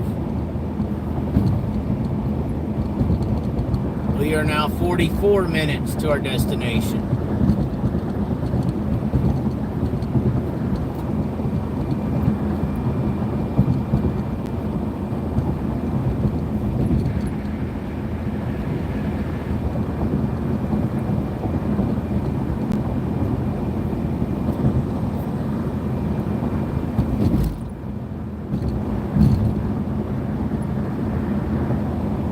Never been hurt, it sucks. What's going on? Watch for nails. Y'all are just hoping that everything gets me, huh?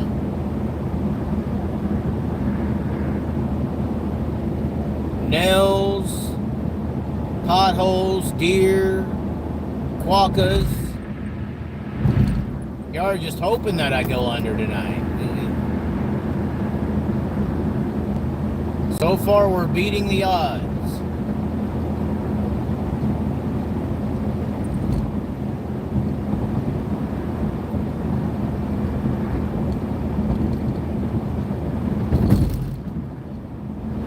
See, that's what I don't like. See, I didn't see anything in the road and there was a big bump. That's not cool. Additionally, when we see these lights coming at us, we really can't see the road. It's not due to the glare of the side or anything. Once again, I think these Dethridge glasses are helping out, but yeah, he had his bright lights on especially. It was just difficult to see the road in front of me.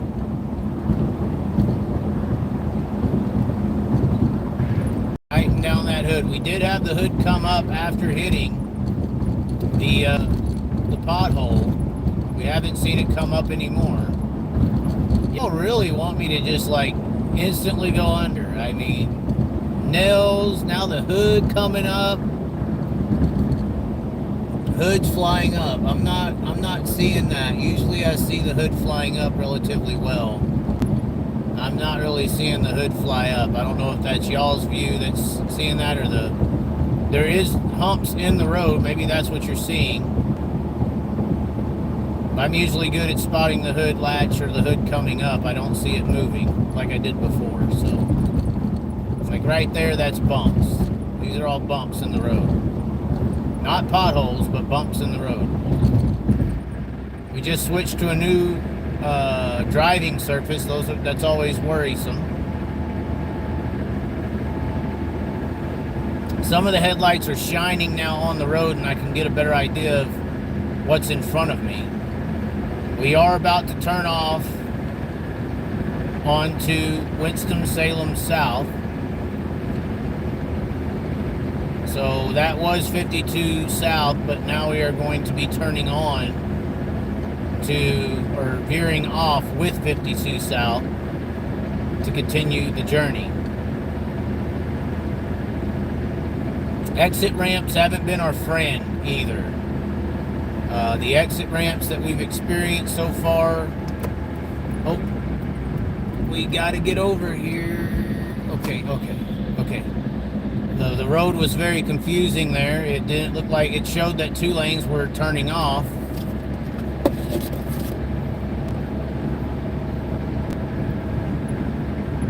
But then it looked like only 1 was. But luckily, both lanes did turn off. We didn't have to make any kind of evasive maneuvers. It says we are on this for 35 more miles. This road does look relatively newly done, so that's good. The control of the vehicle's doing a little sway right now. It feels, oh, well, we just got pushed around on a bump. But it does feel like it's moving or driving smooth.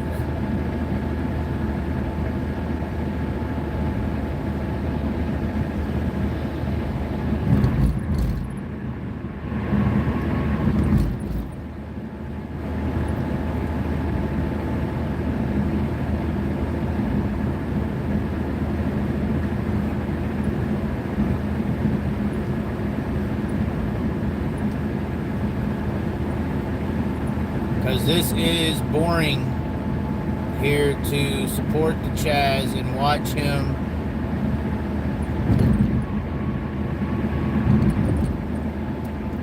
him hit a newborn badger. Oh, now there's badgers. Y'all just keep throwing them out. Although, when I was going to Ohio last year, I hit, I don't know if it was a badger, raccoon, or what, but I did hit one, and it ripped the whole wheel weld out on the left front. Luckily, I had tape, and I just taped it up to the body of the car. It has held ever since, so that 200-mile-per-hour Gorilla Tape has done its job on the left front here of the car.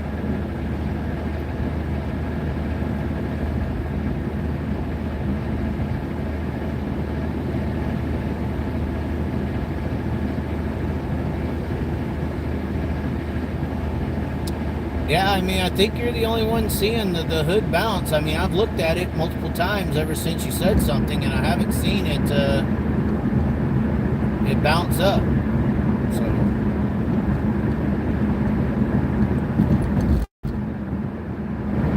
might just be the bumps in the road. Oh, well, maybe you might be right. I'm looking at it move just a little bit, maybe. We could check it again. We can give it a go. I feel like y'all just want me to stop and deal with something. Looks like we have seen a little bit of a transition in the road here.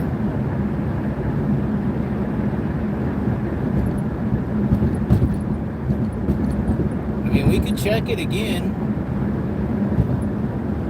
Let's see, we'll look for our next exit.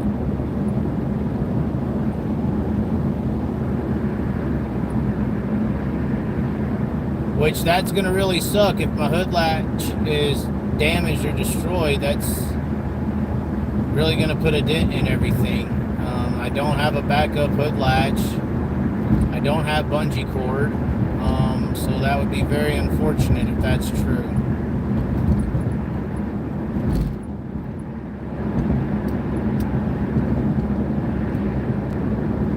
I am potentially seeing it sway just a slight bit, not like it was before.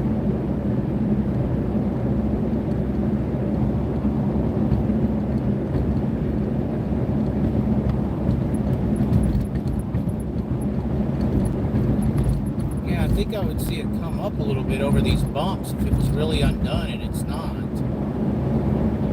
I think I would see it bounce around a little bit, but I don't really see that.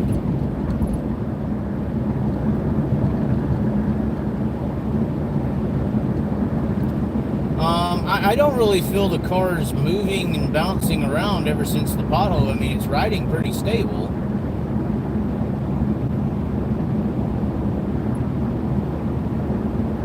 The only thing we've had to stop for was that hood being undone. I mean, I'm potentially seeing it move. I mean, waiting for the next truck stop exit where we can exit, check it, and then just get back on the road.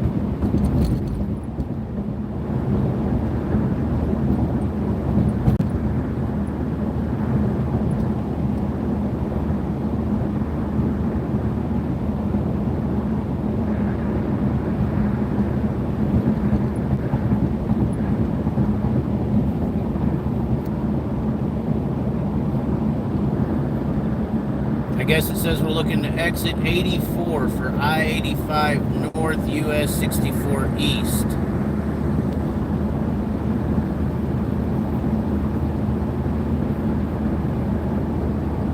And that is exit 84. If we see a rest area, we'll definitely stop. I mean, it would be safe to check the tire pressures again.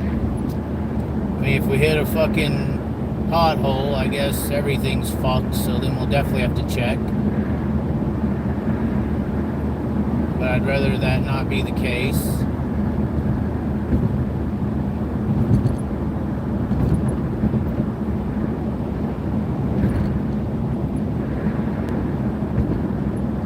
You're in North Carolina. We pull over on the shoulder to check anything. Well, once again, I really would just like this trip to be over with, so I kind of don't want to stop if I don't have to. I know it wouldn't take a long time, but I'd really just rather not stop.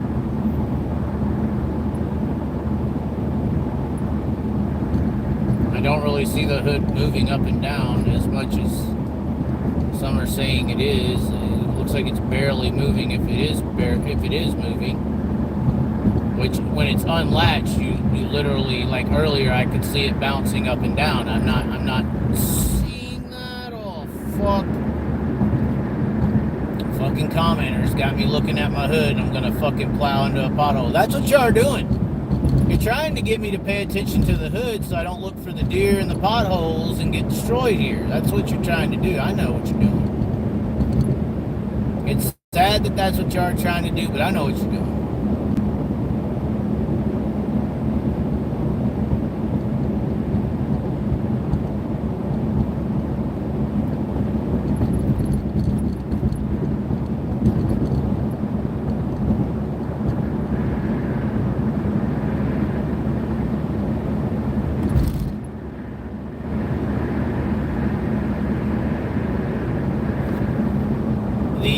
Time says 30 minutes, 28 miles till our destination. This is awesome.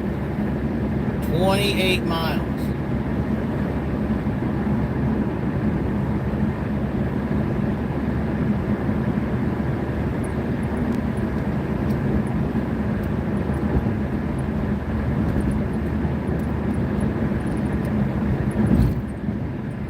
Just got a change in the road. Went from that black smooth to a little lighter of a shade. That usually means odor.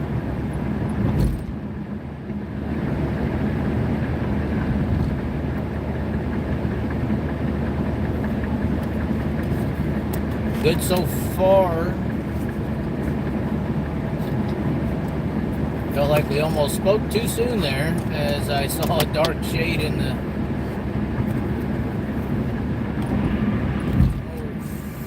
Oh, fuck. Oh my, we're seeing potholes. Oh shit, is this where it changes? Okay, alright. Okay.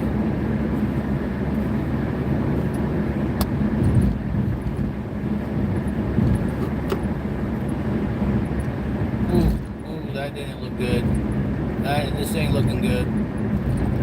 Oh shit. 28 miles. Thought it was so fucking perfect. Think again. I'm trying to ride towards the right side of the lane. That way if there is a pothole dead center, I at least get the left side tires in the center of the lane. That way we don't hit them.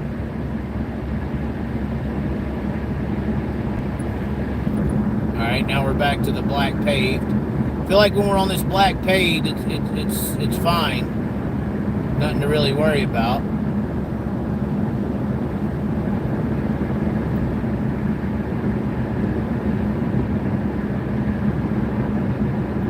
Exit 84.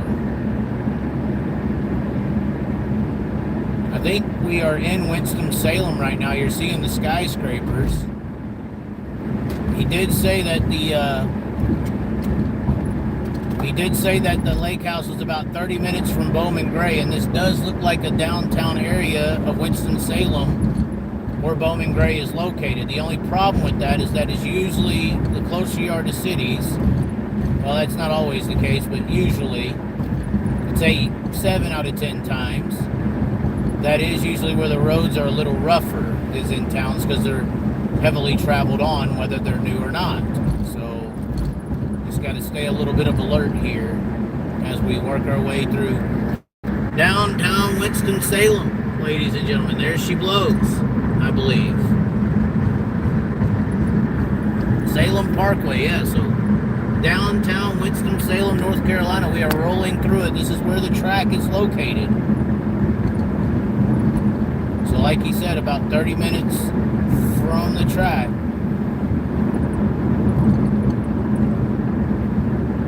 Luckily it's 55 miles through here, so we're not losing time on this inner city road. Oh shit. Oh fuck.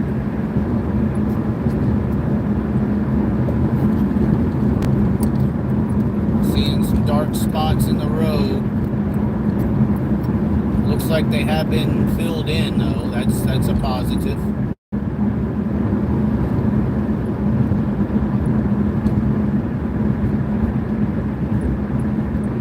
Still got 30 miles to go.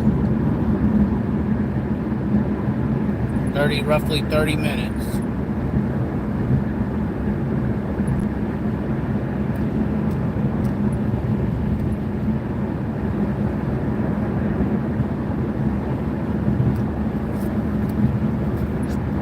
You know, this is one of my longest lives, but at the same time, it's funny. Oh, this is pretty cool. Look at this little bridge overpass thing. I'm still looking at the road, dodging potholes if there is any, but look at that. That's pretty cool.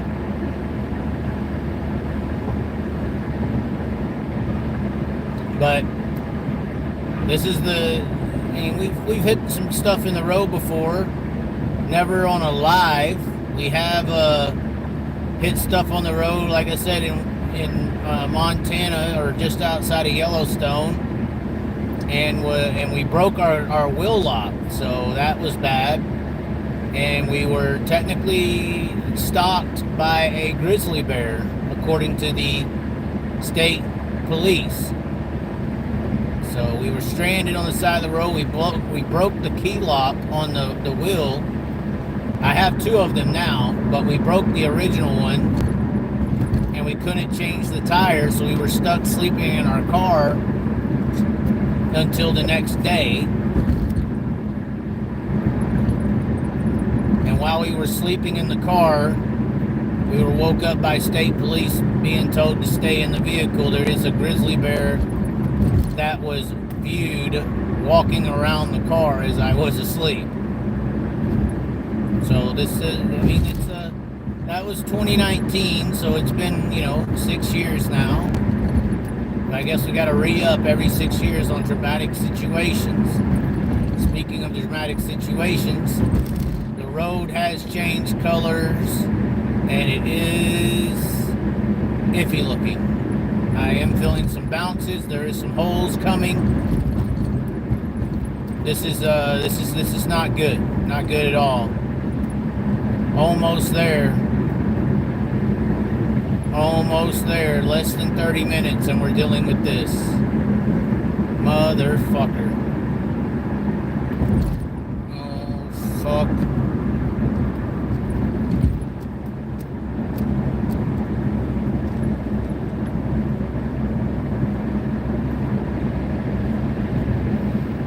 Come on.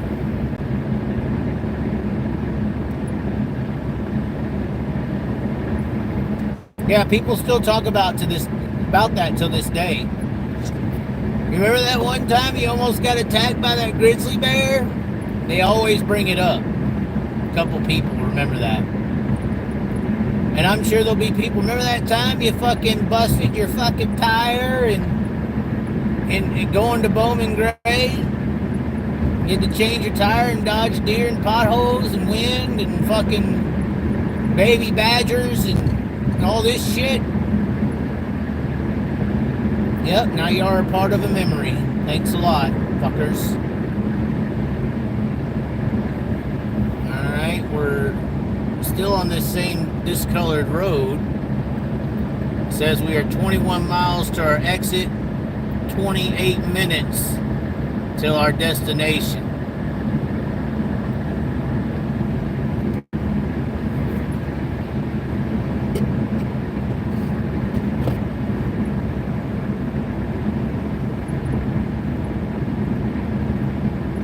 Yeah, I remember the time I went to the Chili Bowl and he won it. That's happened 2 times that I've been there.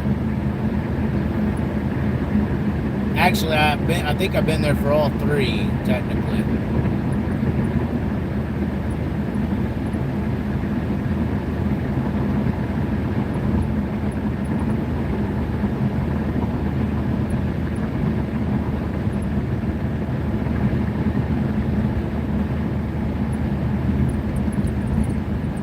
Road's getting rough.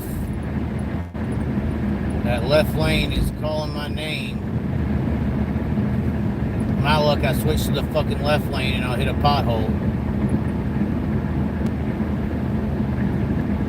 Stay with the lane that got us here, right? This right lane's been good to us this whole time, guys. We haven't had any issues on this right lane. But we are not on the black colored pavement look. It is that tinted gray.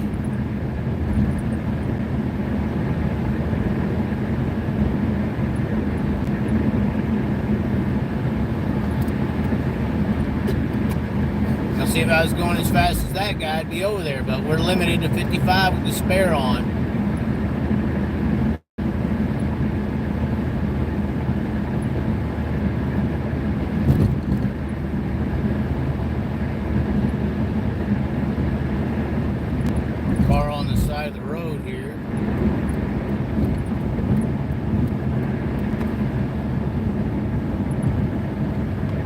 Cop stop. Oh. Which way you going, buddy?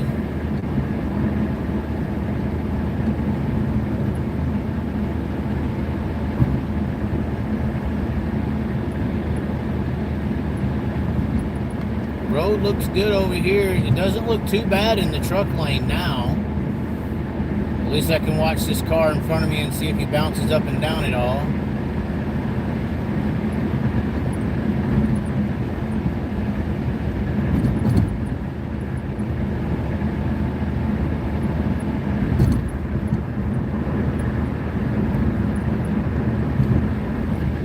Spare can handle 65, but my reaction time to the potential pothole that will destroy my car will not.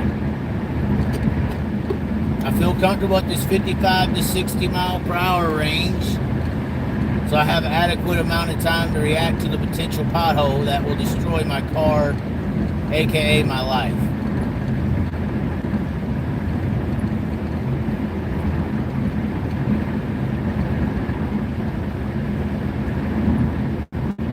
or deer or any of this shit. We are going to a lake house.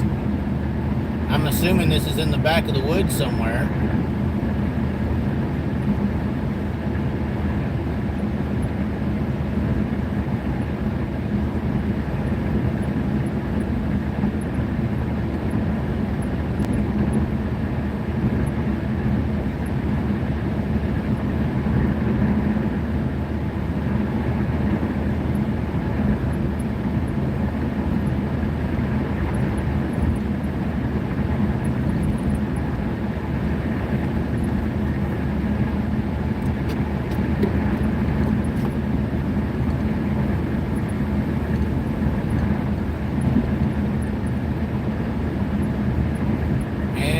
Another deer carcass.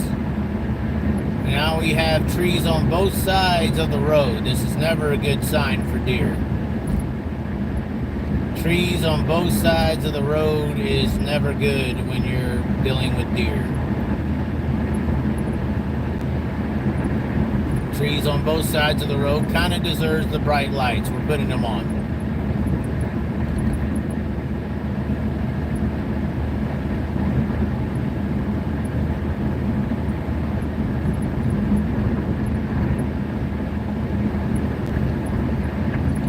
Approaching 4:45 a.m.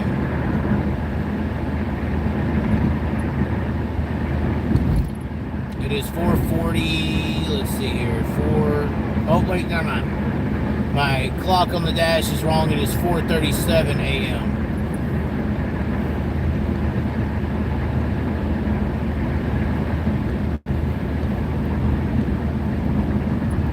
Projected ETA is 5:01 a.m. Ever see the movie Wrong Turn? Why would you say that right now? Did you do your pre-trip inspection? Of course. Fresh oil change, rotated the tires. One of those tires are destroyed now, so that was wasted time. Fresh oil change, rotated tires, check the radiator fluids, check brakes, check brake fluid, power steering fluid, hoses.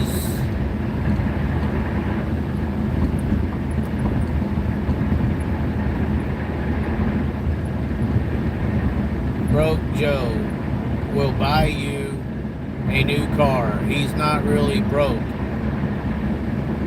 as you right now.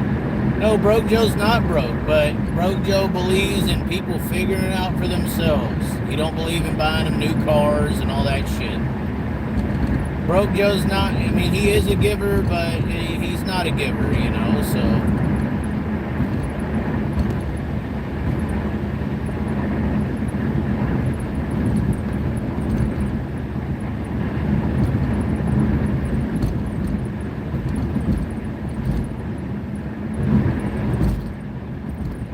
Like the look of this road right now. It's got some bumps to it. Can't really see due to the lights being fucking right at me. Yeah, this is a pothole looking road now. Bumps, non-even surface, truck lane. I'm not really seeing any dips or dibbles capped by any fill-ins.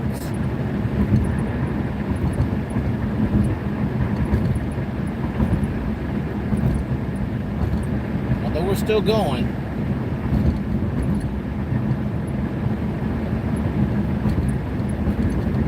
The next exit is the Richard Childress Racing Museum, ladies and gentlemen.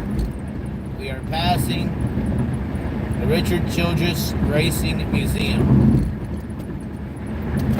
which he was an avid deer hunter. Him and Dale Sr., so hopefully there's not too many deer near the Richard Childress Racing Museum exit. We are coming up on 5 hours on the live. I am hoping that it does not cut. I want everyone to see me hopefully arrive to the destination. But I have experienced issues before where the live will stop playing at 5 hours. If it does that, I will return live immediately. But it is at 4 hours and 57 minutes currently. I'm not sure if it will cut off, but for some reason, the back of my head is worried about that. This is south of Winchester, or south of Winston-Salem, North Carolina. Heading southbound on 52.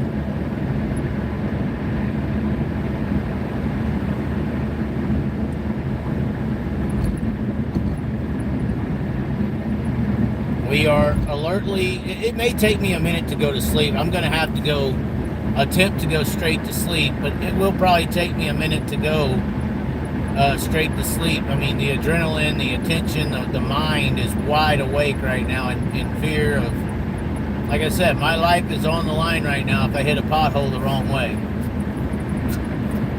So it's going to take me a good 30 minutes to even calm down, to even think about sleeping at this point. Unfortunately, I will say.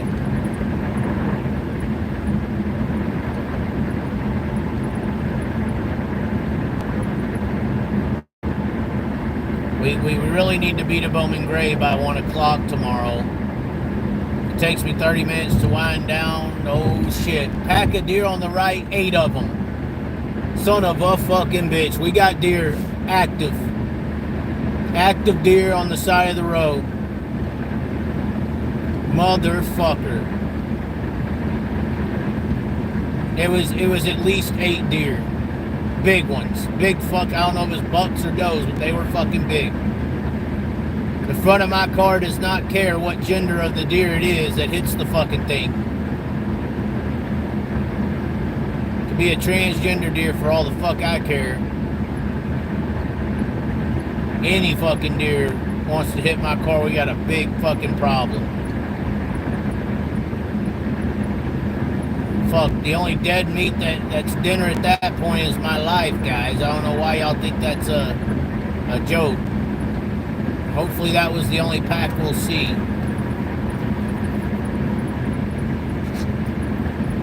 But yeah, we get there at 5:30, all wound up, fucking psyched out on adrenaline. Oh, there's one.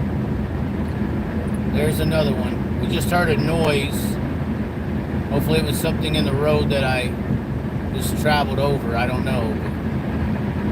Once again, we get to the place here at 5. It takes us 30 minutes to fucking wind down, brush our teeth, and lay down. It'll be 6 o'clock before we even think about potentially actually being asleep. And then we gotta somehow wake up, take a shower, and get to the track. I would say we need to be there at least by 2.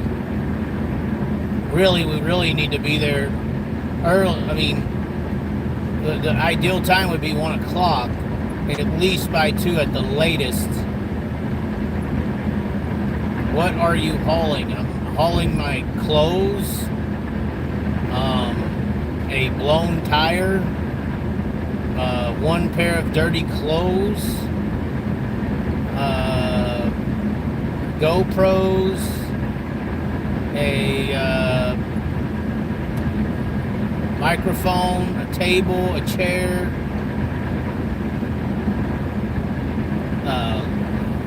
ring lights, shampoo and conditioner, coffee, body wash, toothbrush, toothpaste, deodorant,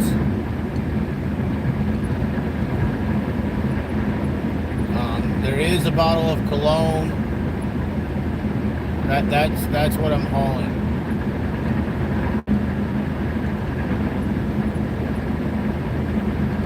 Larson Centerfield, no.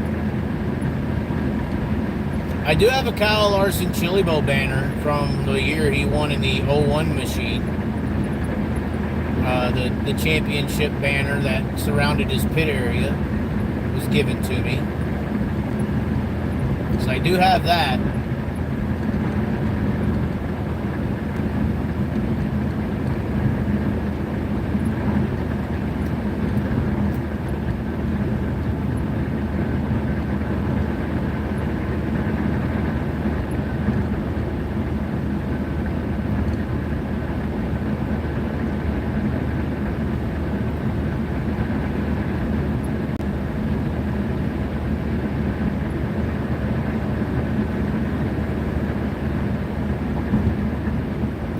don't think you would guess the cologne at all.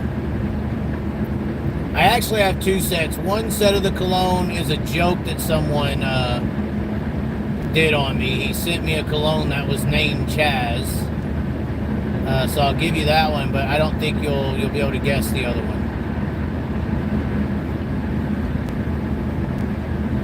No.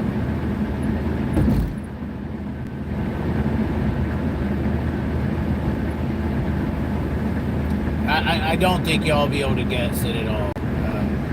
Unfortunately. It's a cologne from Sheets, or not Sheets, Shields. It's a Yellowstone brand.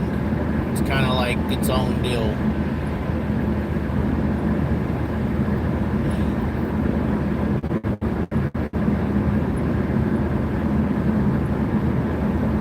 I actually can't remember the name of it, but I don't think any of y'all guess it. But it's a Yellowstone brand.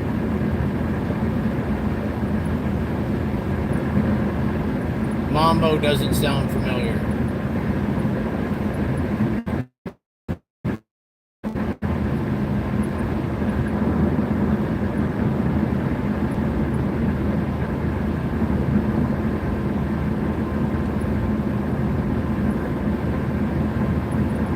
Hit another pothole already. This is getting boring. Oh yeah. Spoken like a true Larsenite. That's what you are.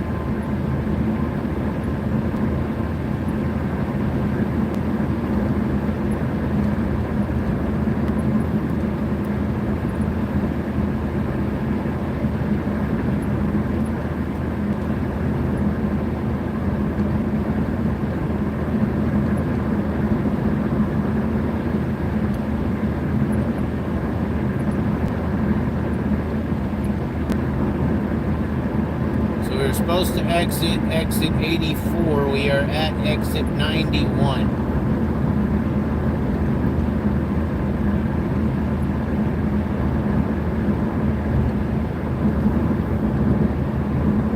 No more potholes, I think. We are 15 minutes away.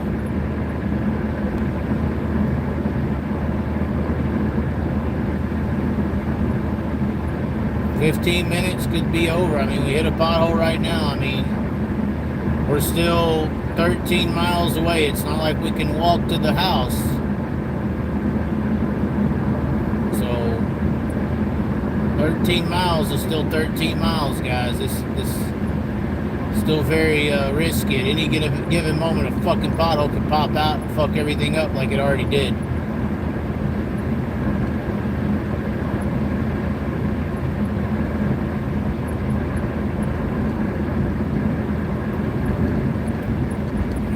That dark shade right there, buddy.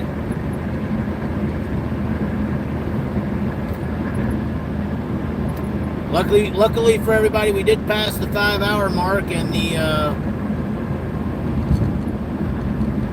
the live did not cut, so we're gonna be on live till we get to the house, if we get to the house.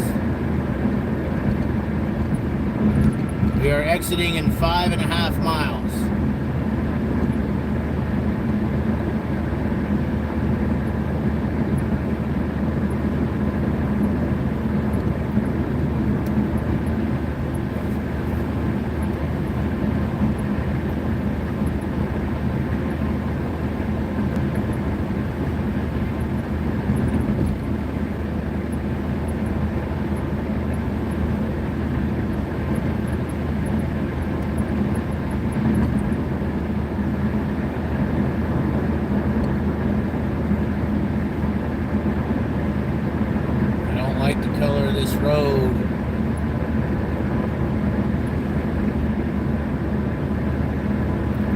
Looks like Chris E. did just send a $20 Cash App. So that's awesome. Thank you. Tire help. So thank you. Some people don't want me to hit a fucking pothole and have my whole life come to a fucking end. They want to help fix the issue. So the Cash App that he sent to was $the Chaz and Z1. So thank you very much there, Chris E. We also have PayPal and Venmo links in the description that hopefully can go towards fixing this tire, as well as help the coming of Florida action. So if you want to join the support, once again, 3 digits in the fucking banking account. We took this trip. As for the help of the people is what's going to support it, not the corporation. And yeah, so far it's been great and eventful outside of this tire situation. So thank you, Chrissy, for your contribution to assisting the scenario, and you're not being this Charles whatever Larson guy begging for me to hit another pothole in my whole life to come to a screeching halt. So thank you very much.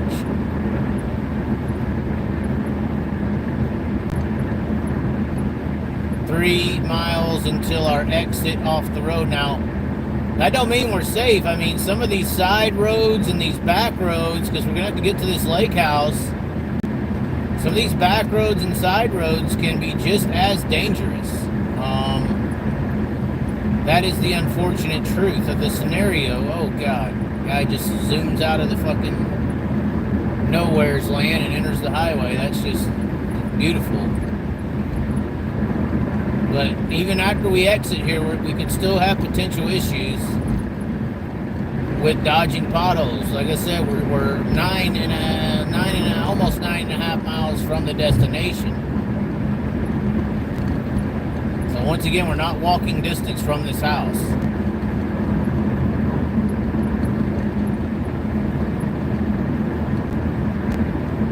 Exit 84 is coming up 2 miles. 2.3, 2.2 miles.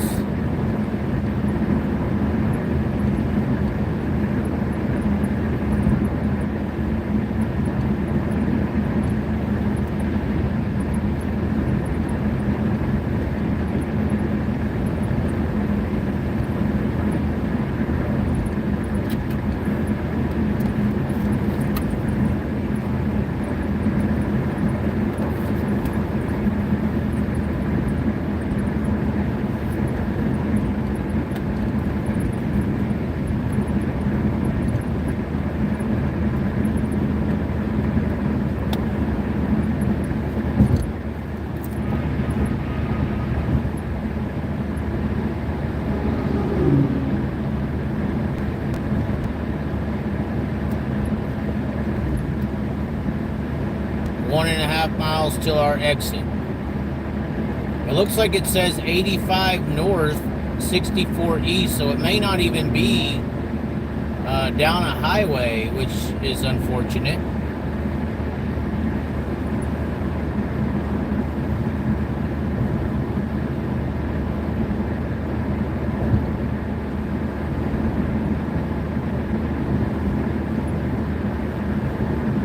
Luckily, out of all this, we only technically experienced a total of a 1-hour delay, even with having to slow down our travel time and the pothole situation. That is, if we dodge any remaining, obstacles along our way. We are 7.3 miles from our destination. We are taking the next exit for 85 north, 64 east.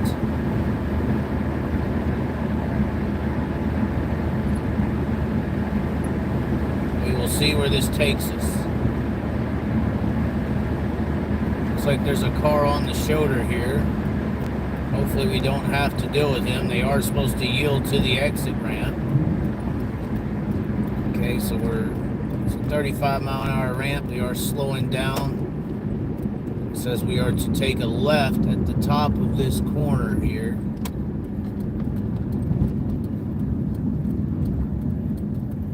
Okay. So this is, I believe, technically located in Lexington, North Carolina.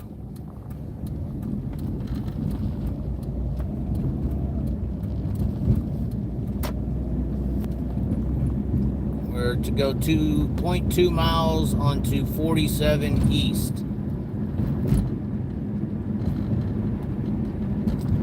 $7-Eleven. I ain't seen a 7-Eleven in a while. Up there in North Carolina, they don't really have 7-Elevens. Is this the 47 East? I would assume. No? Did we turn the wrong way? It says 250, take Marlin Drive right. Where the hell is these directions taking us? What the hell? This couldn't have been correct.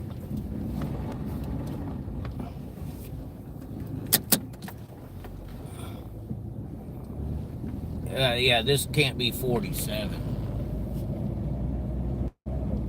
Oh yeah, we made a wrong turn there. Back to wrong turn. I guess that was it right there, guys. Gotta keep watching out for the road. Damn, there's some potholes here.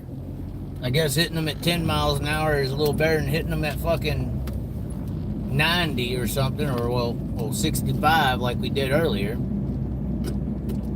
Here's 47 East. I don't have the map up, so I'm reading the directions. Old school style, right? Reading the map, not looking at it and going where the little line's pointing. Reading the directions. Okay, so now we got to be on this back road for 6.3 miles. This is some backwoods shit right here. You never know what kind of roads we're gonna run into at this shit. 6.3 miles. We're going over a highway, it looks like. I-85 we are going over. Still some bumps in the fucking road here. I really don't want to hit a pothole at 35 either, you know? I mean, sometimes the lower impacts can be worse. Because you really fall into the pothole. When you're going at a higher rate of speed, sometimes you somewhat skim over the smaller ones, whereas if you're going slower, you kind of hit them, fall into them a bit.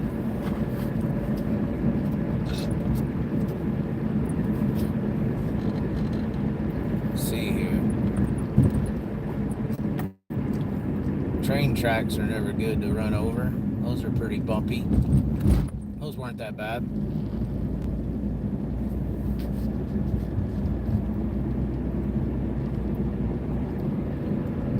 5.6 miles.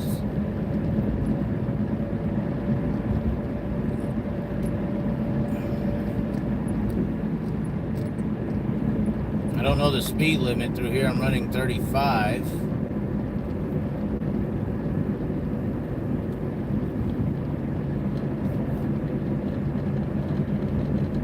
It says it's 45, so pick it up a little bit. Maybe it was 35, it just went to 45.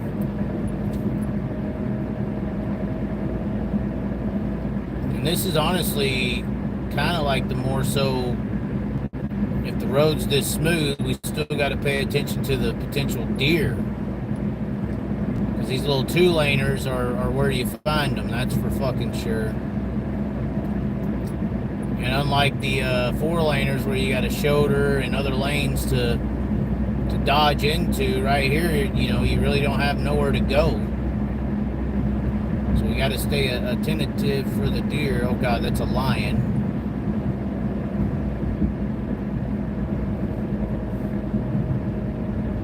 Still 45 through here.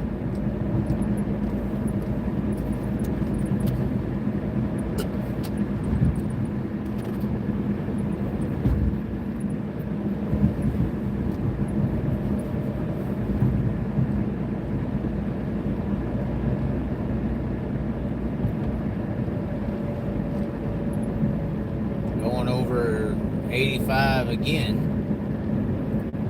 Although we've been consistently on one road, so I don't understand that. 4.5 miles to the destination. So stay straight here. 47's veering off to the left, but it says stay straight. Oh shit. fuck. Do not like roads where you don't see a line, although that means recently paved, I would assume. We don't expect to see any kind of potholes, but you never know.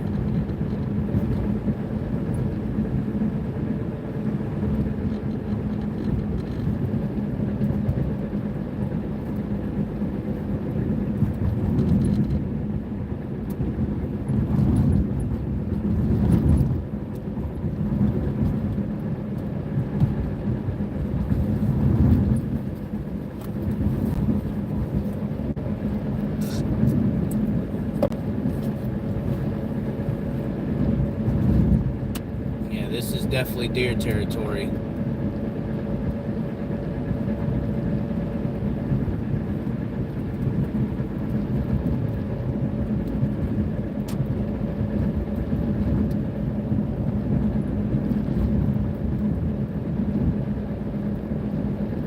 Definitely deer territory. It's saying 55, so we're gonna perk her up just a little bit. Put the brights on.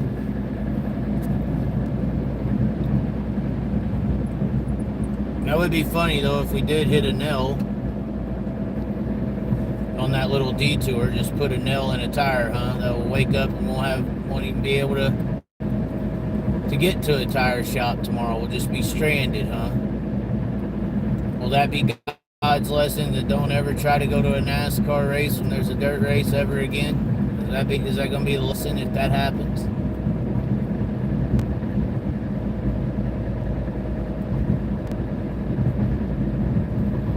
We just did pass a deer on the shoulder there. Now we're getting bright lighted. Just beautiful. Just don't even turn your brights off. What a douche.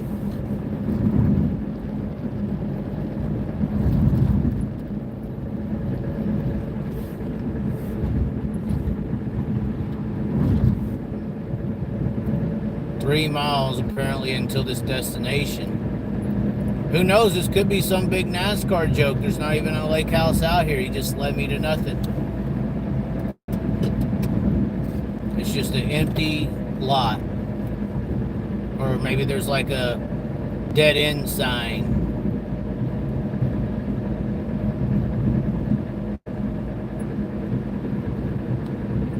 We'll find out here in 2.6 miles. Well, at least that guy took his brights off. It is 5:00, almost. Jeez, those are some bright ass fucking LEDs. And you come on the other side of those, you got the old damn lines running across your face. You gotta blink a few times to get them out. Whereas those lights right there, it's fine. I can keep my eyes open, pass them, and not lose sight for fucking 30 seconds.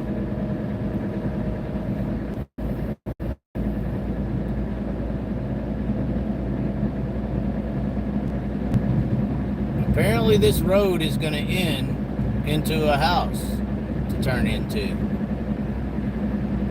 We are about to test that theory.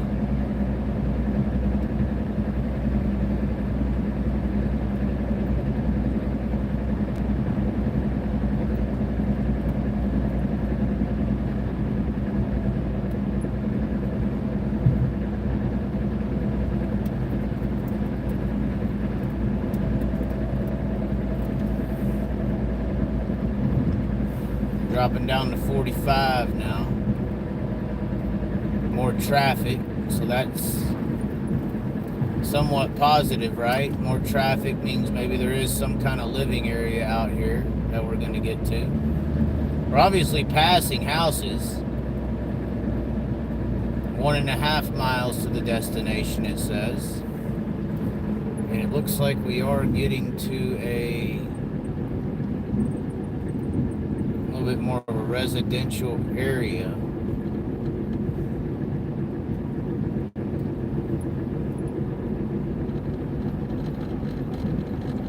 Little gas station. 268 on the gas there.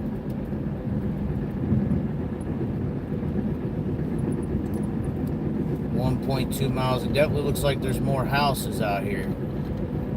So this is a good thing.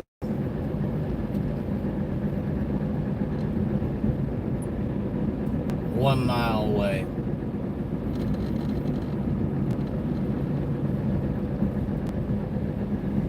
Little Baptist church. That's good. Blessed by God to be out here. Well, almost here. Let's see. It'd be funny if he gave us the wrong door code, huh, guys? We'll go ahead and walk y'all in all the way to where the door code is entered and seeing. We're supposed to go straight there? I hope not. The map isn't saying to turn.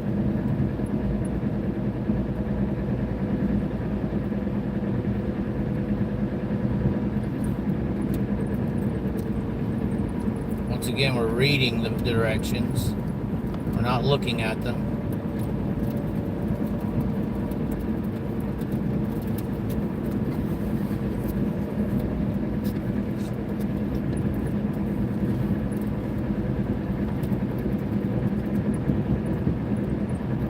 Unfortunately, it looked like somebody crashed there and lost their life. There was some crosses held up.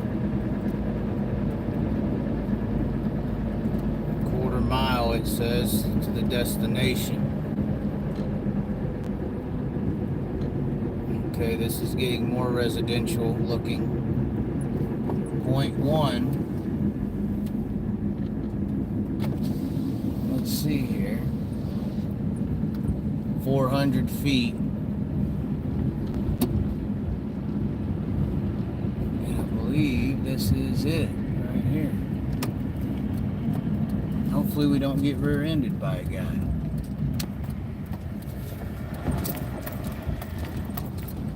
And this looks like it is it. We got a front door code or a rear door code. I'm gonna check the door code real quick. We'll see if we get in here. Says the door code is 15, or don't want to give his door code out. We can't do that. That's not right of me. Let's see if this is it. Check for snakes, right? There's a lake house. Oh my, let's see what we got here. Does it work? Was it a setup by NASCAR? A big old joke. Did Caitlin and Kyle do this to me?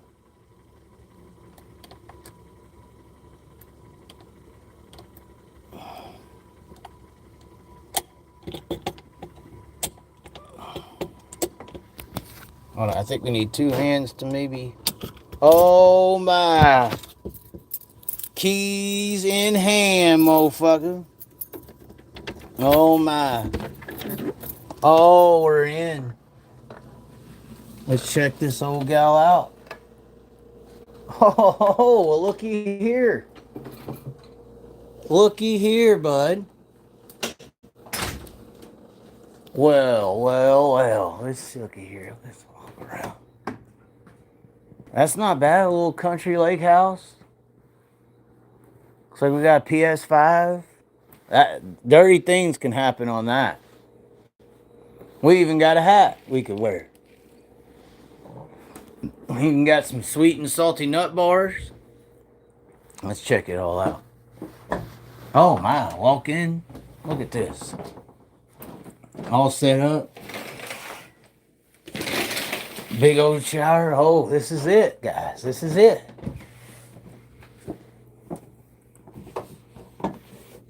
Got one bedroom that's all stacked up, it looks like. Velocita.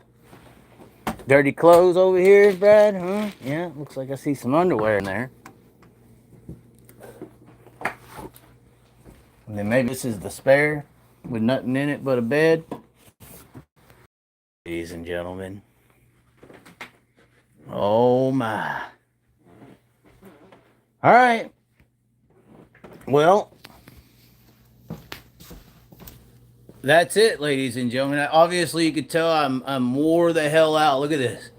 I am wide eyed, bro. I was so worried. But we are here. We made it with a tire. Let's go check the tire out. I'm curious. Let's go see if the tire held up relatively well. We'll make sure this is all put up correctly. Let's make sure this door stays unlocked. You know, we can open it. Don't want to lock ourselves out as we just got here. Let's see if the tire held up. Oh yeah. Oh yeah. Let's see if that PSI held up. Hold on now. See if that PSI held up.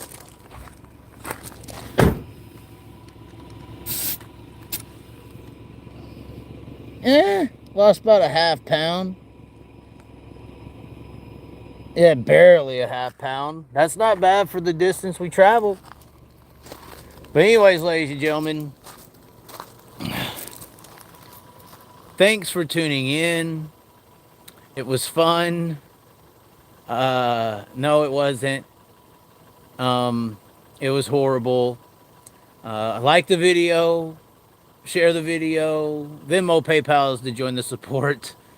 And we're going to try to go to sleep and hopefully be bringing you some interesting content from Bowman Gray Stadium. Also, if you liked how good our vision was outside of that pothole incident, Death Ridge Opticians. Next time we won't read the comments from you people. But anyway, thanks for tuning in. As always, be sure to subscribe, and we will catch you tomorrow, live from Bowman Gray. Thanks for tuning in, ladies and gentlemen.